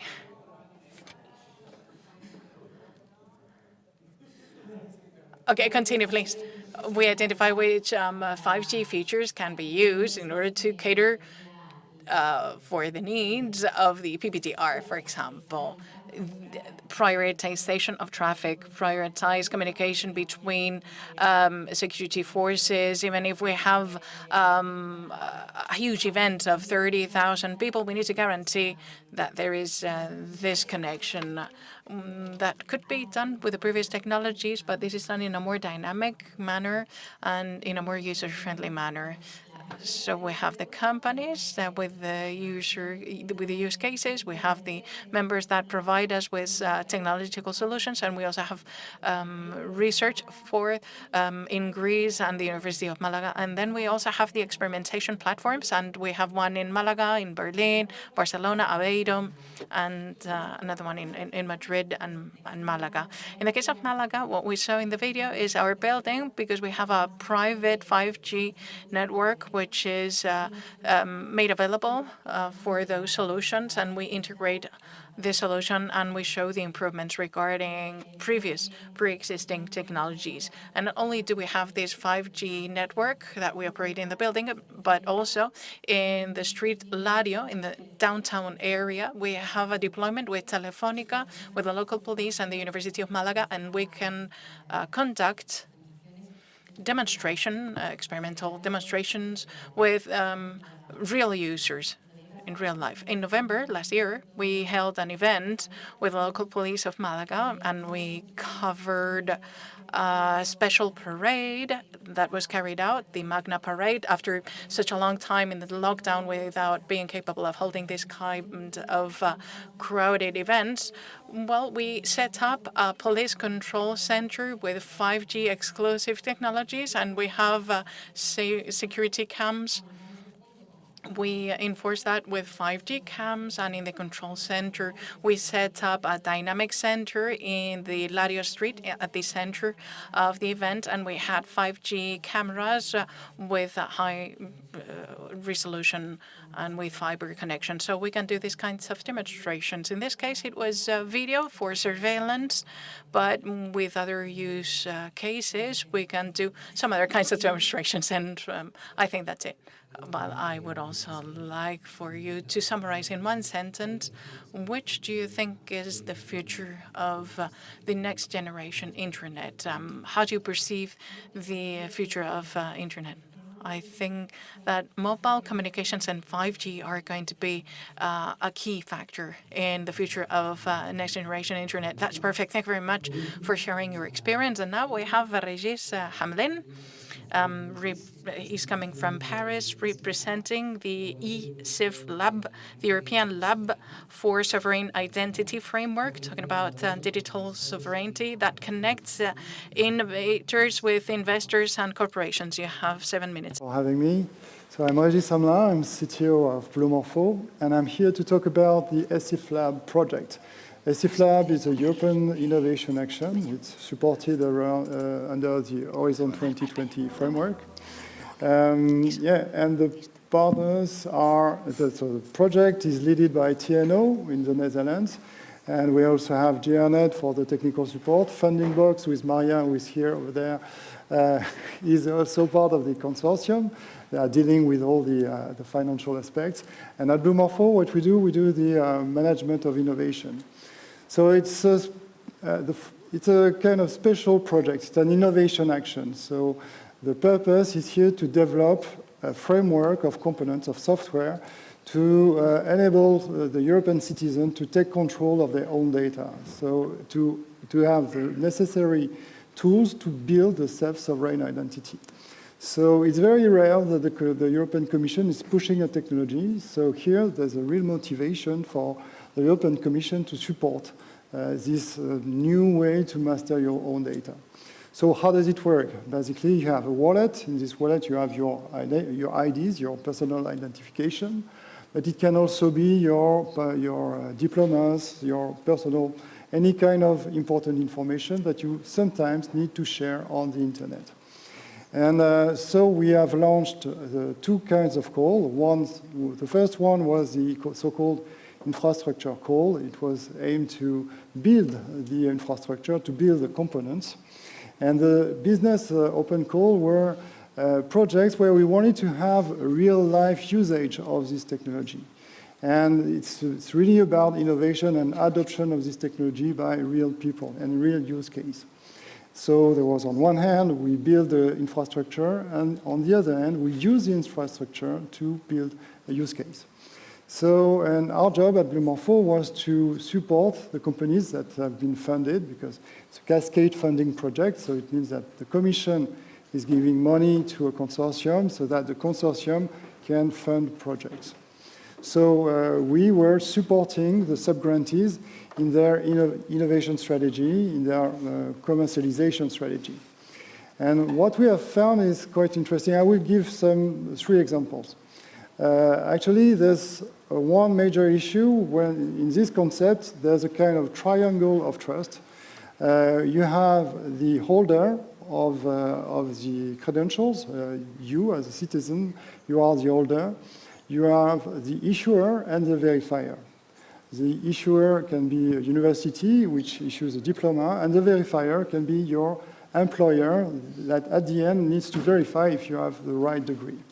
And these three organizations, so these 3 points in this triangle, needs to be convinced at the same time that this is the technology that they need. So this is a major difficulty. You need to convince, for example, a university, a company, and all of us at the same time that this is the right technology. So it's a major issue in the commercialization. So how can we solve this problem? Actually, there's the standardization is very important, but also, so that's why you've seen that we have contributed more than 100 times to standardization. It was a very important aspect of the project. But also, we believe that regulation is super important. That's why I can mention 2 use cases. The first one is in the UK, and the problem that they had to solve was during the pandemic, they found that there was a need for doctors to move a lot from one hospital to another. And each time that they have to move, they have to prove that they have the right to be there. They have the diplomas to be a doctor. So the verification takes about 2 months. 2 months with travels, paperwork, a very long time. They've calculated that per year is 100,000 hours of time lost for doctors which are not talking to their patients. So to do that, the NHS has launched some tests, and with SSI you can just do the verification in a matter of a few seconds. So it saves time, energy, and CO2 at the end. In that, there are currently some trials, and SSI will be probably one of the technologies that will be used by the NHS. Another example in Luxembourg, for the management of organ donors, you have much more need in organs than you have donors, and maybe in the population there are people who want to help, and they don't know how to do that. And in fact, the Luxembourg government, which is a city of 800,000 people, they have decided to implement this self-sovereign identity technology. And so it will be up and running at the end of this year. The technology that has been developed in ESIFLab will be deployed in Luxembourg. And it will simplify the consent management of organs donors. Actually, you have 15,000 people who are expecting an organ right now, and maybe only 2,000 people or 5,000 people who have really given their consent, when there's much more potential and there's a lot of need.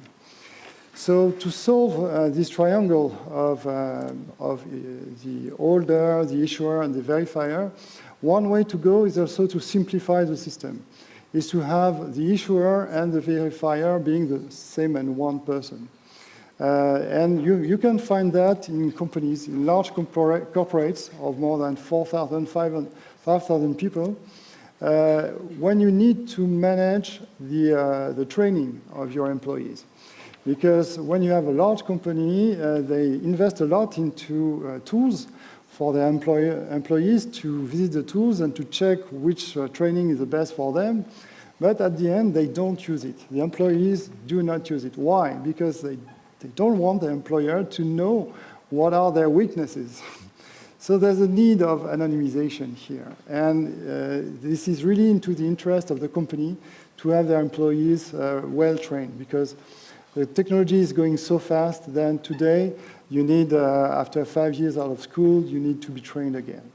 So there's a company called WorkPy, which has developed this technology and has adopted a self-sovereign identity to give this kind of anonymization into this kind of tools, into the HR management.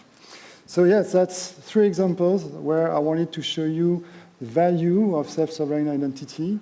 And maybe to conclude, one word from Oscar. Oscar is the CTO of the project at TNO, and he just told me, when I asked him, do you have a message for these people? And he said, okay, the commission has spent 7 million into this project, so use it. So you can see that there's a QR code on top, so if you want to know more about self-sovereign identity, we will be more than happy to connect you to the right people. Perfect, thank you so much. And the same question for you in one sentence. How do you see the future of next generation internet? I was very much inspired by the last talk this morning. So I would like to see, I don't know if it's going to be that, but I would like to see an internet with a purpose. That's great. ¿Tiempo para una pregunta? Time for one more question. Perhaps one of you would like to pose a question to one of the panel speakers. Despertar. Wake up. There's still one person who has the headset on a really high volume. And do you have any questions? Who would like to break the ice? Or shall we move on to the next one? I'm not angry. Please don't be scared. Liliana. Yeah, this is related to self-sovereign identities. And so I see basically that there are about 30 projects that have been funded. And I wonder what comes next. Like, how is, especially speaking about interoperability of systems, so if these are 30 separate modules, what are we going to do next, right? So that's the question.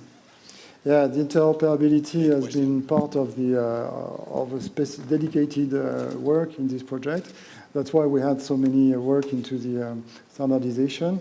And what comes next? The technology is now available in open source. And what comes next is it is part of standard now. And we hope that ADAS2 will consider this technology for the future. And then because ADAS2 will be really critical for the adoption. And if it goes in that direction, then you will have the tools to exploit it. Pues sin más. Without further ado, thank you very much to all three of you. It is a pleasure to moderate this session, and we're going to give the floor to the next panel session.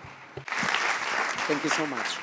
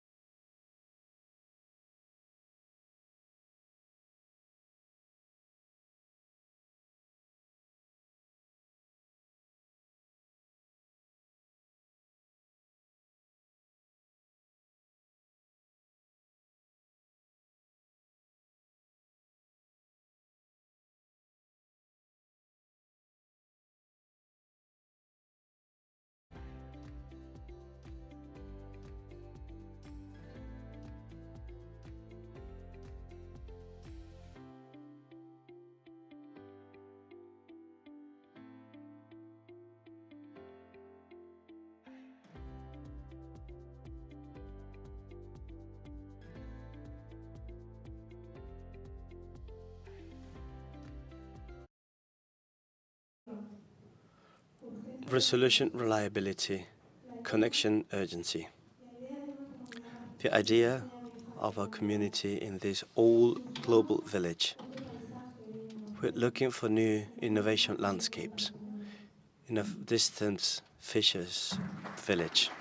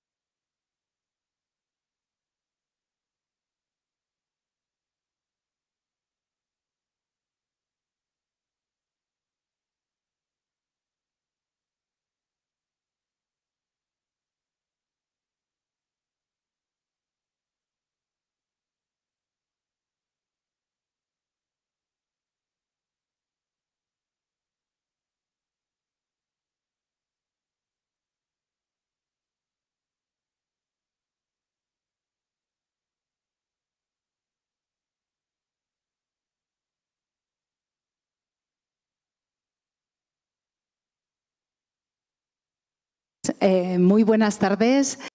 Good afternoon. I'm honored to moderate this second NGI project session. We spoke about self-governed examples, and now we are moving on to digital decentralized identity. Here with me, I have four representatives. Elena Martinez Vicente from Peer-to-Peer Models. She is a product designer, and her goal is to co-create inclusive tools. Torsten Lodestedt, I hope I pronounced it right. He is CTO for yes.com, and he's also going to speak about his own project on decentralized technology, focusing especially on banking. Alexander Blom, he's the founder and CTO for Blockzone, and he brings together identity concepts with protocols, communication protocols to protect the participants' identity. Jose Francisco Ruiz is a validated IT business manager. This company created BIB Chain, a decentralized system based on blockchain. It's an NGI European project. He will tell us about it. I would like to start off with Elena, the human side of this panel. Please, Elena, tell us what you do in peer-to-peer models. I said that you do tools co-creation, but speaking or chatting with you, you told me that this is rather about case studies. Can you tell us more about this project? In peer-to-peer models, we do research on whether the decentralized technologies can help communities with cooperative economies and platforms. We started working with some case studies. We tried to do many things, create tools, work with communities, and many other things. And when we started wanting to create tools, we realized that it was very difficult with the money we had, and also with decentralized technology. Not many people know about this. So recruiting blockchain programmers was like finding a unicorn. It was really complicated, and we moved on to the next phase, and we left that out for the time being. And we started creating prototypes with the case studies we had. We've worked with Amara, a decentralized community of linguists, working with basically subtitles, and also Smart, a European community working with artists and cultural workers. And they are based in Madrid, so it was easier for us to do things in person. For these 4 years, well, after 4 years, we're about to finish the project, and I have more questions than answers, actually. Technologies by themselves, if we work bottom-up instead of top-down, actually, in universities, you design a project. You think of technological tools that might help people in certain situations, but then if you move down to the people or the communities, you realize that things are very different. And the tools you have thought of might not be what they exactly need. So that's precisely what you do your research, right? Yes, that is. That's it. So apart from blockchain, what other technology would be more applicable? What type of technology would be the most appropriate one for decentralization? Should we find other alternatives to blockchain because of the hard it is to find the people it takes?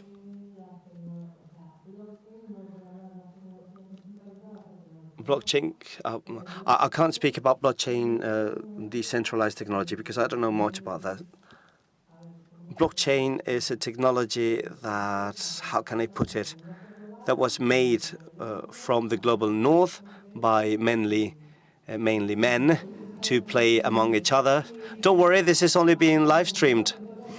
You can say anything. Well, there are huge usability challenges because it was made by certain people in a certain place. And it challenges the standards we have when it comes to using the internet. You have to use crypto wallets for anything, so you have to go and explain a smart user what a crypto wallet is.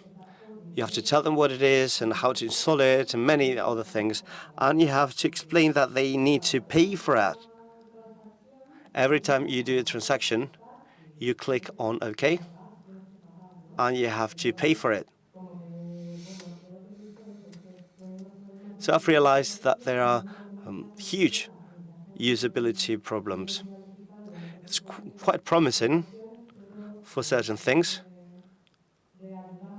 but when it comes to helping a community with their own social problems, well, we haven't seen much use. Peer-to-peer mobiles promote diversity. That is a fact. And it also promotes feminism. That's a transversal topic. How do you work with this? Just like with anything else in any other walk of life, work is a part of life. And feminism, like a colleague of mine called Daniela Roza says, feminism is the entry drug to find out later that things can be done differently. You start thinking differently, and when you apply this to your work, in your environment, you come up with new questions and new structural biases and challenges appear. And that's how you start wondering things and start improving things from the inside. And you do things like making invisible work visible.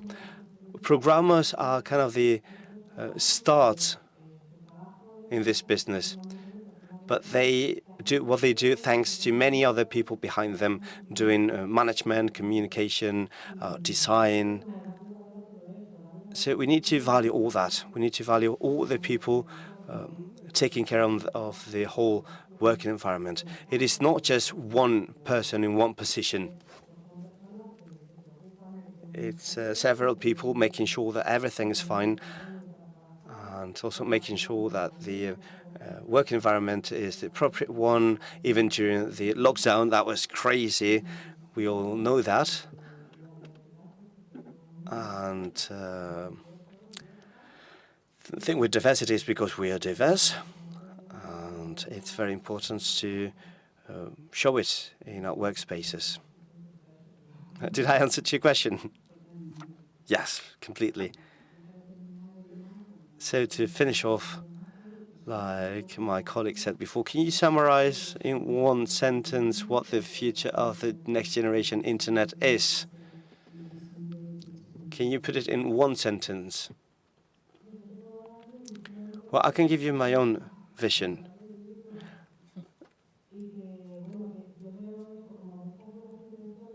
I see that there are great intentions in many decentralization projects, and that's a discussion that we need to bring out onto the streets. There are many free software projects that are great. The problem is that there is certain techno-determinism. And here is where my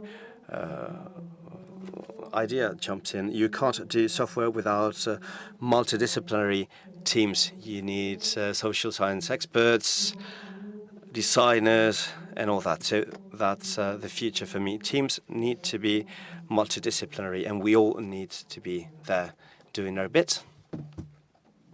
Thank you very much. And now we move on to the next project. Thorsten, your turn. Thorsten has been working with identity standards for over 1 decade. He is the CTO for Yes.com, a banking startup, open banking, based on an identity ecosystem. He's going to work on his project that he's going to tell us about. What are you working on now? Thank you. Thank you for having me here, and good afternoon to everybody. As Esther told you, I'm Thorsten Lodderstedt, and I've been an identity practitioner for the last 15 years. Being myself responsible for login to services with millions of users, and I've been contributing to technical standards that are used to log into really big websites today, 1 billion of users every day. And I've grown interested in decentralized identity and verifiable credentials in the last couple of years. And I would like to share my thoughts why this is important, and also make you aware of a new initiative that aims at providing the open source for that identity layer going forward. So, I mean, as we agreed today, we live in an internet society, in a digital world, and I was one of the guys that raised hand to being 24/7 connected every day. But there's an important piece missing in the internet today that makes it a real safe place, and that's an identity layer. As I used to say back in the 90s, in the internet, no one knows you are a dog.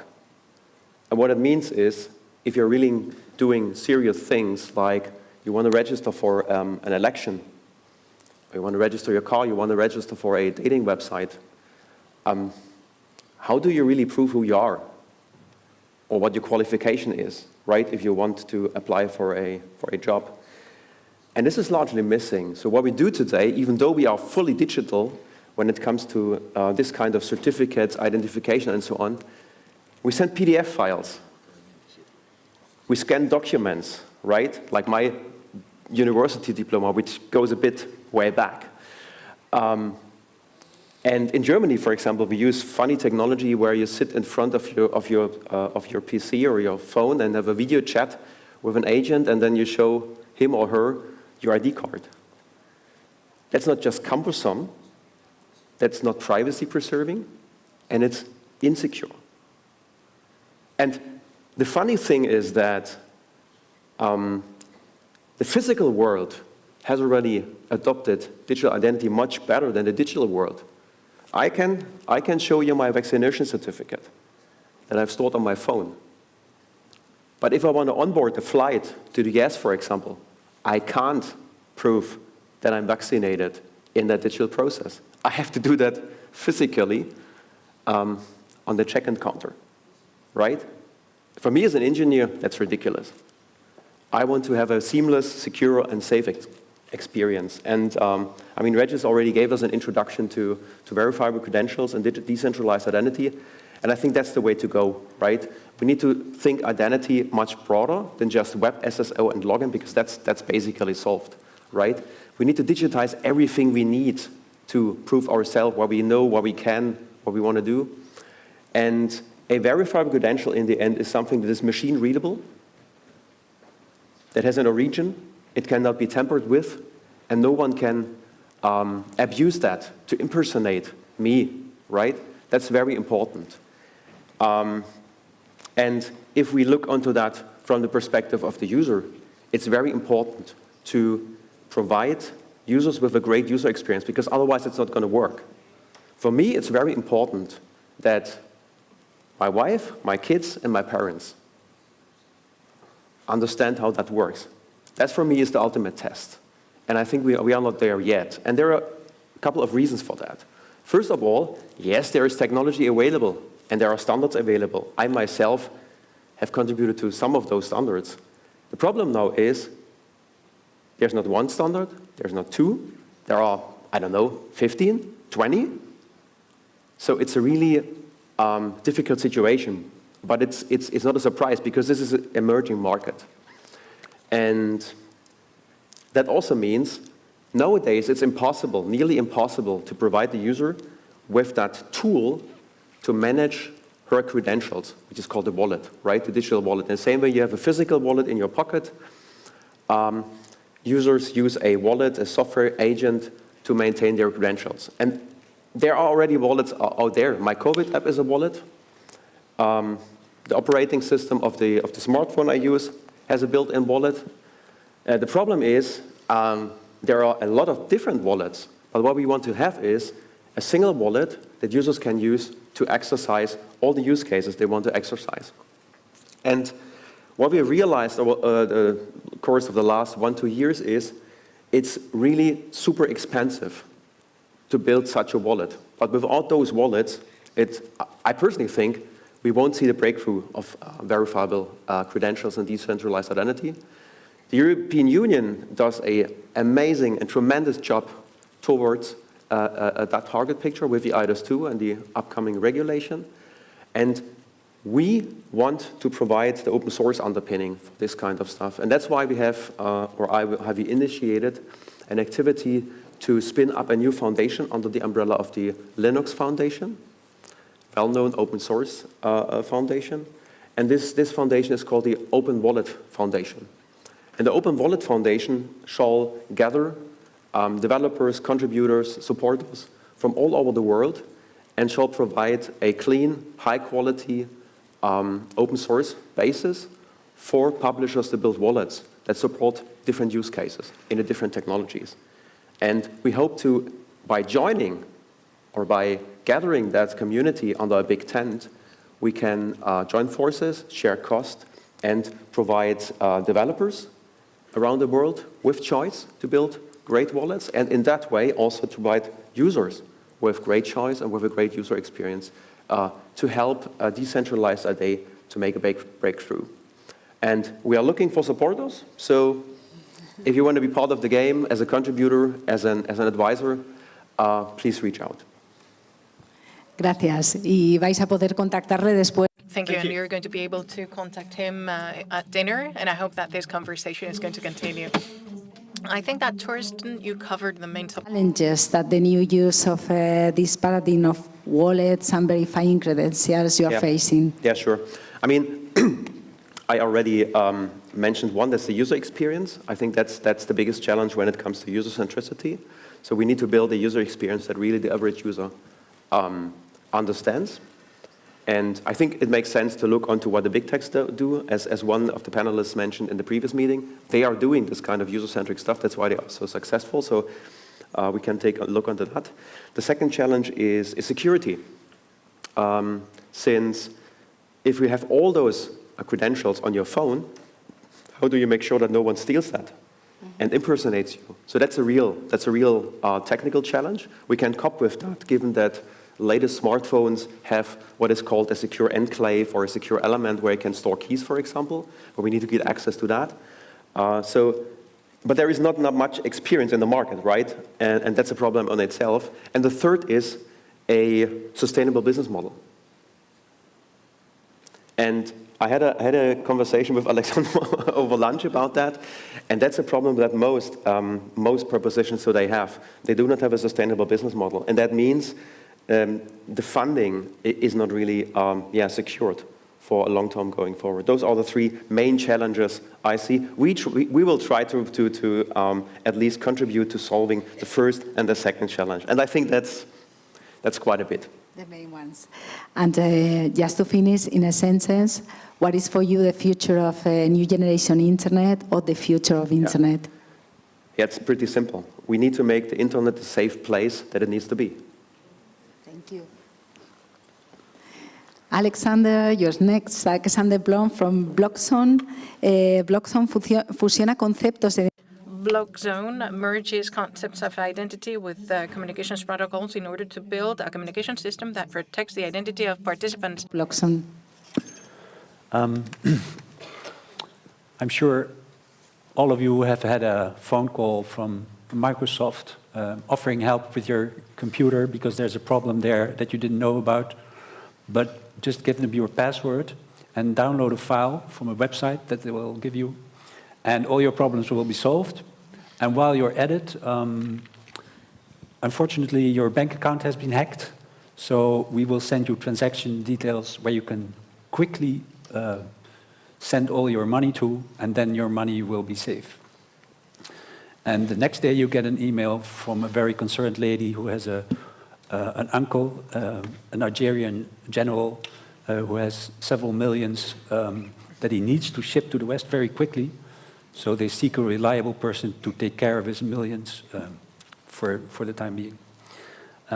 These are scenarios where your first question would be, am I really talking to Microsoft? I'm sorry for the Nigerian general, but what was his real rank in the army? And are his millions as real as the lady calling you up is describing them? So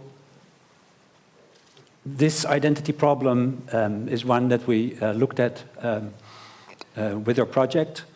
I come from a telecommunications background, started in the 80s looking for solutions for migrant workers in the Netherlands that had made money and they used it to support their families, so they would want to call home to hear about the family circumstances and whether the money had arrived, and the only way they could phone home was go to a so-called special call center where you could also buy drugs, of course, and maybe a woman for the night. So not really the environment where a family father would call to his call home. So we devised a prepaid phone card where they could call to at good rates to their family, and they could do it wherever they wanted.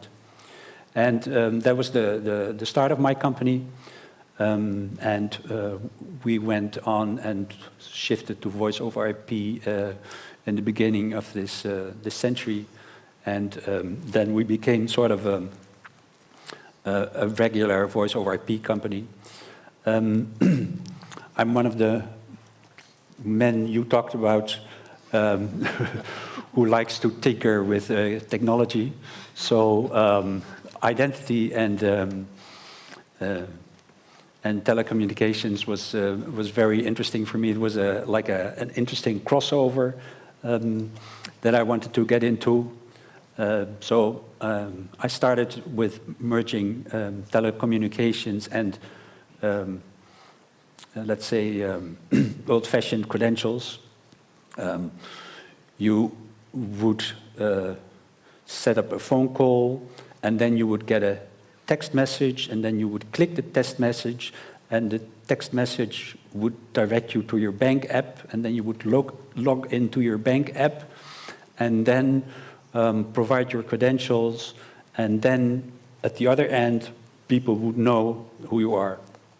So from the description, you may gather that this was not a great commercial success. There were so many actions going in between, so many different applications open. You had your phone open, and then you had your text messaging open, and then your bank app open. So it didn't work out. What we needed was one app where the identity would be in the application, and the application would also be able to make that call. So that's what we wanted to build, and that's why we applied to EsifLab to make that happen, and we were fortunate that our project was selected.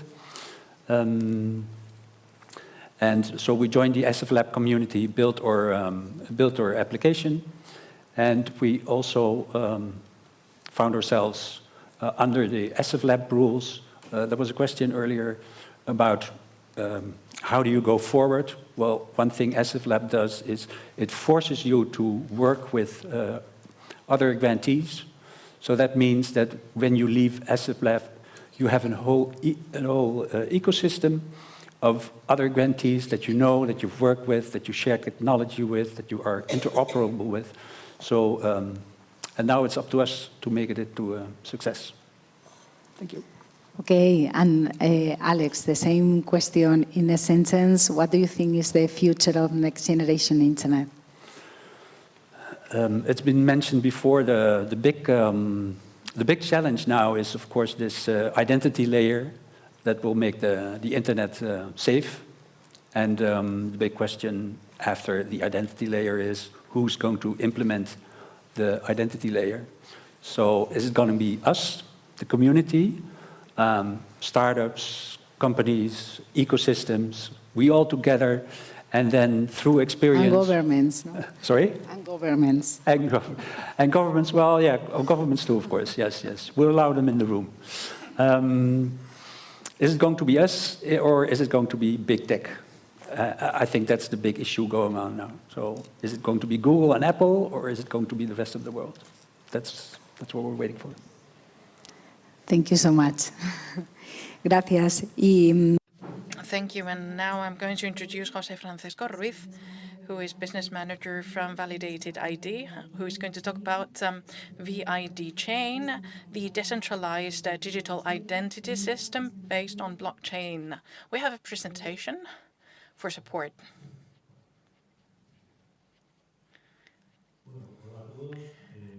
Good afternoon to you all. Thank you very much to Cyber Voluntarios and to you for inviting me over. I'm delighted to be here in the decentralized digital identity session, which is the title of this session, which has to do with how to empower ourselves as citizens, as people, by using verifiable credentials and the usage of SSI. For us, this model is what allows us precisely to build this identity layer that my colleagues were commenting. We believe that this is going to rely on the SSI technology, but rather than a technology, we have been working on this since 2016, when it was barely a concept at the onset. And to me, this is rather a philosophy. And if you can click on the next slide, it's a philosophy because it allows you to fight against some other identity models. Because when you want to find out who is managing your identity or who claims that is you, well, that's the question that you need to answer. And it's important to start fostering these decentralized identity models where we can regain control over who we are, which is our identity, which are our attributes and features, and how we can protect privacy and confidentiality in everything that we do on internet. Because nowadays, everything is internet. And nowadays, this question is not resolved. We still have too many threads of identity. Governments, your municipality, your bank, your energy supplies management, the health institutions, there are threads of identities, and you are record line in that database, and you're anchored there, and it's up to those institutions to manage your piece of identities. And then we have the federated identities, because you can do the login with Facebook or with Google, and you know that it's just about granting permission. We hurry over that process. But when we're talking about federated identities, we could call them feudal identities, because you become a servant to those big tech companies. Because what do they do with our data? They become intermediaries of our identity. And when you want to claim that you are you, you don't do that. They do it for you. And we do that every day. Why? Because it's a pain in the neck, because we have 500 accounts, we have lost control, we no longer know where the information is right now. The GDPR is a failed attempt. They introduced many hurdles with a cookie acceptance banner, but once they have the data, they're not going to let them go. And it's important how to regain the data that they're using of us, in which context, and what are we granting permission for in terms of usage of our data. So sovereign identities or self-managed identities or decentralized identities, it all boils down to the same concept. It has to do with the philosophy or that paradigm of having a human-centric approach, as claimed by Fabrizio and some others before, so that we ourselves have control of the information concerning us. This is solved through technology, through cryptographic wallets that you keep control of, and you request credentials, which are going to be signed by a trusted verification entity. And once you have the credentials, you manage them and you present them where necessary, with awareness and in a granular way. On the previous slide, there was an image of the layer, of the identity layer. Take a look. This model seems to be decentralized, and in some states they don't like it so much. But in Europe, we are fostering that.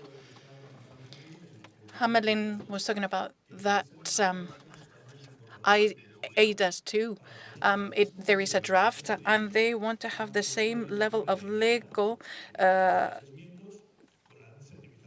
credentials to that when comparing that with your digital certification. Once this is passed, this regulation, it's going to be abided by all the public administrations. I don't know how quick we're going to be in implementing that, and by all the strategic industries. So when you go to your bank, to your insurance company, you can identify yourself with these credentials in a safer way, in a user-friendlier way, and it's going to avoid many phishing cases, although it's true that we need to solve some issues yet. But this is being fostered from a Central Europe level, and it's important for us to know that, and we need to push this forward. Even though I represent a company here, I'm also a person, and I have children, and I want this for me. For myself, I would like to have control over my information, and I want to be the person that at any point in time can authorize and present the identity piece that corresponds to a determinate process. And this allows us, from a technical standpoint, to do interesting things.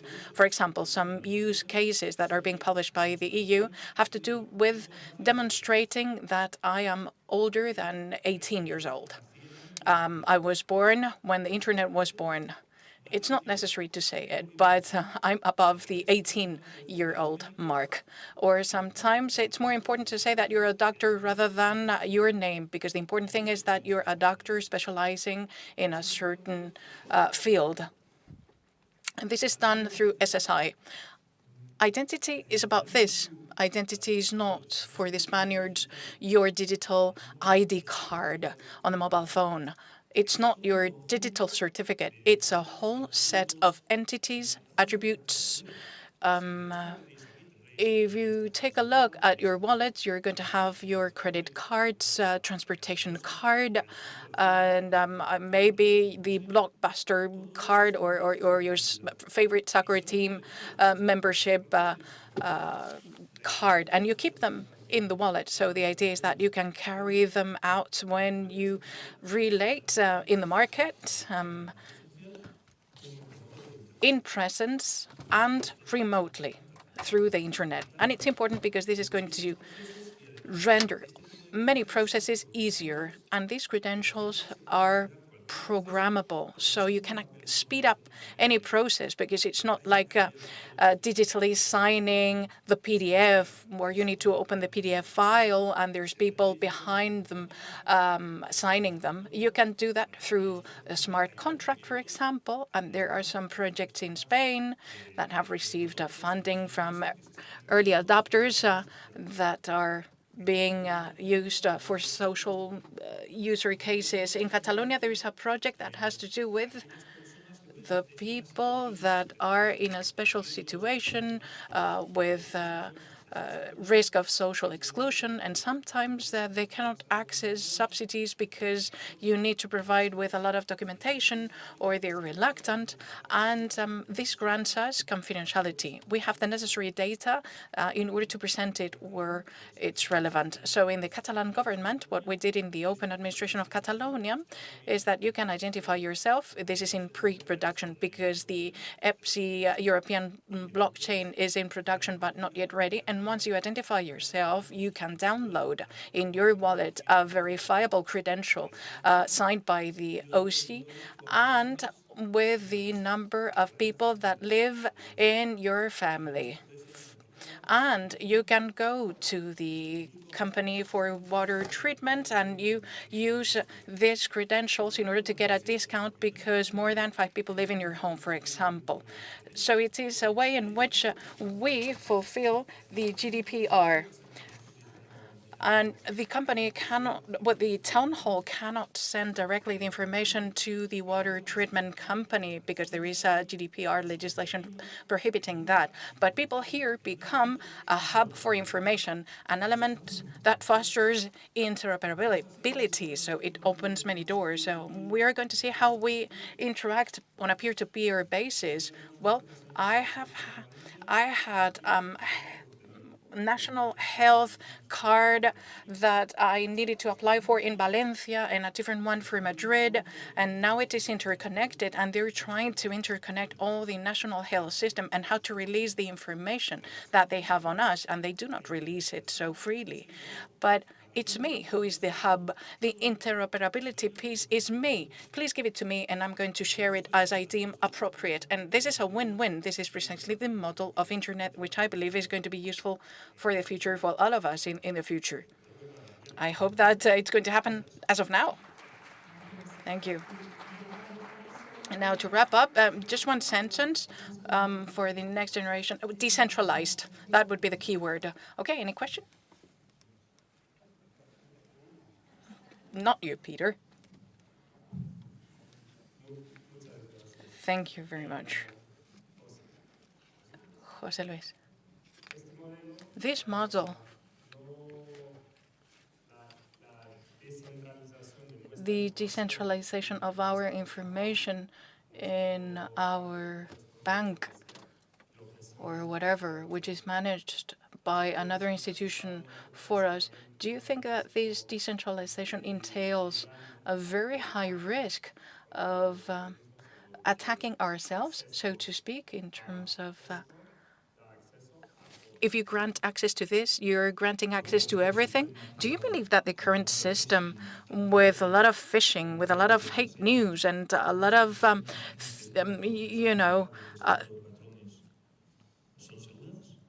lot of phishing, basically, do you think that this is safe? Because it's not safe.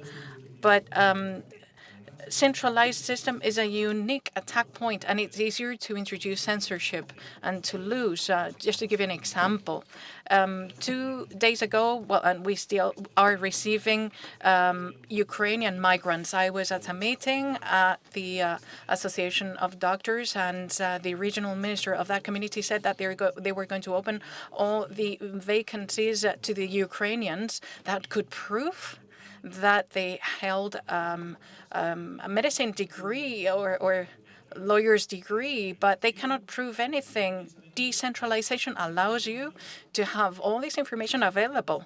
And we need to continue to work in security standards, obviously, but so that no one can block this information, so that you can move around, and in case of a disaster, this information is not wiped out. And centralization poses a problem for that. Decentralization, that is. So my question goes to any of you. It's not particularly for Elena or for anyone.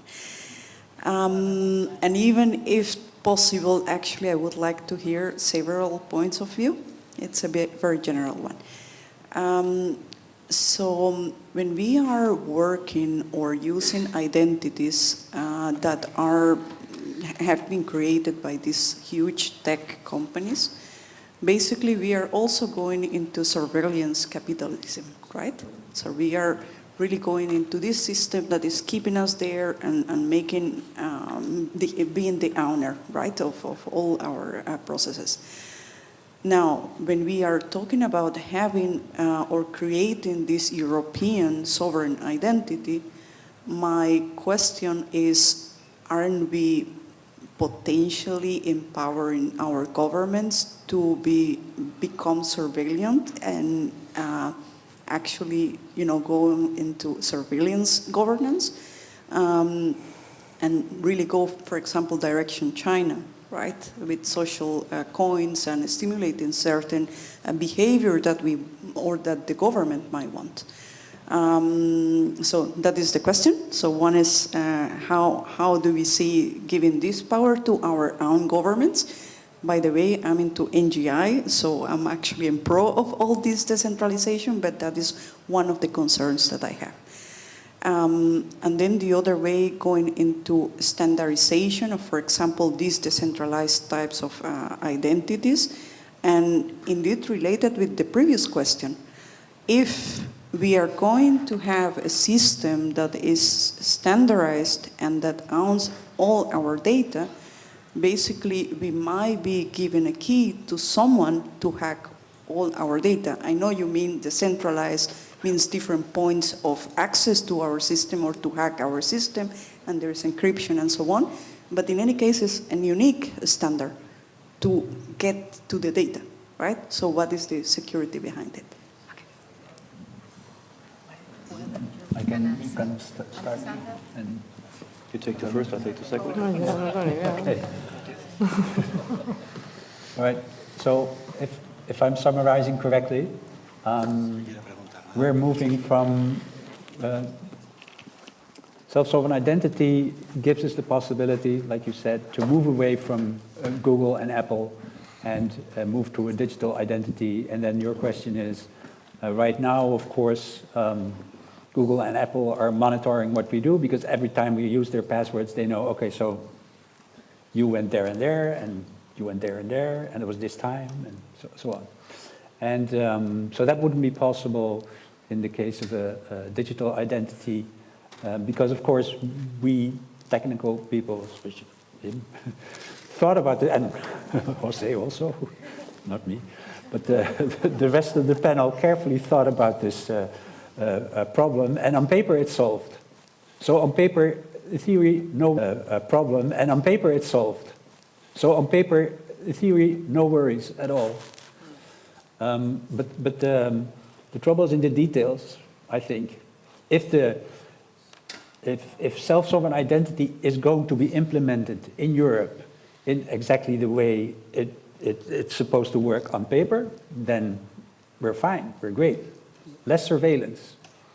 On the other hand, if, we're making a European standard for this, so there's a lot of interests in the room that want to have influence on this European standard. So how's that discussion going to go? And actually, we're right in the middle of that fight. The standards are being discussed as we speak. So we have to be very attentive. We have to be there and keep a close eye on this discussion and that it does what we want as citizens, and not give governments a slight, a hole to peek through and see what's going on. So. And I would like to add. Can I get the mic? Hello? Hola? Hola? Yeah, okay. So I would like to add to that.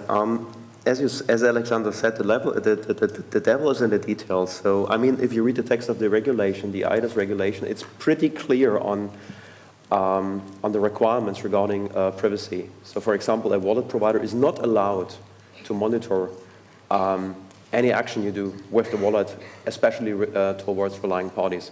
However, since there is some ideas or some objective to build European standards, it turned out that the way the technical design works right now, we are introducing a super cookie.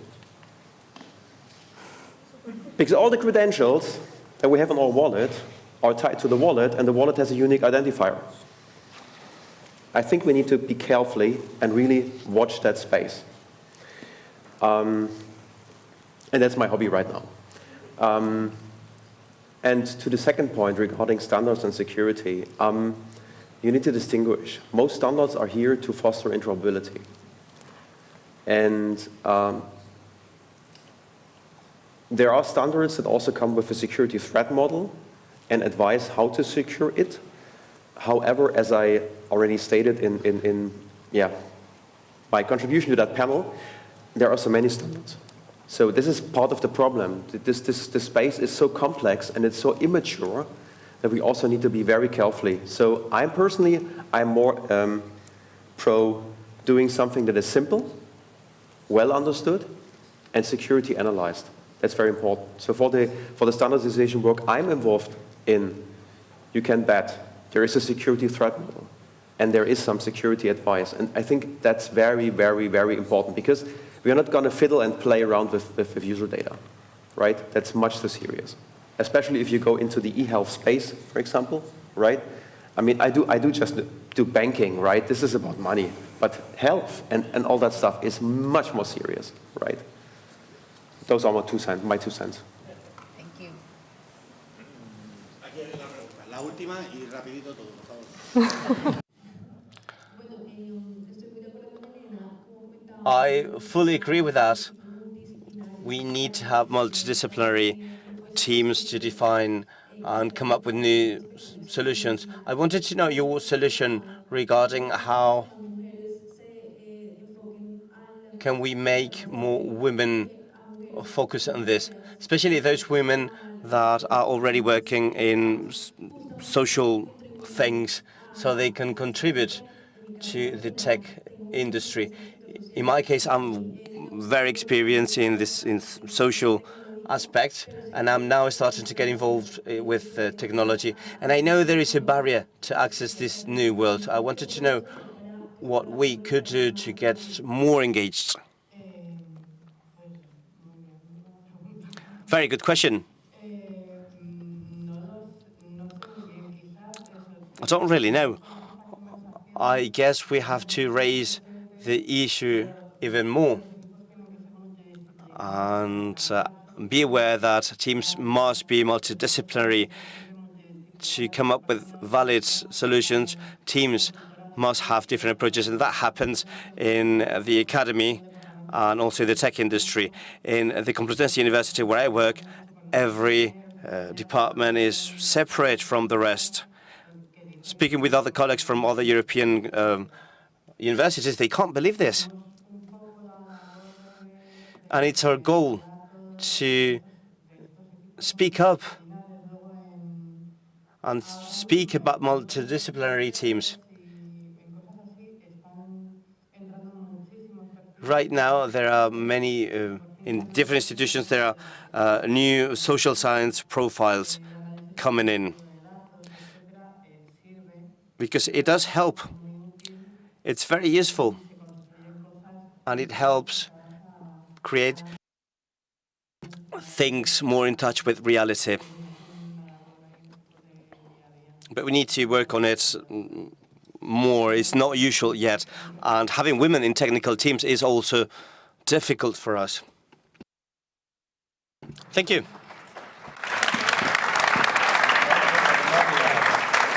Os dejamos con el siguiente panel en muy buenas manos. You're in good hands for the next panel. Si eres...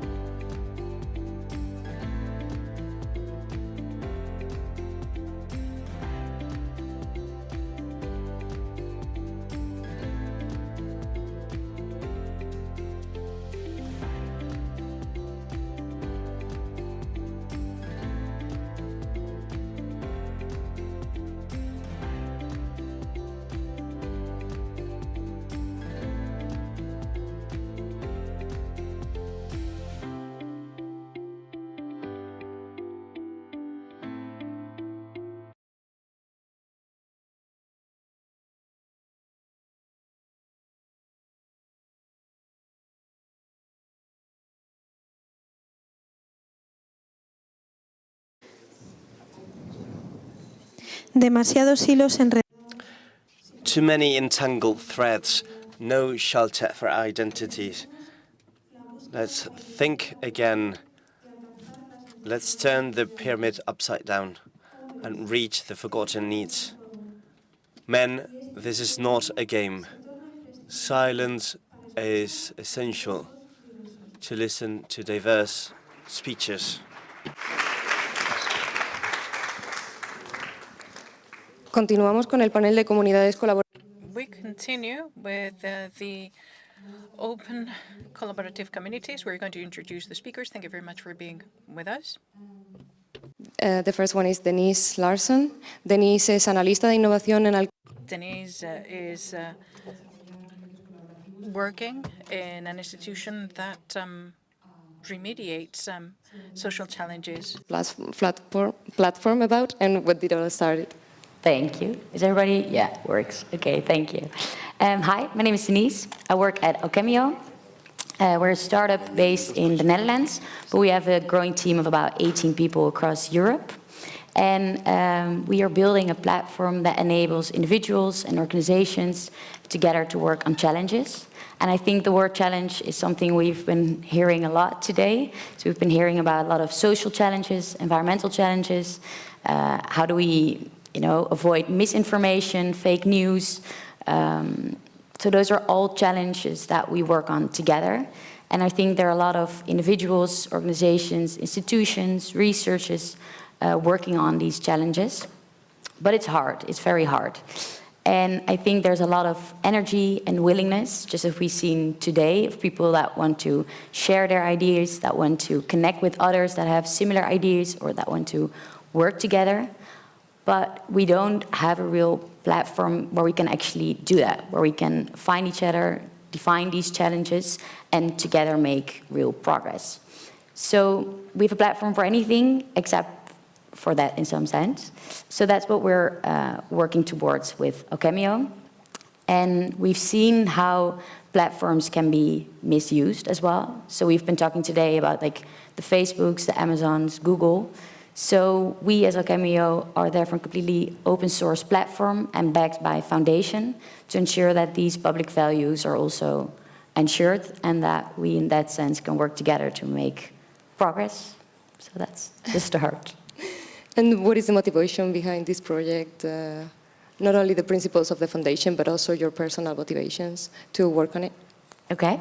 So personally, I have a legal background. So I've been working on looking at how policy can drive and support sustainable development. And thereby I saw that obviously the legal perspective is not going to solve it in itself. So we need to know more about all the different perspectives and how we can make a bridge between these different perspectives, different organizations. And that was what really motivated me during my studies as well. So afterwards, when I came in contact with Alchemio, I really saw that we could combine and learn from these different perspectives, and I could really learn from everyone that's been working on these social and environmental challenges, and really translate these needs of everyone into functionalities that we, with the platform, can support. So working with the development team on that and really asking everyone, like, okay, how do you manage your challenges right now? How do you work on your challenges? What is needed for you to really make progress? So I think that was one of my personal motivations to work for Alchemio. And obviously the reasoning behind the foundation and the really purpose-driven team is what really makes it a lot of fun to work with every day. How do you think this platform is really going to impact in the communities of... Yeah, so first it also started, I think one of the examples is that both founders were working on an initiative during the pandemic. And during this initiative, they were making partnerships between public and private parties. And they really saw that, I think the COVID pandemic definitely showed us, just like all other challenges that we are working on, that there are a lot of different organizations, users, or individuals that want to contribute, a lot of researchers that have been doing research about it, a lot of governments that want to work on challenges that they've seen in their country, but in other countries or cities. But that it's really hard to find each other and to really channel that energy and that ambition and willingness into solutions. So therefore, they also wanted to do that during the pandemic with the initiative. And they really saw that there's not a platform that can do that, where they can combine them together, where they can connect with each other. So that's one of the reasons for them to start Alchemio. And I think we've been working with the community around us to really understand what it is that they need to work on such a platform. Because it's not easy, obviously. We talk about it a lot, and we are talking about it together as well today. But hopefully with these continuous conversations, even the conversations I had with lots of you today, really help with shaping that and looking into how we can support that. Thank you, Denise. Okay, we're moving to the next speaker. Yorgos Fleuris es coordinador del laboratorio de... Coordinator for Privacy Respect Privacy's Foundation. The project CAP-A, and is also related to participatory process. Yes, thank you. So yeah, I'm here to talk about the project CAP-A, which is an NGI-funded project. It lasted for 17 months from 2019 to 2020. It had two partners. The first partner was the organization that I work for. It's the Foundation of Research and Technology, ELASA Research Foundation, which is the biggest one in Greece and one of the biggest in Europe. And the second partner was a company, a web development company from Germany. So the objective of the project was to build a community that would together support each other into better awareness about privacy aspects related to mobile applications and also on the web. And to make this more clear, I will start with something that Fabrizio Sestini said this morning, that people are not very much aware about what's happening with their personal data on the internet. And this is very true. And the main reason that this is true is because it's practically impossible at the current state of affairs to know what exactly happens with your personal data the moment you go online. There's a funny story about this because the Norwegian Consumer Council did the following experiment. They took the applications that are installed in an average mobile phone of a Norwegian consumer, and they read the terms and conditions that these applications have. And there's a nice video on the internet showing those people reading those terms and conditions. Do you know how long this video is? It's 37 hours. It took them 37 hours to read the terms and conditions of the applications that are installed in an average Norwegian consumer's phone. And this is probably the same for other countries as well. So the idea is that those documents are very long, very lengthy, very difficult to read, and practically nobody reads them. And we are now downloading applications at a tremendous rate. People are all the time downloading applications, and they don't have the time or the interest to read those terms and conditions. And this creates several problems, because when you download an application from the internet, which is, or the Play Store, which is free, there is somebody who developed it. And this somebody probably has a family or has to make a living somehow. He's not doing it as a hobby, right?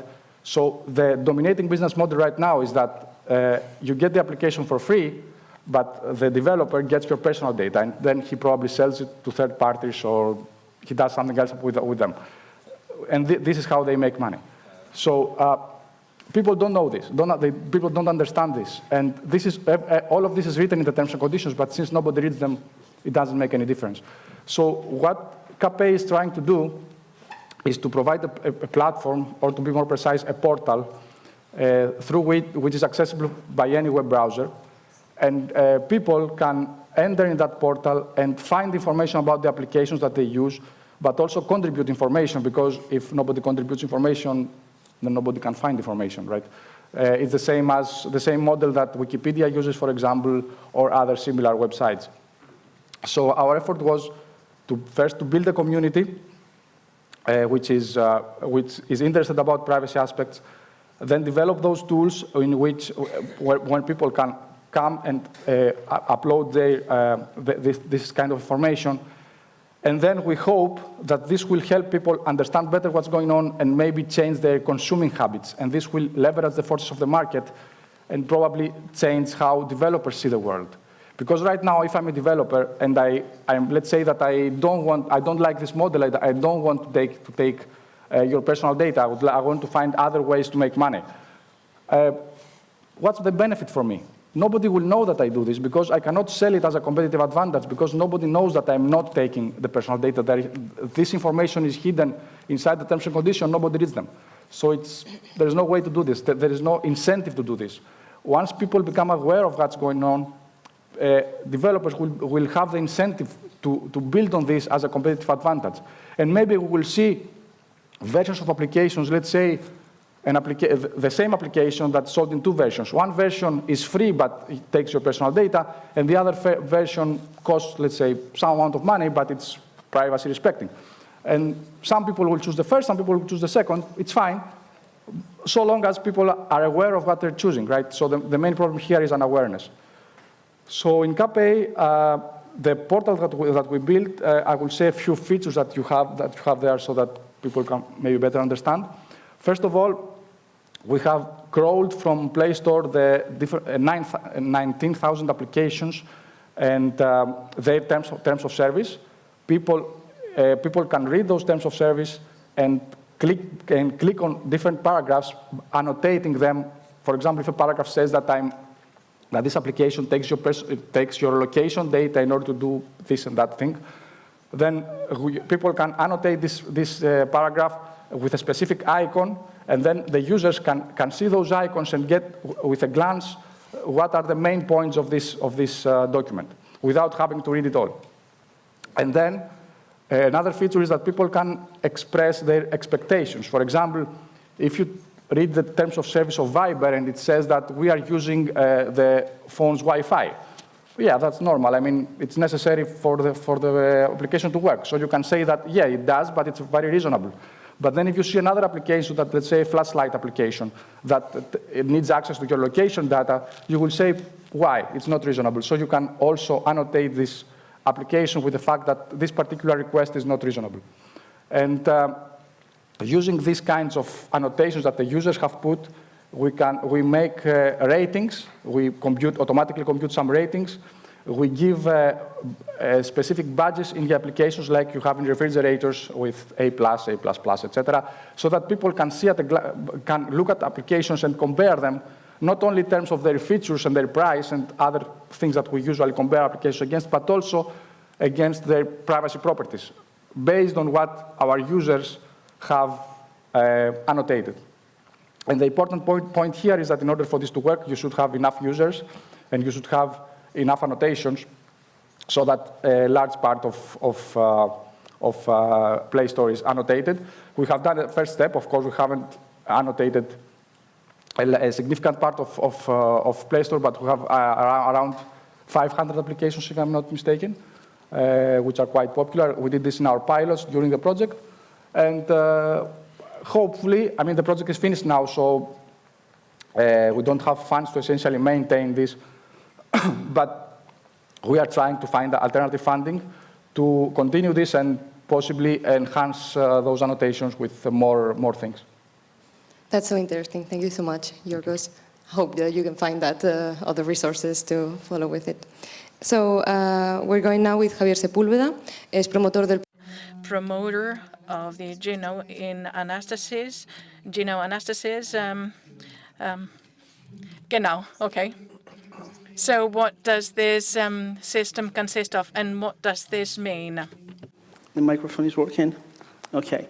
So I will explain everything, mostly Spanish and English, but I want to start with a couple of jokes, okay? Because, it's too late, I'm tired, and I can see, all of you are kind of remaining in silence, so a couple of jokes. One is for my good friend Carla, that I met her yesterday night. So please take into account into your work. So have you seen the movie Terminator? Have you seen that movie? So take that into account, okay? It's just a joke, okay? So the Terminator, that's not, the next generation internet. So I don't want to live in a world like that in the next future, with these machines around, because of your fault. I'm just kidding, okay? And the second joke will be in Spanish, okay? Because I have listened I'm from Valencia, Spanish from Valencia, not from Valladolid, which is a typical Spanish, but it is from Valencia. And the next joke is the following. I have heard in this Congress the word Facebook come up.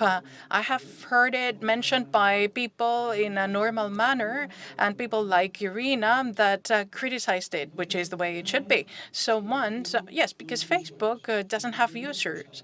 Facebook has used people. Facebook uses users. They are not users, they are used people. And if you're a user, you consent to being used by that service, Facebook that is. So when I was a child, I'd listened to an interview to Carlos Arguiñano. Carlos Arguiñano is a very famous chef featuring on TV, and he was asked, Carlos, do you take your child to McDonald's? And he answered, well, I love my child. So it's a joke. But for example, my children do not use Facebook. There are certain things that they can use so that they don't lose the socialization, but they know about free and privacy protecting software. And that was the second joke that I wanted to crack. Although I'm eliminating some minutes from my speech, and people are going to tell me off, but I spend my minutes as I please. Because that's the reason why I'm here. So the third element that I would like to present, and later on I'm going to do a rebuke to him. There's a bit of for everyone today. So the third point I wanted to make, which is very important, is that in this event, most of the speakers talked about something which is not correct. Open source. Open source is a different movement. Open source came from free software. Free software is the free software, and I'm going to talk about free software. It's really important to make that distinction. For this project, it's extremely important to understand what free software is. Free software is not just a movement. It's a movement where users have control on the computing softwares that they're using. And free software is a software where you have control over that, and it's based on 4 freedoms. The first freedom is for you to have the right to use that software for any purpose, so that no one curbs your freedom. You can execute that software and you have permission of execution for anything you like. There's no specification by the developer or programmer saying you can just use it for this purpose. That's the first premise, the first freedom. The second freedom has to do for you to be able to study the source code. In Valencia, we love paella, and in Malaga, you love pastries. They're fantastic, by the way. But I would like to go to the bakery and say, look, give me the recipe for the 3 chocolate cake. And I would like to have the recipe, because if I just enjoy the pie, I don't know the ingredients or the process. So the second freedom of free software has to do with the freedom to study the program, the software, and be capable of modifying that. That's the second freedom. And to that end, it's essential to have the source code, which is to do with how it is written, because the ones provided by Microsoft are compiled softwares. And the third freedom is to have the right to take that software and be capable of distributing among our friends and community members, and you can do exact copies of that software. And the last freedom is to be capable of modifying that software and sharing that. That's what free software means. It is protected. This is the ideology of free software, and this is protected by a copyleft license system. Instead of having copyrights, it's copyleft system, which would be the reverse concept. So those licenses protect the software. So you can have permissive licenses like the public domain one, where you can take the source code and Apple takes that source code, compiles it, and privatizes that, and it's no longer public domain, or the Apache, or the MIT license, or the GPL license, which is really good, which protects you. And they say that if you take free software and you embed that in another software, it also needs to be GPL. So that is important. It doesn't have to do with GNU anastasis, but it was important to make that point. So please don't refer to free software as open source. Open source is a movement that would like for software to become better, but it doesn't foster freedom. It promotes software per se. And what happens? That open source is full of private software. So all free software is open source, but not all open source is free software. So it's a mistake to talk about open source. And this was a movement that was created in the year 2000 in order to bring free software closer to companies like GitHub that went public. But it was a mistake by Red Gamer, who was a great programmer. So it was a mistake to refer to that as open source. But open source is not the same as free software.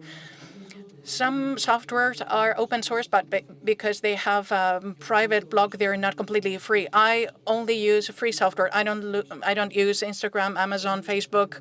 I'm the person that avoids the usage of that because I'm not used. I'm a user. I use the mobile phone. I use the SMS. I use a video call with a video button and with software that protects my privacy. And if I'm talking through Zoom, it doesn't have to go through the US or China before it reaches the user. And that's Big Blue Button or Gypsy, and it's not Zoom or Skype or whatever. And the rebuke to him, and I know that I'm eating up the minutes devoted to GNU Anastasis. My bosses will kill me. Please don't confuse free. Like free, it's an ambiguous word, okay? Free means freedom, but at the same time it means free in price. But we have here in Spain the word gratis. So we have la palabra libertad, like Spain, and gratis for referring to the price, okay? But in the United States or in England, when English speaking zones in the world, they refer to the word free. And he was referring to the word free, referring to price, but not to freedom. I'm just rebuking, I'm just saying that it's just random chat, don't worry. So just free, don't say, this is free. No, it's freeware, it's free. No, free as in freedom or free as in price. So be specific. And now, if I have some more minutes to explain Anastasis? La verdad es que no. No more minutes, okay. Not really. Okay, I just wait. Si quieres resumir en una... If you would like to summarize in one sentence how you apply free software in your project. I'll explain GNU Anastasis in just 30 seconds, okay? First, GNU Anastasis is free software. It's part of the GNU Talent project, which is a payment system. And GNU Anastasis, which is, I think this is a slide, it's a way of having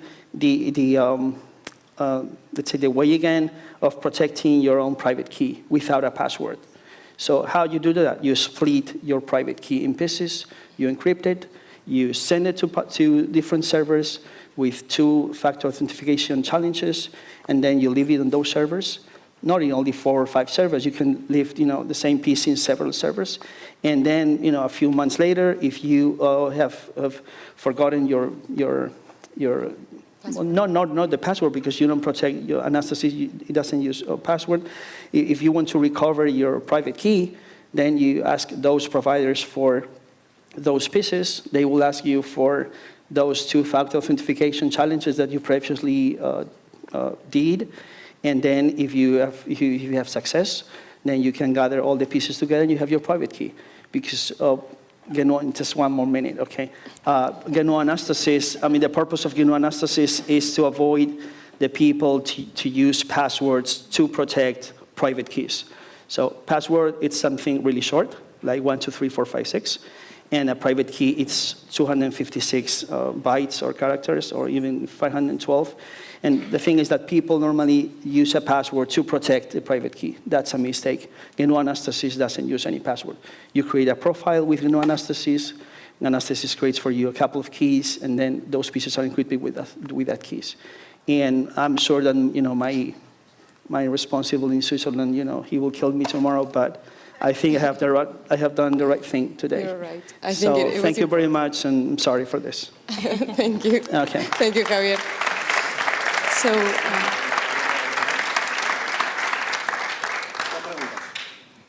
vale, pues 2 preguntas. So we have time for 2 questions.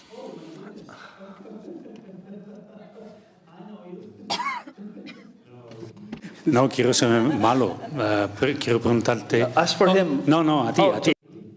I don't want to be mean, but I wanted to ask you, what's your BIOS in your PC? Is it free software? Perdóname. Depende de I can say it in English if you want. Is your PC BIOS free software? Do you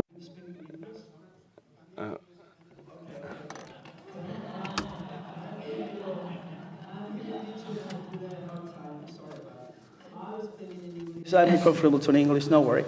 The thing is, having 100% free software machine is sometimes difficult because you have to change the BIOS with LibreBoot, which is, you have to be super geek to do it yourself. You can ask some hacker to do it for you. I can do that for you if you want, but because I know how to do it. But if you are just a final user, you can just put a pen drive, install Debian or whatever, not Ubuntu. Debian, it's way better than Ubuntu. And that's it, you have a free computer. Because Debian is, if you don't download or install, any proprietary blobs for the Wi-Fi or things like that, you have 100% free software computer. And that's always, nice to have. The thing is that, I mean, you are not the guy that was before here, that he was keeping asking this question to everybody, like, what do you think about the next generation in one phrase? Well, I know you're not asking me this question, but I'm going to tell you anyway. Go ahead. Just in case you were him, okay? I mean, if you guys keep using Facebook, we won't have, or even Google, okay? We won't have any next generation internet. So the blame is, I mean, I'm not going to ask you to raise your hands of how many of you use WhatsApp, because probably 100%. Okay, I'm not going to do that to you, but the thing is, if you keep using Facebook as used, not users, used, well, it's like the people is watching, the whole, afternoon, these horrible programs in the TV. Then when you turn the TV on, you have these, these horrible things like Salvamen, stuff like that, some people like. Sometimes I like with my wife, sometimes I have to see that. But, I mean, the user, sometimes we want to protect users, but it's not our mission to protect them. We are individuals, we have to protect ourselves. So I really encourage you to don't use Facebook, for example, or Instagram, but keep your kids away from those platforms. Because all those companies, the thing is, for example, here in Europe, we just protect ourselves from all those products from the US. And the US is like a cyber war. All those products they want to get inside Europe, all those products inside. So we are kind of, pushing back, like, no more Amazon, we want shops, no more Facebook, we want, our own platforms. But they keep pushing, So now in Spanish, just to finish. Málaga, me ha gustado. I loved Malaga.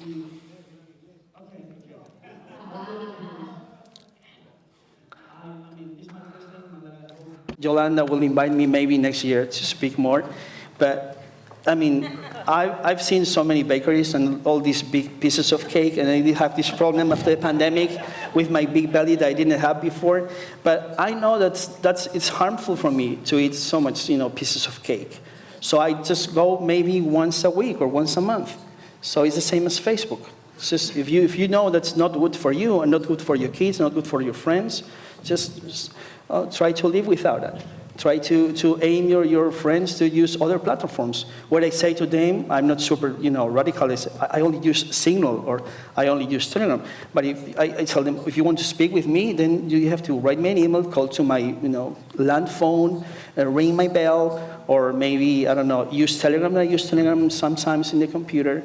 But just force him to communicate with you towards different platforms. So do not, how do you say, let's say, do not let your friends to force you to use certain platforms. Like you receive an email, hey, download this from G Drive. Well, I don't have Gmail. I don't want to open an account for downloading this. Or they send you these Dropbox things. I don't have a Dropbox account. Maybe you can use Dropbox without an account, yet sometimes. Okay, I'm sorry about it.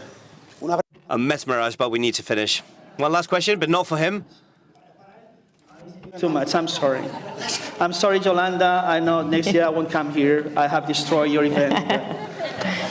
I just can't stop speaking. I'm sorry. Termina, por favor. Okay, I have finished. Just last question. Okay.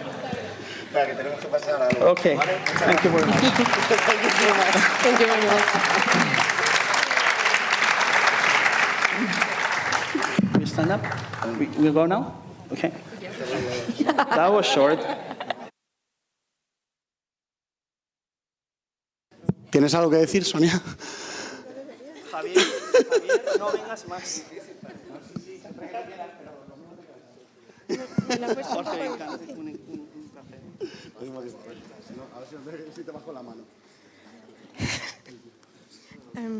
Dibujamos puentes, trazamos retos definidos.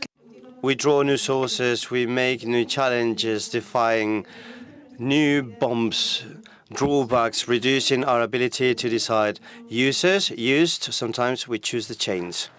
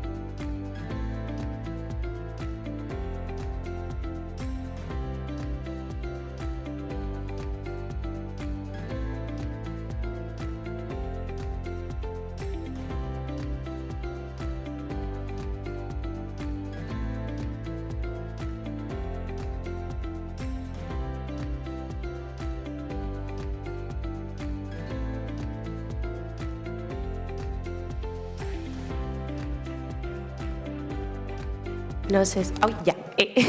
Bueno, buenas tardes a todas y todos. Good afternoon. It is your time. Your time has come. Earlier today, in one of the stories that were shared by Andalucía Emprende, and you're welcome to post many stories and share many pictures so everyone knows about everything we're building here. So this is about changing the world, about pushing together to reinforce innovation and citizens' digital sovereignty. And we've been listening all day long to beautiful projects, but I'm sure that these are not the only ones. There are many other people who have lots to say. So this is a jump session.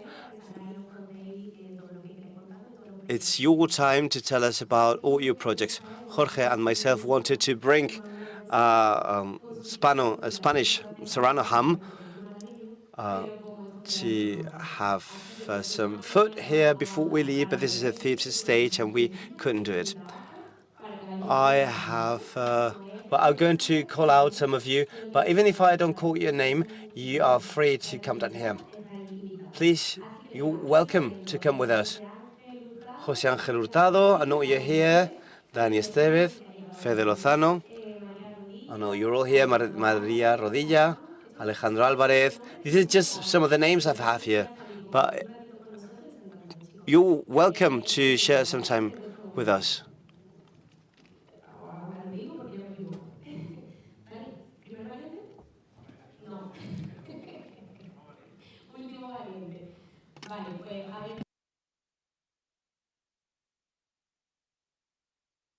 So, Dani, tell us. We don't have much time, so be brief. Introduce yourselves, of course, and then you tell us what your project's about and its impact and where we can find you. That's perfect. Thank you. Before we start, I would like to thank Natalia, Yolanda, and everyone in Cibervoluntarios for making possible this type of events. Without this fora, where we have the opportunity to meet all the people with the same interests and goals, and they have like-minded projects, because this is what allows us to co-create, to come up with new projects, to keep motivated and bring about things. Sometimes we tend to think that we are isolated, but we are not, as we are seeing here.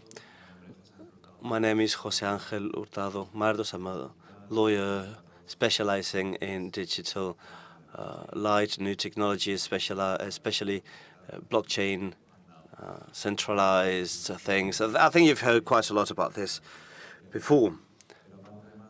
But on top of that, when I'm not working as a legal consultant for companies, I work for many projects. on free basis. One of the projects is related to digital rights and digital citizens' sovereignty. I work with the CHEF Federation. This is a Europeist Federalist Association working alongside the European Commission in a framework action on digital governance, whereby we have developed different activities at different levels, and we've been very successful. We call for many young people to attend the parliament, where we had presentations on digital rights. In the case of Spain and France, we are one of the few countries with binding legislation regarding digital law.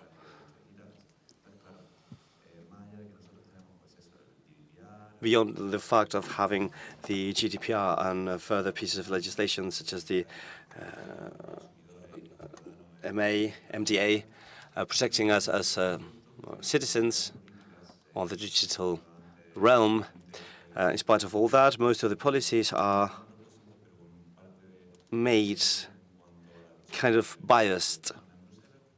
There is a number of people sitting in Brussels deciding what's best for us. This type of policy should be bottom-up. Whenever we applied these policies, we try to reach the citizens, and then you realize that the challenges are very different, and we should have a most cross-section approach with diversity, inclusion, and multidisciplinarity for projects to be sustainable. At CHEF, what we are doing now is to launch a project called Digital Rights called .eu. You can find us online, and we have European funds through different off and online sessions. We want to develop with other European partners from Latvia and other places. We want to create some training groups, bringing together young people from different countries to hear about their experiences with the use of technologies and how they develop themselves.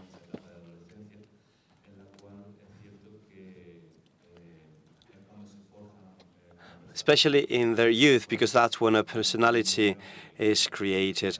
Nowadays, we are very vulnerable due to the social media and new technologies, and it's important to inform, raise awareness so people can use their data right. So I will summarize this with two questions. What are the rights and actions needed by citizens at a digital scope? And also, which type of digital society do we want to build? So what do we need as citizens, and what do we want to build? There's another microphone for you. You need to be faster.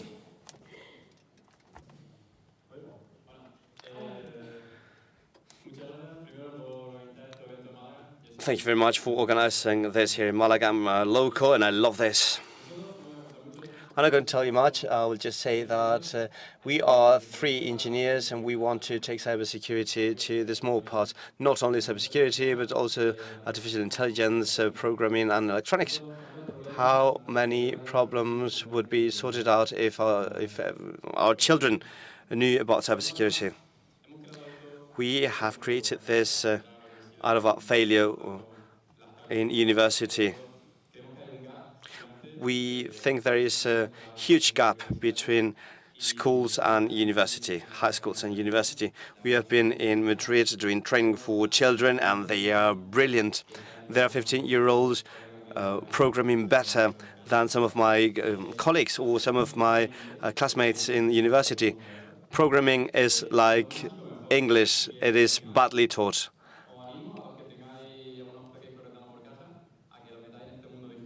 To encourage you to join the digital world. I've seen this myself, and there were children doing things I couldn't understand myself. And I've been at it for a long time, so thank you for being here. Thank you for your time, and let's try to make Malaga grow.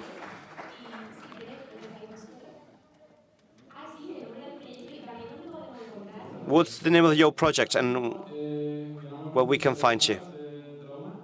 We've won the UMA Startup Contests. The name is called Blueberry Malaga. And right now we are based at the UMA Grid Ray. You can email me at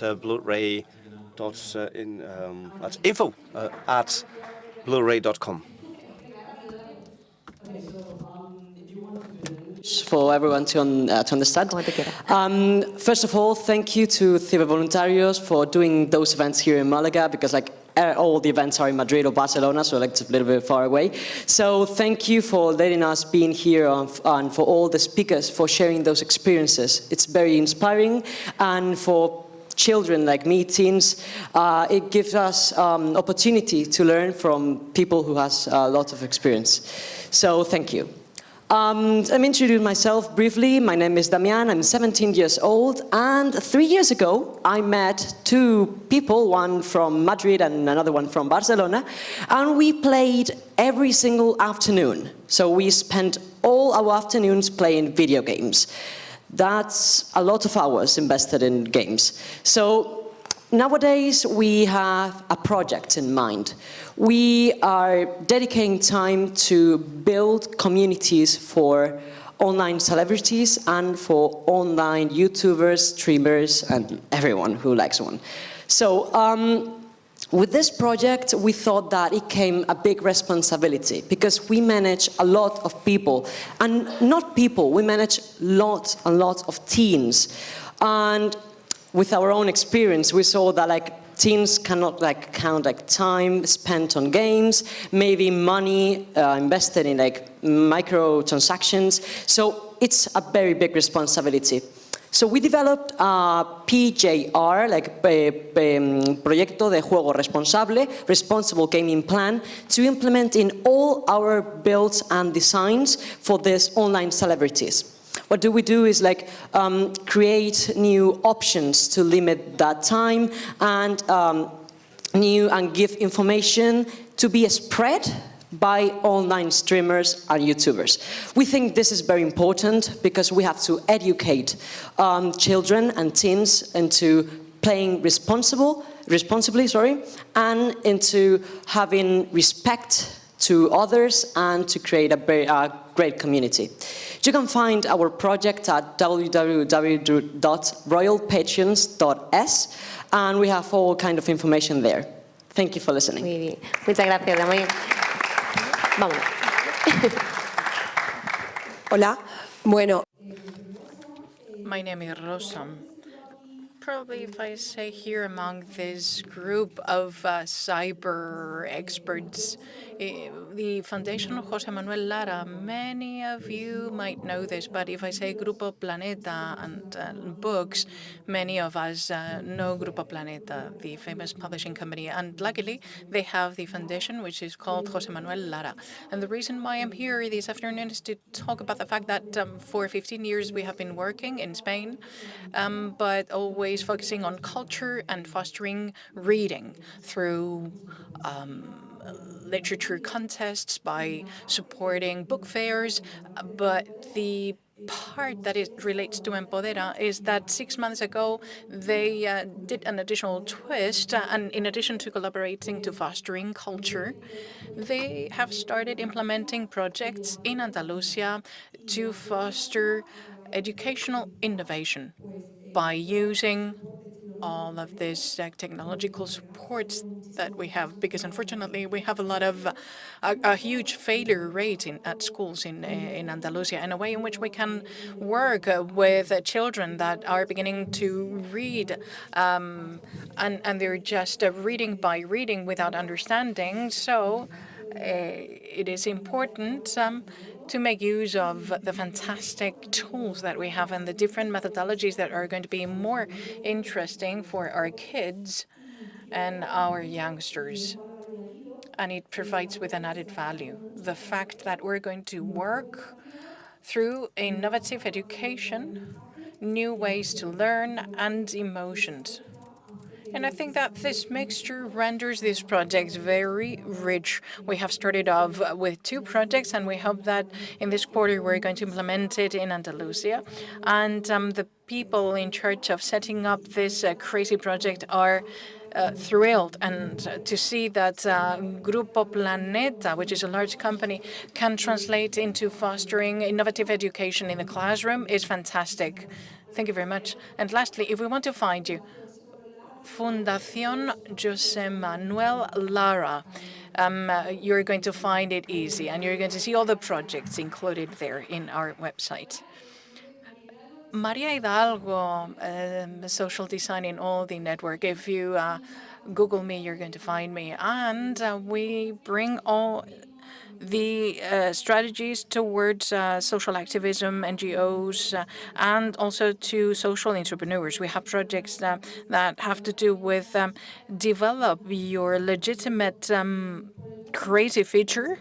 And there are citizens who, from their corner of the world, if they have the right idea and the right tools, we can generate social movements. You don't need to be an NGO in order to generate impact in your community. And then we have some projects that have to do with providing with counseling to Oxfam doctors around the world and different NGOs. And provide with social strategies into their communication strategies. And we decentralized people. So we bring urban people through projects like Hola Pueblo, Hello Village, through Alma Natura. And they are tiny projects in tiny villages of Andalusia. And very important, so we are decentralizing people, which means that we bring expert professionals from the city to the empty villages of the rural areas in Spain. So when we bring a technological profile, all profiles, but specifically talking about technological expert profiles, when we bring this person from the urban area to the rural area, we can see that they can develop projects with a rural perspective. María Hidalgo, social design for everything, diseño social para todo. You're going to find me in Google. So please use this hashtag so that we become acquainted and we can introduce ourselves. For example, the people. Well, the importance of the new media, like the people from La Cara Buena del Mundo, with a very alternative good news media, they should have more visibility, the good side of the world that is translated into English. Your turn, Daniel. I'm here to talk about Jimmy's project.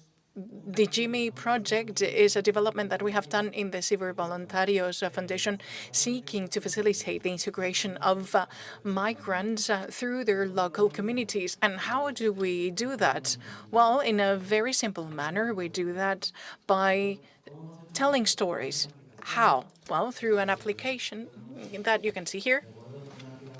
An app that facilitates the storytelling, and you know what to talk about with a series of questions, and you can record the video or the audio or both with your story. And to wrap up, all these videos are published in digimi.eu website with all the stories. Fantastic.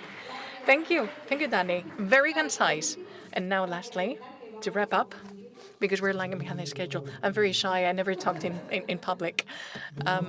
Felix Lopez here, at Felix Lopez in Instagram and Twitter. I'm passionate about education and technology. What do I do? Well, I'm a rater for innovation in companies that use technology in order to improve education. Technology with methodology, not technology and magic, but something that impacts education. 7 years ago, when I was a teacher at the university, they said, we want to set up SECLA. And what is that? I don't know. We want you to launch it. I did it, and it's the first vertical accelerator boosting these kinds of projects, seeking for educational innovation, seeking for Spanish companies and overseas. And then we introduce it into the SEC schools that I'm working ads, and we make them mature. 1/3 of the founders of the e-tags are women, and half of the teams are made up by women. That's why they perform so well. Secla.es is the website that makes up all the 70 companies that we have boosted. We have 2 powerful Malaga companies. That's why I said, look, I need to go to Malaga because it's really powerful. I have been a teacher for 30 years. I love also to provide with counseling, and I also teach how to become an entrepreneur for the children so that they become better people and better professionals. Fantastic. We're not lagging behind the schedule. I would like to encourage you, well, a big round of applause to all of you, brave souls stepping up into the stage. La cara buena del mundo, please come up on stage. The good side of the world would be translated into English. And now when they finish talking about the project, I would like to encourage all of you to come up on stage to take the family picture and wrap up today. And obviously, we see each other again tomorrow. We're delighted to say hello. And as Maria mentioned, we are La Cara Buena del Mundo, the good side of the world. This project is quite simple and innovative. We tell good news. We're used to having mass media bombarding us with negative content, negative news, instilling fear, and encouraging us to be stagnated and not standing up for what we believe. And we believe that this type of positive content is necessary in order to foster the opposite, in order to activate ourselves and become motivated and to continue to build up a better world. And that's the project. And if we want to find you, lacarabuenadelmundo.com is our website with all the current news. And La Cara Buena del Mundo in all social networks. A big round of applause to all the brave souls appearing on stage. And we're going to ask you to come up on stage. We're going to take a family picture. Ya tenía un sitio privilegiado. Sí. Bueno. Sí, porque a lo mejor...